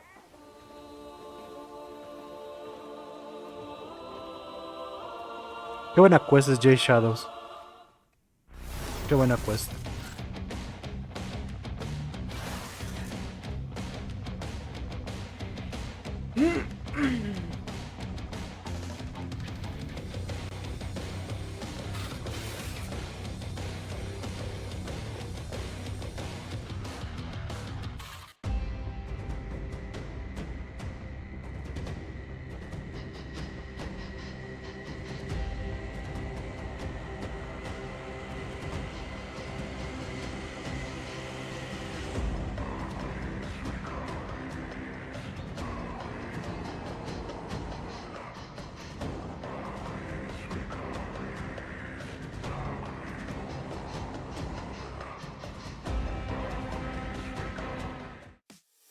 Everybody knows there's nothing like a delicious slice of Big Bites pizza. And it's perfect, just before Online hits the stage. My favorite bite? Pepperoni with extra cheese, of course. What's yours? Let's connect over a slice of Big Bites pizza.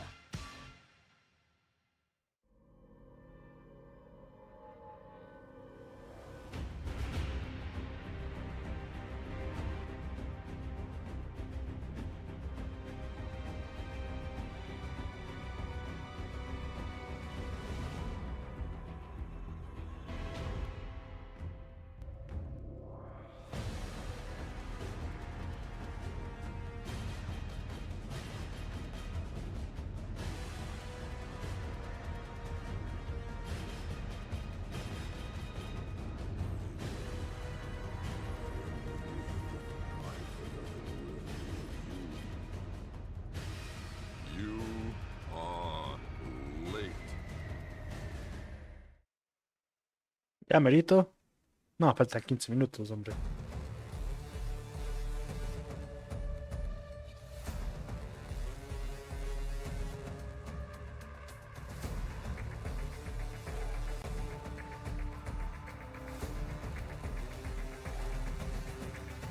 Dios mío.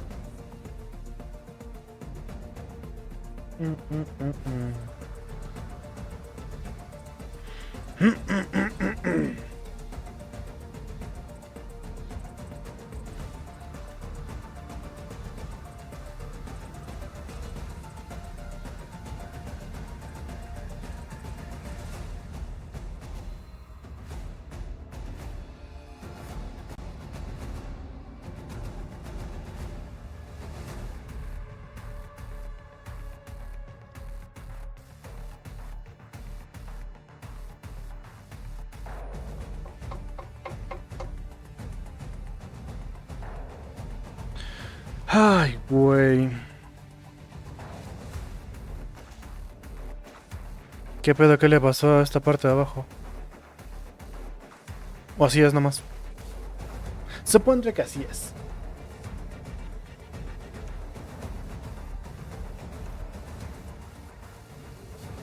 ¿Qué es lo que más les ha gustado de la TennoCon? Hasta ahorita.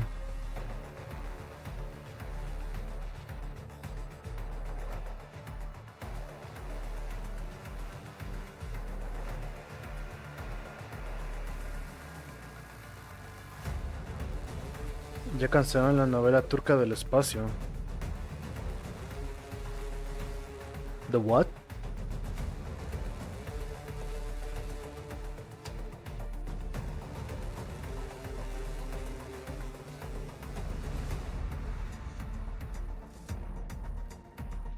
Trata que sé que no he visto nada. F. Este de Halo. Ah. Me va y me viene, ¿sabes? Es como.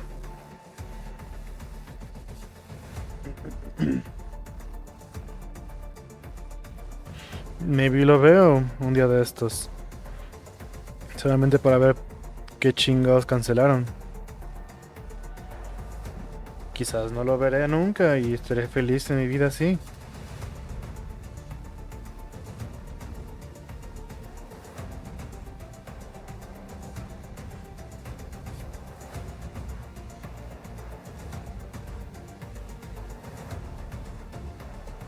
Ya sacaron un... Ya sacaron... Jesus Christ.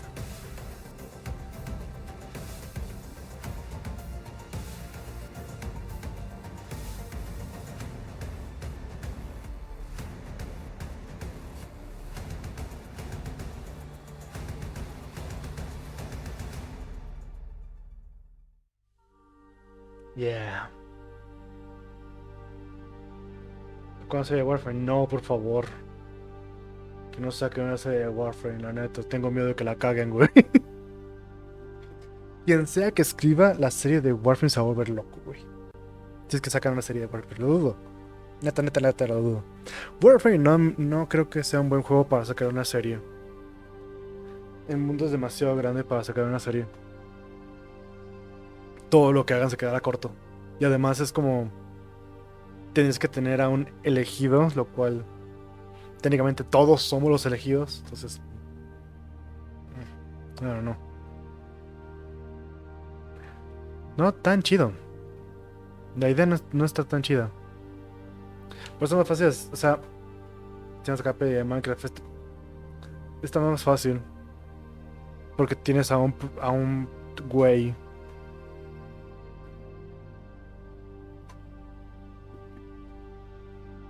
O sea, ya sabes que Steve existe y es el personaje principal y ya, o sea... Pero en Warframe es como de puta, ¿quién pones de personaje principal? ¿Excalibur? ¿Y el Tenno qué va a ser? ¿Va a ser un Tenno genérico y ya? ¿Drifter? O sea, ¿qué historia vas a tomar? O sea, ¿cómo vas a hacer que tu historia sea interesante si no hay ningún... Si ningún Warframe puede hablar? También es otra cosa.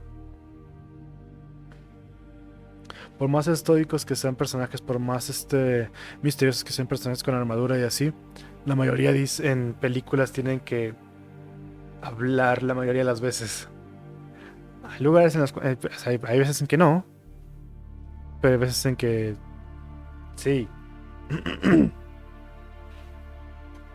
Por ejemplo, Judge Dredd es una gran película donde el personaje principal no habla mucho y es más de acción, pero habla. Dice unos cuantos diálogos y ya.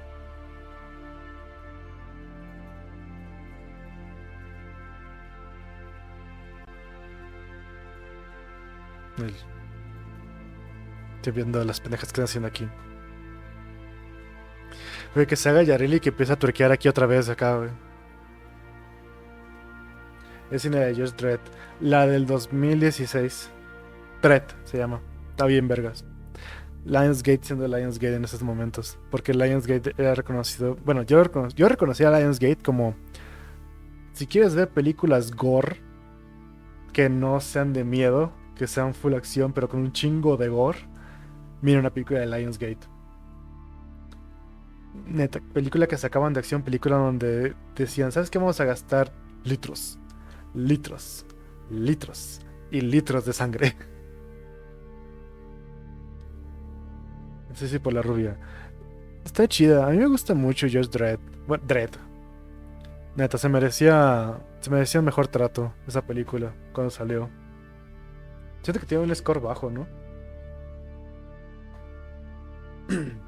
Si no mal recuerdo.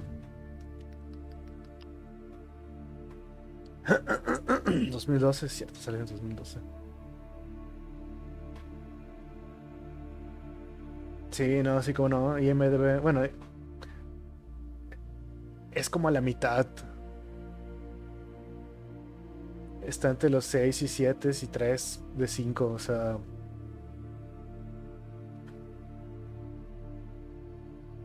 Siento que tiene mejor potencial, o sea, tenía mejor potencial la del 2012 de ser un éxito y al final de cuentas no juntó dinero. Sí, es cierto, Avengers salió el mismo año. No sé si salió ¿cuándo salió Avengers?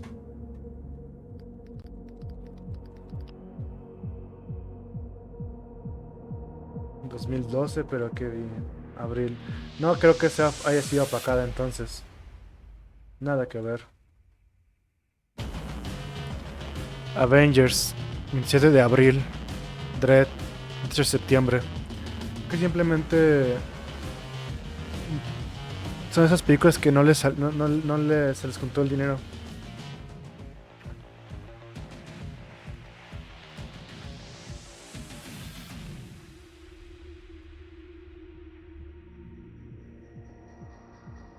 Más que nada.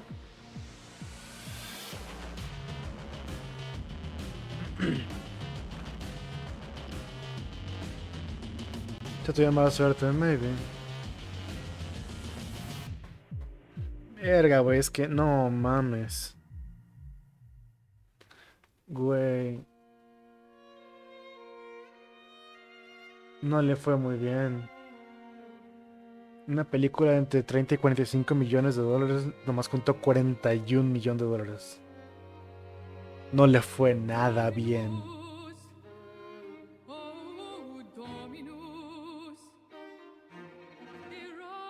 No creo que en ese tiempo está muy cabrón. Tiene Billy Butcher antes de ser Billy Butcher. Billy Butcher antes de ser Billy Butcher y después de ser el Doom Guy.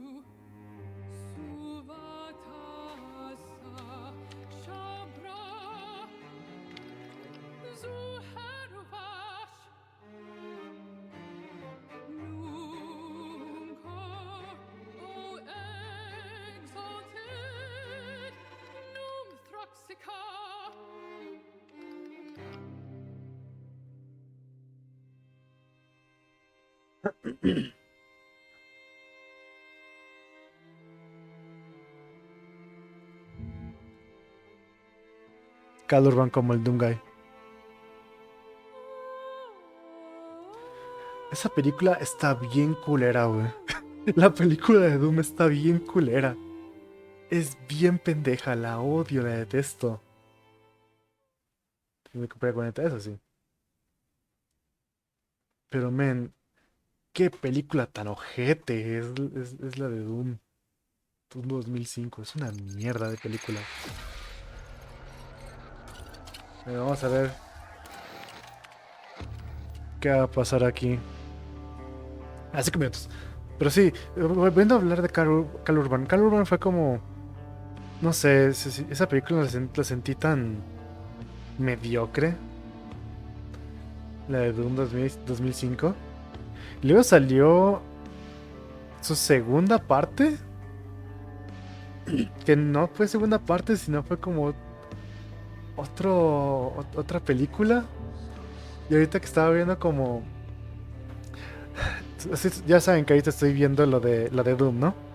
O sea, estoy como escribiendo el guión de Doom todavía.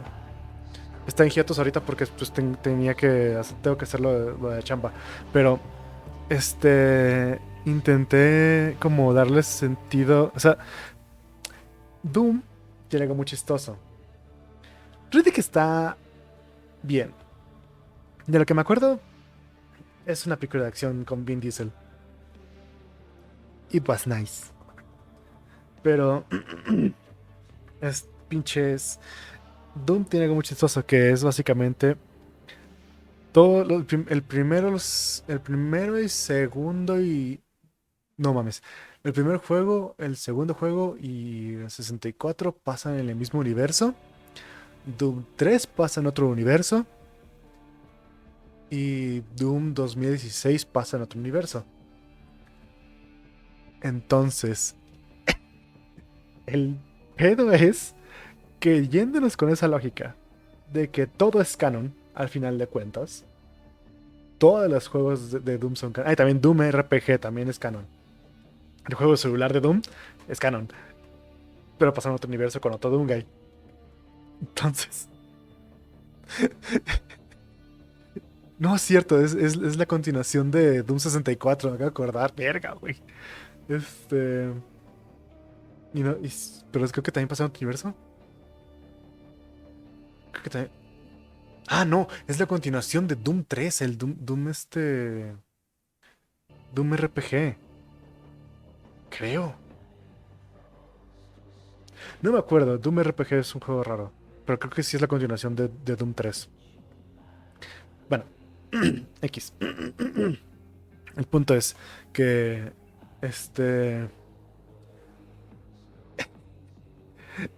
Yéndonos de esa lógica, las dos películas de Doom, porque hay dos películas. Una es la más popular con Cal Urban y La Roca.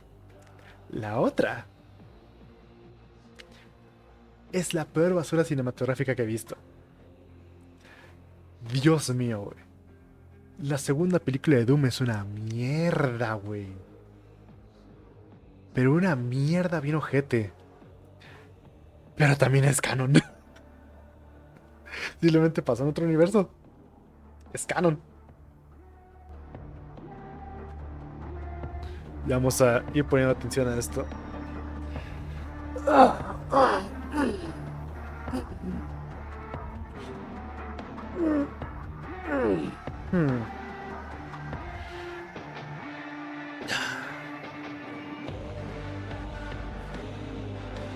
Se va a poner chido esto. Tengo un buen presentimiento de esto. Siento que va a hypear a la gente. Algo me dice que la gente está un poquito hypeada, güey. ¿Sabes?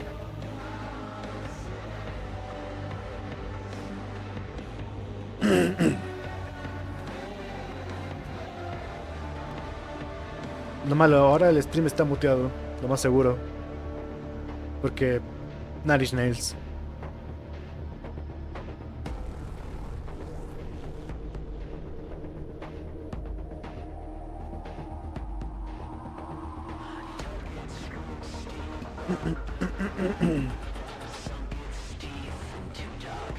Here we go. Here we go. Here we go. Ahí vamos, here we go. Ya se va a prender esta mierda. Ya se está prendiendo esta mierda. 20 segundos, here we go.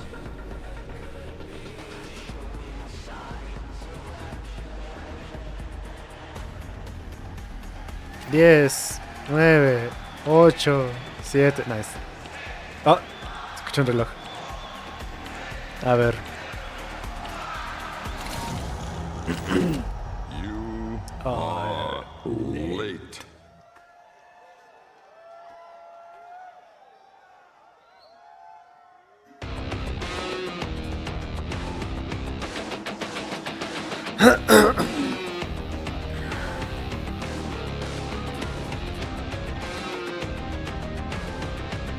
Calimos.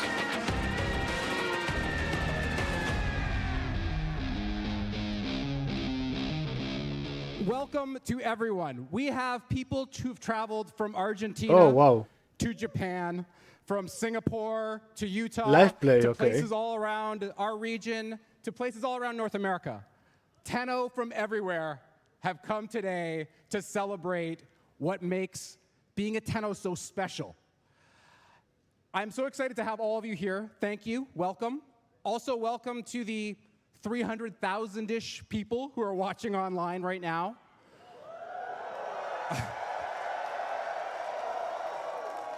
It is our great privilege and honor to have you with us today. If you guys are ready, tonight is going to be a night of mystery and magic. It's going to be a night of Magia. atomicycles and automatic weapons. But if you know anything about DE, you know that at the heart of so much of what we do is music. And so we thought the best way to start tonight would be with some music. I'd like to present to you Matt Chalmers and the Warframe Band. La banda de Warframe. ¿Eso es un banjo o un shamisen? No, es un banjo.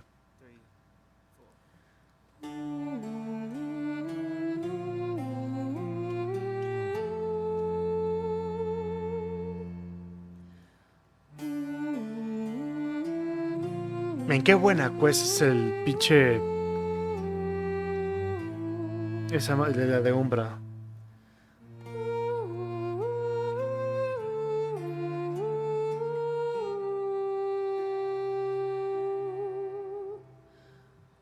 Es un laúd. Nice. Sacrificio, gracias. Se me olvidó el pinche nombre.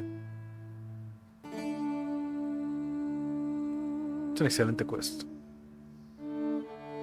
That's great.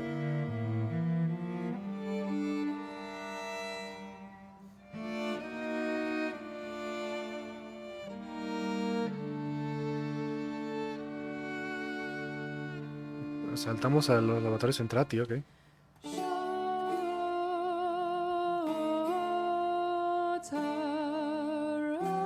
Me traen este chip. ¿A te fuiste? ¿A dónde te fuiste? ¿Por qué me abandonas así?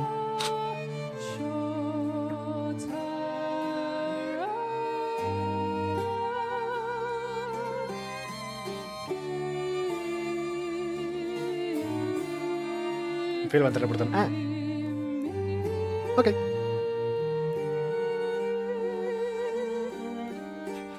A mi Grimorio le puse de título Metamorfosis de Shindoel. Si saben la referencia, se llevan una galleta, güey, no sé. ¿Está bien el volumen o le bajo?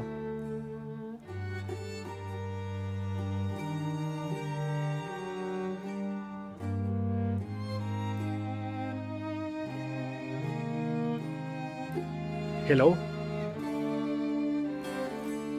Mujer con tatuajes de cabello pintado. Oh no, mi debilidad, güey. Save me, white woman. All good, nice. Medio que hombre quedó en el olvido. Mazo. Nomás ahorita lo volvieron a mencionar. Yo en las misiones, canon, se puede decir. O sea, las misiones importantes me llevo a Umbra. Porque es como... Si Di no le da la importancia, yo se la doy. Guitarra. Guitarra. Sacó la guitarra eléctrica este carnal.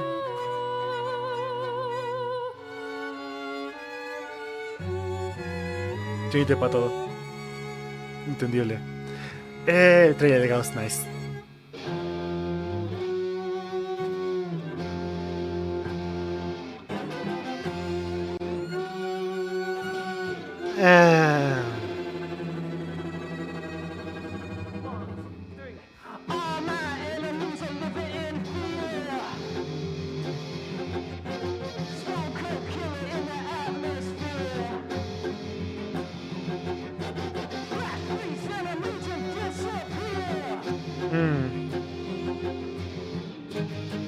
Quisieron aplicar...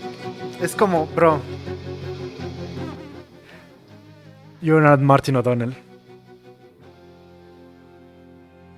You're not Marty O'Donnell. I'm sorry, but you're not him. You're not him. No puedes combinar una guitarra eléctrica con un instrumento clásico. You're not him. You're not that guy.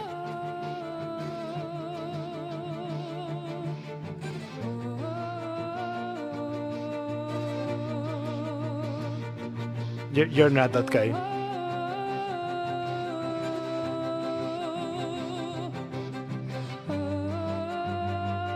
You will never be the Mjolnir remix. I'm sorry.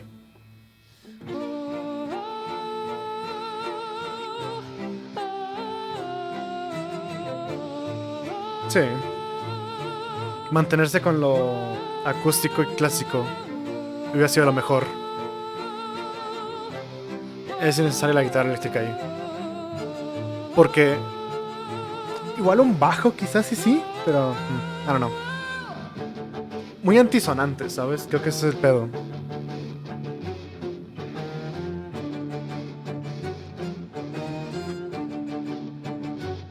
Pero quieren meter este momento noventero, entonces greedy guitar es como el chiste de los 90s. A mí al final le arreglaron tantito, pero en cuanto empezó esta onda con el trailer de Gauss fue como de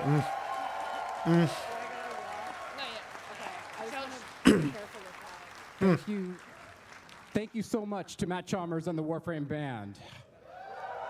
La banda Warframe. La banda So I gangrena. don't know if I introduced myself before. My name's Sheldon Carter. I'm the president of Digital Extremes. El And because presi. of that, I can give you all permission to be Ah, very sí. loud tonight. El año pasado estuvo mejor. El año pasado estuvo mejor. All right, I want to try something just to get us ready for the amount of excitement we're going to have today. We're going to cut the crowd in half, right at the camera line, so right about here, okay? Everybody on that side of the camera, when I point over here, you're going to say 19. Chinga tu let's try it. Güey, está aplicada la de si tú dices Ligo, tú. Si yo digo Ligo, tú dices Legends. Está aplicando eso. Si yo digo Ligo, tú dices Legends. Ligo. Our heads off and stomp on the ground and do whatever we can. Okay, are you guys ready? Man, está aplicando eso, We're gonna güey. build slow. Here we go.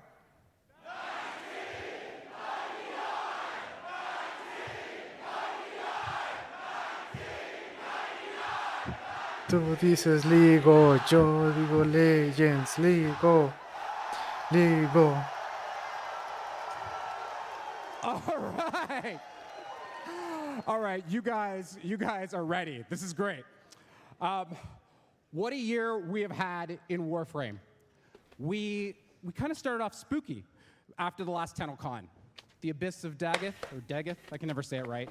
Daggeth. Anyways, we started off spooky, Ligo mierda. and then we brought in Whispers in the Wall, which was the first step of a whole new storyline in Warframe. Qué buena cosa es la Whispers of the Today, Wall también. you're going to see the next part. Are you guys excited for that?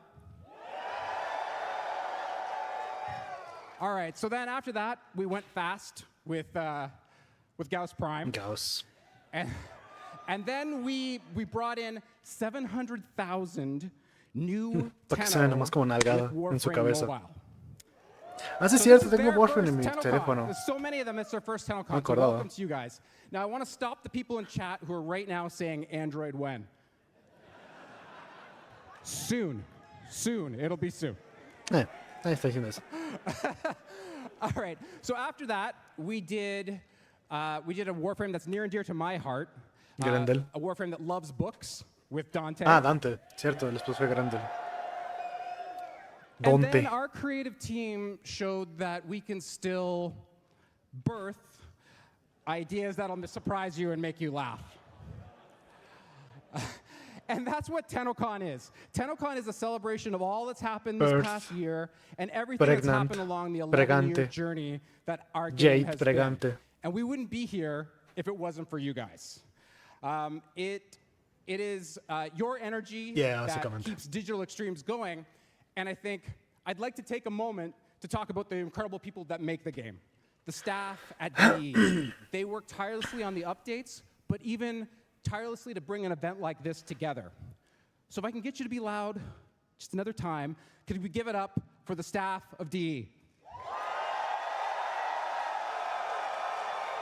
Hasta la fecha no ha salido como alguien que se queje mucho de haber trabajado en DE, ¿verdad? Thanks, guys. Thank you. La Thank mayoría you. están como de, And this ¿saben is qué? the type Fue of una buena energy that we all experiencia. get Y when ya. we come to TennoCon. We meet with you in person in the autograph line, or we meet with you online. and we get to have this kind of shared experience that builds all of our energy. And here's the thing. You guys give all that energy to us, but Tenno Live is our chance to give it back to you. So I'm going to ask one more time. Sí, o sea, no ha sido de nivel muy grave. Are you guys ready for Tenno Live? No, pero me refiero a haber trabajado. O sea, personas que trabajaron y después que se fueron despedidos y se van con una mala experiencia o algo así. Pero sí, tiene una tasa de despido muy baja. The first is one of the most thoughtful designers I've ever had the privilege of working with. He is a cat lover supreme and a quality of life master. Pablo? The director of Warframe's design, Mr. Pablo Alonso. Yeah, Pablo! Pablo, yeah! Yeah, Pablo, Pablo, yeah! Pablo, yeah! Pablo, Pablo, yeah! Go, go, go, go! Sí, no es otra cosa, se All right. Our next gentleman, you should, Pablo, my you should beloved. not be fooled by his title, because it implies that he does not work on Warframe almost every day, because it seems like he does. He is a man we call the tastemaker, and he is the creative director of Soulframe, Jeff Crooks. Jeff. El más antipático de todos los prime times. Por alguna razón, no sé, siempre se pone como medio mamón, no sé por qué no quiere decir nada. A woman who, even ACL surgery 2 weeks ago, could not stop her from hobbling up to this stage. She is a rare talent, never tongue-tied, with the sharpest wit you could imagine. Your host and the community director of Warframe, Megan Everett. Megan, yeah!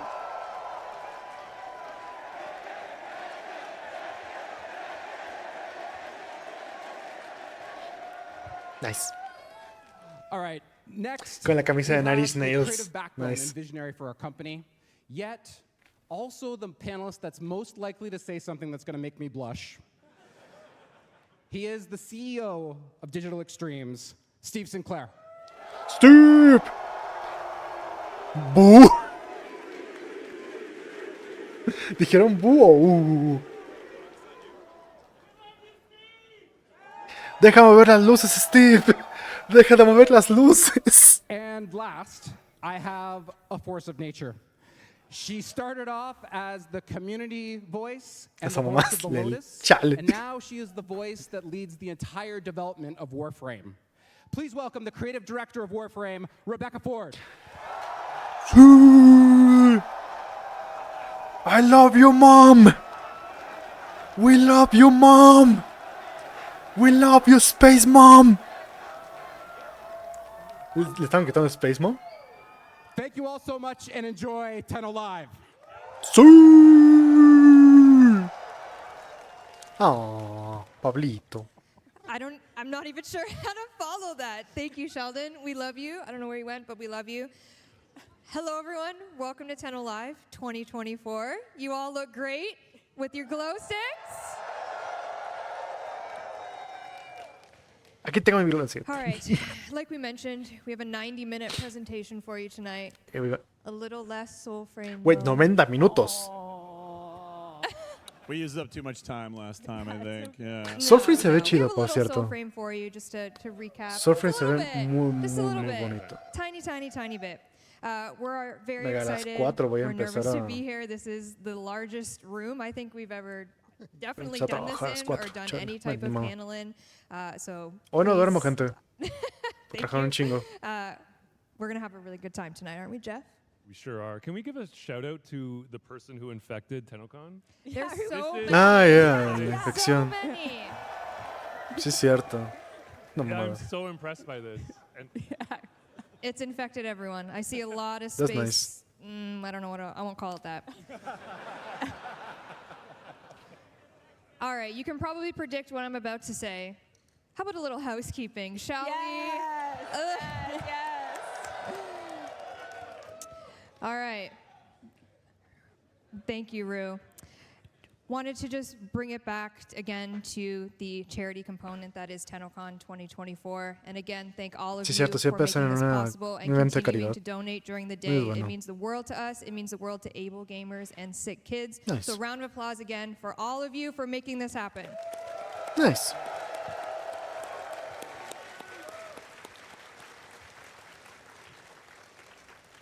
And Housekeeping we had hate. many amazing, you guys saw the cosplay contest come through, and we also got to work with some really amazing cosplay professionals to come and really amp up TennoCon. And we have a little video from Lightning Cosplay just to show off Arthur.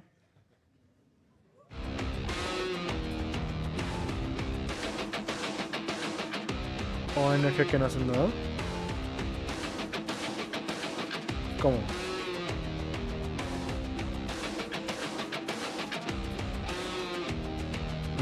Chale.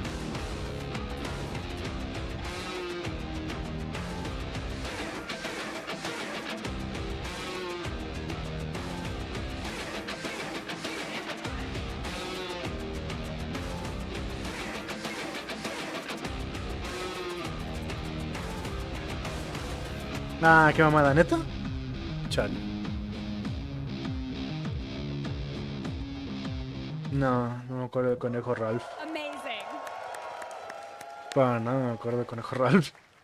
And we also had a few other cosplays here. Plexi Cosplay came back. If you saw the Lloyd and Albert cosplay out there, who saw that? 10 out of 10. They did the ticker wings as well. And then Hoku Props came back and did they're over there somewhere. Oh, yeah, ya me acordé, sí, sí, sí. They did the Sanctum trivia game. Cierto, We saw cierto. it out in the tent. Hope you got to play it. Hope you got a perfect score. We were Mamada. checking. We know exactly who was accurate and who was not. And again, Lightning Cosplay, thank you for being here. And Arthur, and coming all the way that you did to be here, over there somewhere. All right, a few more things to get through, and then you can get your Tenno Live bingo cards out. A reminder that our Twitch drop for this evening's show, for Tenno Live specifically, is Saren Prime, potato slot included.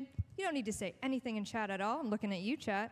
You just have to hang out. Just hang out. You're here. You're getting Saren Prime. You're getting progress. mames. And hope you got your AX52 earlier. Qué mamada. And then as well, another reminder, our gift of the Lotus Alert after the stream will be an Unperformer Blueprint. Again, everyone that's here will receive an email with a code for all of those items. Sí, es lo malo. because you're Es here. que la And neta we sí, appreciate mucha you being gente, here. muchas Where you get your organizaciones free son así. items. All right. I think it's time for some giveaways. Classic giveaways. Okay. Yeah, let's do it. Let's do it. All right, we have ¿Se imaginan que me saque algo first yo, I'm gonna start güey? with the giveaway that is a Gleam giveaway. If you would like to visit the website later on and check it out, it is a very exciting HP Omen laptop. Steve, can you hold my microphone? Wow. It's a laptop. It's in Jesus this Christ. case. This has the Albrecht graffiti on this was by one of our concept artists, Vadim. So he made it awesome. Jesus so Christ. that's hand drawn by a digital extreme graffiti of Albrecht and Trotty. And inside, oh my God. The nuclear we don't know if codes. that's the right way to open it. It's Let's see. definitely the nuclear baseball. Yeah, let's. Ahí a los lados, a los lados. my God. Oh, sides. It's very secure. If you win this, you will have no issue keeping it safe from prying eyes. Safe even from us. Safe even. Just like your CrowdStrike PC.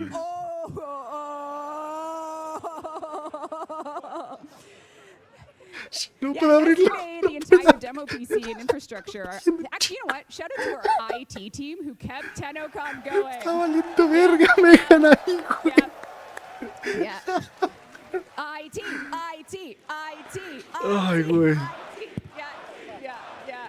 Okay. Megan anda valiendo verga. Laptop in there. I'm so sorry. I literally don't know how to open this. I was not given the instructions other than it's cool. And Steve Yeah. will show. Oh, Steve's gonna try. No, I'm not going to try. Imagine there's a laptop. Oh, thank you. I You can win appreciate it online, right? Yes, it is a Gleam giveaway. If you'd like to participate in that, there's like a code. I don't know. Someone didn't give me the password. I don't know. I tried, Alright. but this is for later if someone wants to win that. But we do have some prizes while we are physically in here. Anyone ever heard of Power Plat? 100,000 platinum to someone in the audience, maybe, perhaps. Who needs 100,000 platinum? 100,000. Yeah. Honestly, we've been doing this for 9 years. With inflation, it should probably be like 130,000 plat. I All right, All right. 130. 1 million plus. No. Okay. No. Pablo siendo Pablo de regalemos a la gente todo. Pablo siendo basado. Really? That's how easy it is? Yes. It's Yes. bribery? You just Yes. bribe them? Hey, if it works, it works. Yes. That's all it takes. All right. Okay. Pablo now sabe. the Power Play Pablo winner, basado. Danny is standing by over there. I'm going to give her this, and she's going to come and try to find you in this massive audience to make sure that this is really you and you're not fibbing. All right, the winner of 1,000 platinum. I'm going to say your in-game alias and not your real name. John Steelheart. Are you here, John? Right there. Yeah. Danny, you got a long way to go, babe. I need you to come take. Oh no, that's No? John. that's confusing. No. That's John. not helping. John He's over there. Steelheart? He's Okay, now everyone. Oh, over there. Hey, there we go. The light. Is All that right, you, Danny, John? in the middle there. All right. Amazing. Congrats, John Steelheart. Our wonderful What the fuck con la backup imagen? house here, Rue. Do you have the ability to do $100,000? Sorry. Ah, sí, obvio. Whoa. ¿Qué dijo? Güey, no escuché. Ah, no escuché, chale. No. 100,000 platinum. Can you do Power Play giveaway on Twitch? Hell yeah, we can. All right, we're gonna run that. And while we run that, let's do another 100,000 platinum giveaway here for the audience. Can I get a? Can you read that? Kiwi V? I think. Yeah.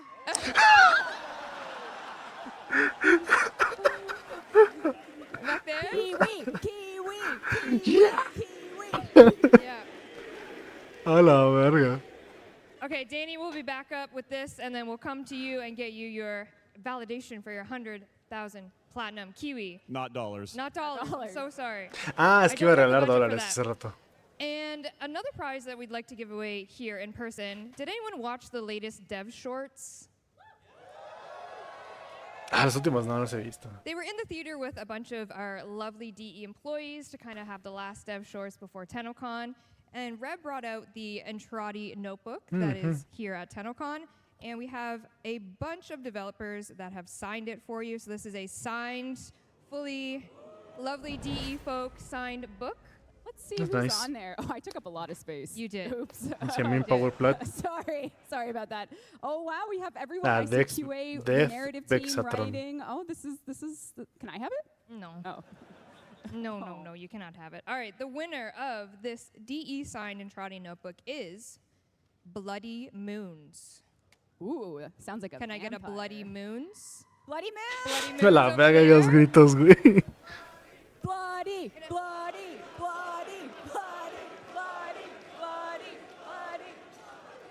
Congrats, Bloody. All right, Danny's on her way. All right. That's enough of giveaways for right Regané now. tampoco. Do you want another power plat?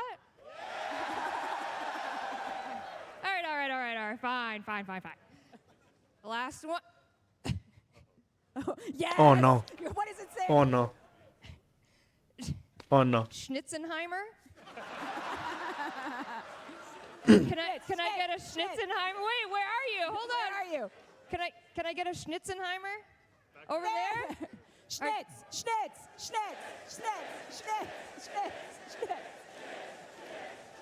That sounds not like what you're saying, but I appreciate that.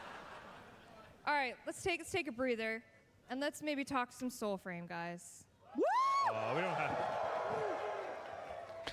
We're not going to invade the half hour, though, I promise. You can. I'd love to hear you talk.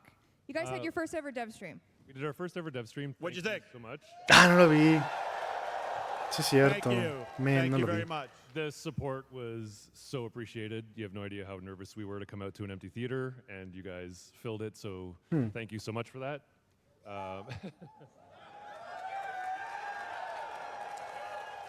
And everyone's invited now. If you're here, you're in the Preludes with us now. Sí, es cierto. Thank you. Los que fueron ahora están con acceso anticipado. For the people who Ya metí maybe solicitud missed that también, a stream ver or si the people watching me online gano un who didn't lugar. get to see it, we just have a quick little edit of what is currently in our live dev, Preludes build. And yes, something you'll get to experience soon. All right, let's hit it, Rue. Likely mature.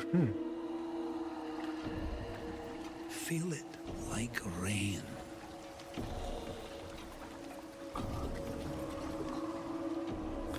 Steve. Breathe it like wind. Steve literalmente jugó tanto con luces de Warframe que ya el Soulframe se ve así por cómo jugó con Warframe. Is magic. Elden Frame. So wield it.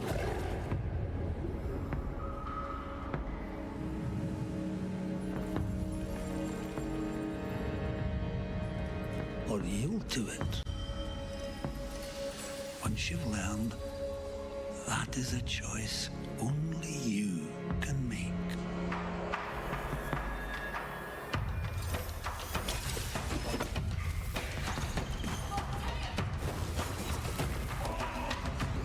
Don't you forget it. Even if they find you, even if they sing their song, the magic, it's in you. Yours.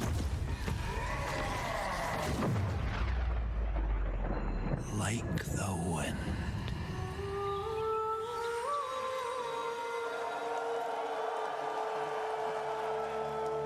No,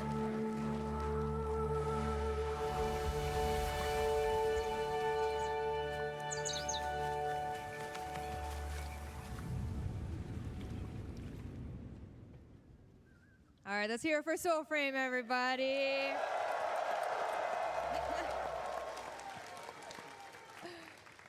Se ve All muy right, bien As Soulframe. much as I love you guys. So we're part of the housekeeping. Yes. No. I got it. No, I get it. no. I get it. No, Makes sense. you weren't. It's called TennoCon. No, I get it. no. I love you guys, but it's time for some Warframe talk. All right? It's time for some Warframe. All right. First up, guys, we're going on tour. We're coming back to Gamescom. Finally, we're coming back to Germany. We haven't been. When's the last time we were in Germany? It would have been 2019 mi or cumpleaños. 2018. It was a while ago. I think. 24 de agosto. 19. Someone 19. It was. fact check. I think 2019. 2019. We're finally coming back to Gamescom, and we're going to be throwing a Tenno VIP, as you can see here, on August 24th. Tickets are going to go on sale July 26th, so if you are in Germany, we cannot wait to see you. It's been so long since we've seen you. I see Para some smiling celebrar. faces and some fist bumps going to Germany. Spiel Could have saved you a Warframe. trip, but Yeah. Yeah, Okay. sorry Yeah, to the sorry, group sorry. group last night that came up to me and said, we came here because you don't come to Gamescom anymore. Sorry. Damn. So the next time you see us, we'll be at Gamescom. And then, soon after that, the tour is not over. We return to Tokyo Game Show in September. All right. This is going to be super Depende del crazy. viaje de ida. But I'm going to do my Para no best. regresar nunca. This is for all our players watching in Japan. Nihon no minasan, konnichiwa. Warframe ha 9月の東京ゲームショウに登場します。あるのがみんなに楽しみです。Tenno. Oh wait, I did it backwards. みんなに会うのが楽しみです。Tenno. And we're going to talk in a little bit about Weep. why we're going to be at Tokyo Otaku. Game Show. It's Otaku el it's a very 100%. important one, but we'll get into that in a little bit. But after all of Le that, pego un maybe looking bañazo. forward to 2025. What better way to celebrate 10 years of TennoCon next year than already having a date? TennoCon Ole. 2025. All right. We're oh back. no. So, yeah. I haven't survived this one. Yeah, so you know, CrowdStrike, whatever you have planned for next year, don't do it then. Thank you for the promo. No. July 18th and 19th, next year, TennoCon 2025, 10 years of TennoCon, right back here, a 2-day party again, and just put it in your calendar. You'll learn more later. We just wanted to get organized and tell you the date ahead of time. You're welcome. You're welcome. Before we jump into the updates that are coming for Warframe, we want to talk a little bit about cross-save. Yes, so we launched cross-platform save after many, many years of demands, and last year we were so excited to release it. We released it well into earlier this year as well, and there's one way we want to make it more robust, which we're currently working on, and we intend to give you more news soon, which is a way to expand trading, because right now we find that players are unable to really hit the trading market depending on some restrictions or how we've set it up. So next time you hear from us about this, we will hopefully give you all the information you need about really making cross-platform trading more robust, more inclusive, where we're allowed to do so. And if we don't, I think my boilerplate was, Steve will write a 10-page apology. So it's one or the other. Who used cross save? Who used cross save here? Yo con el celular. Awesome. We were afraid that no one would. Yeah. So I'm glad to hear it. Yeah. All right, and Sheldon stole your thunder about Android. Yeah, no, I'm glad. Thanks, Sheldon. More time Android for us soon. to- We're working on it. Yeah. Android All right, soon. let's talk about Warframe's next 3 updates. Okay.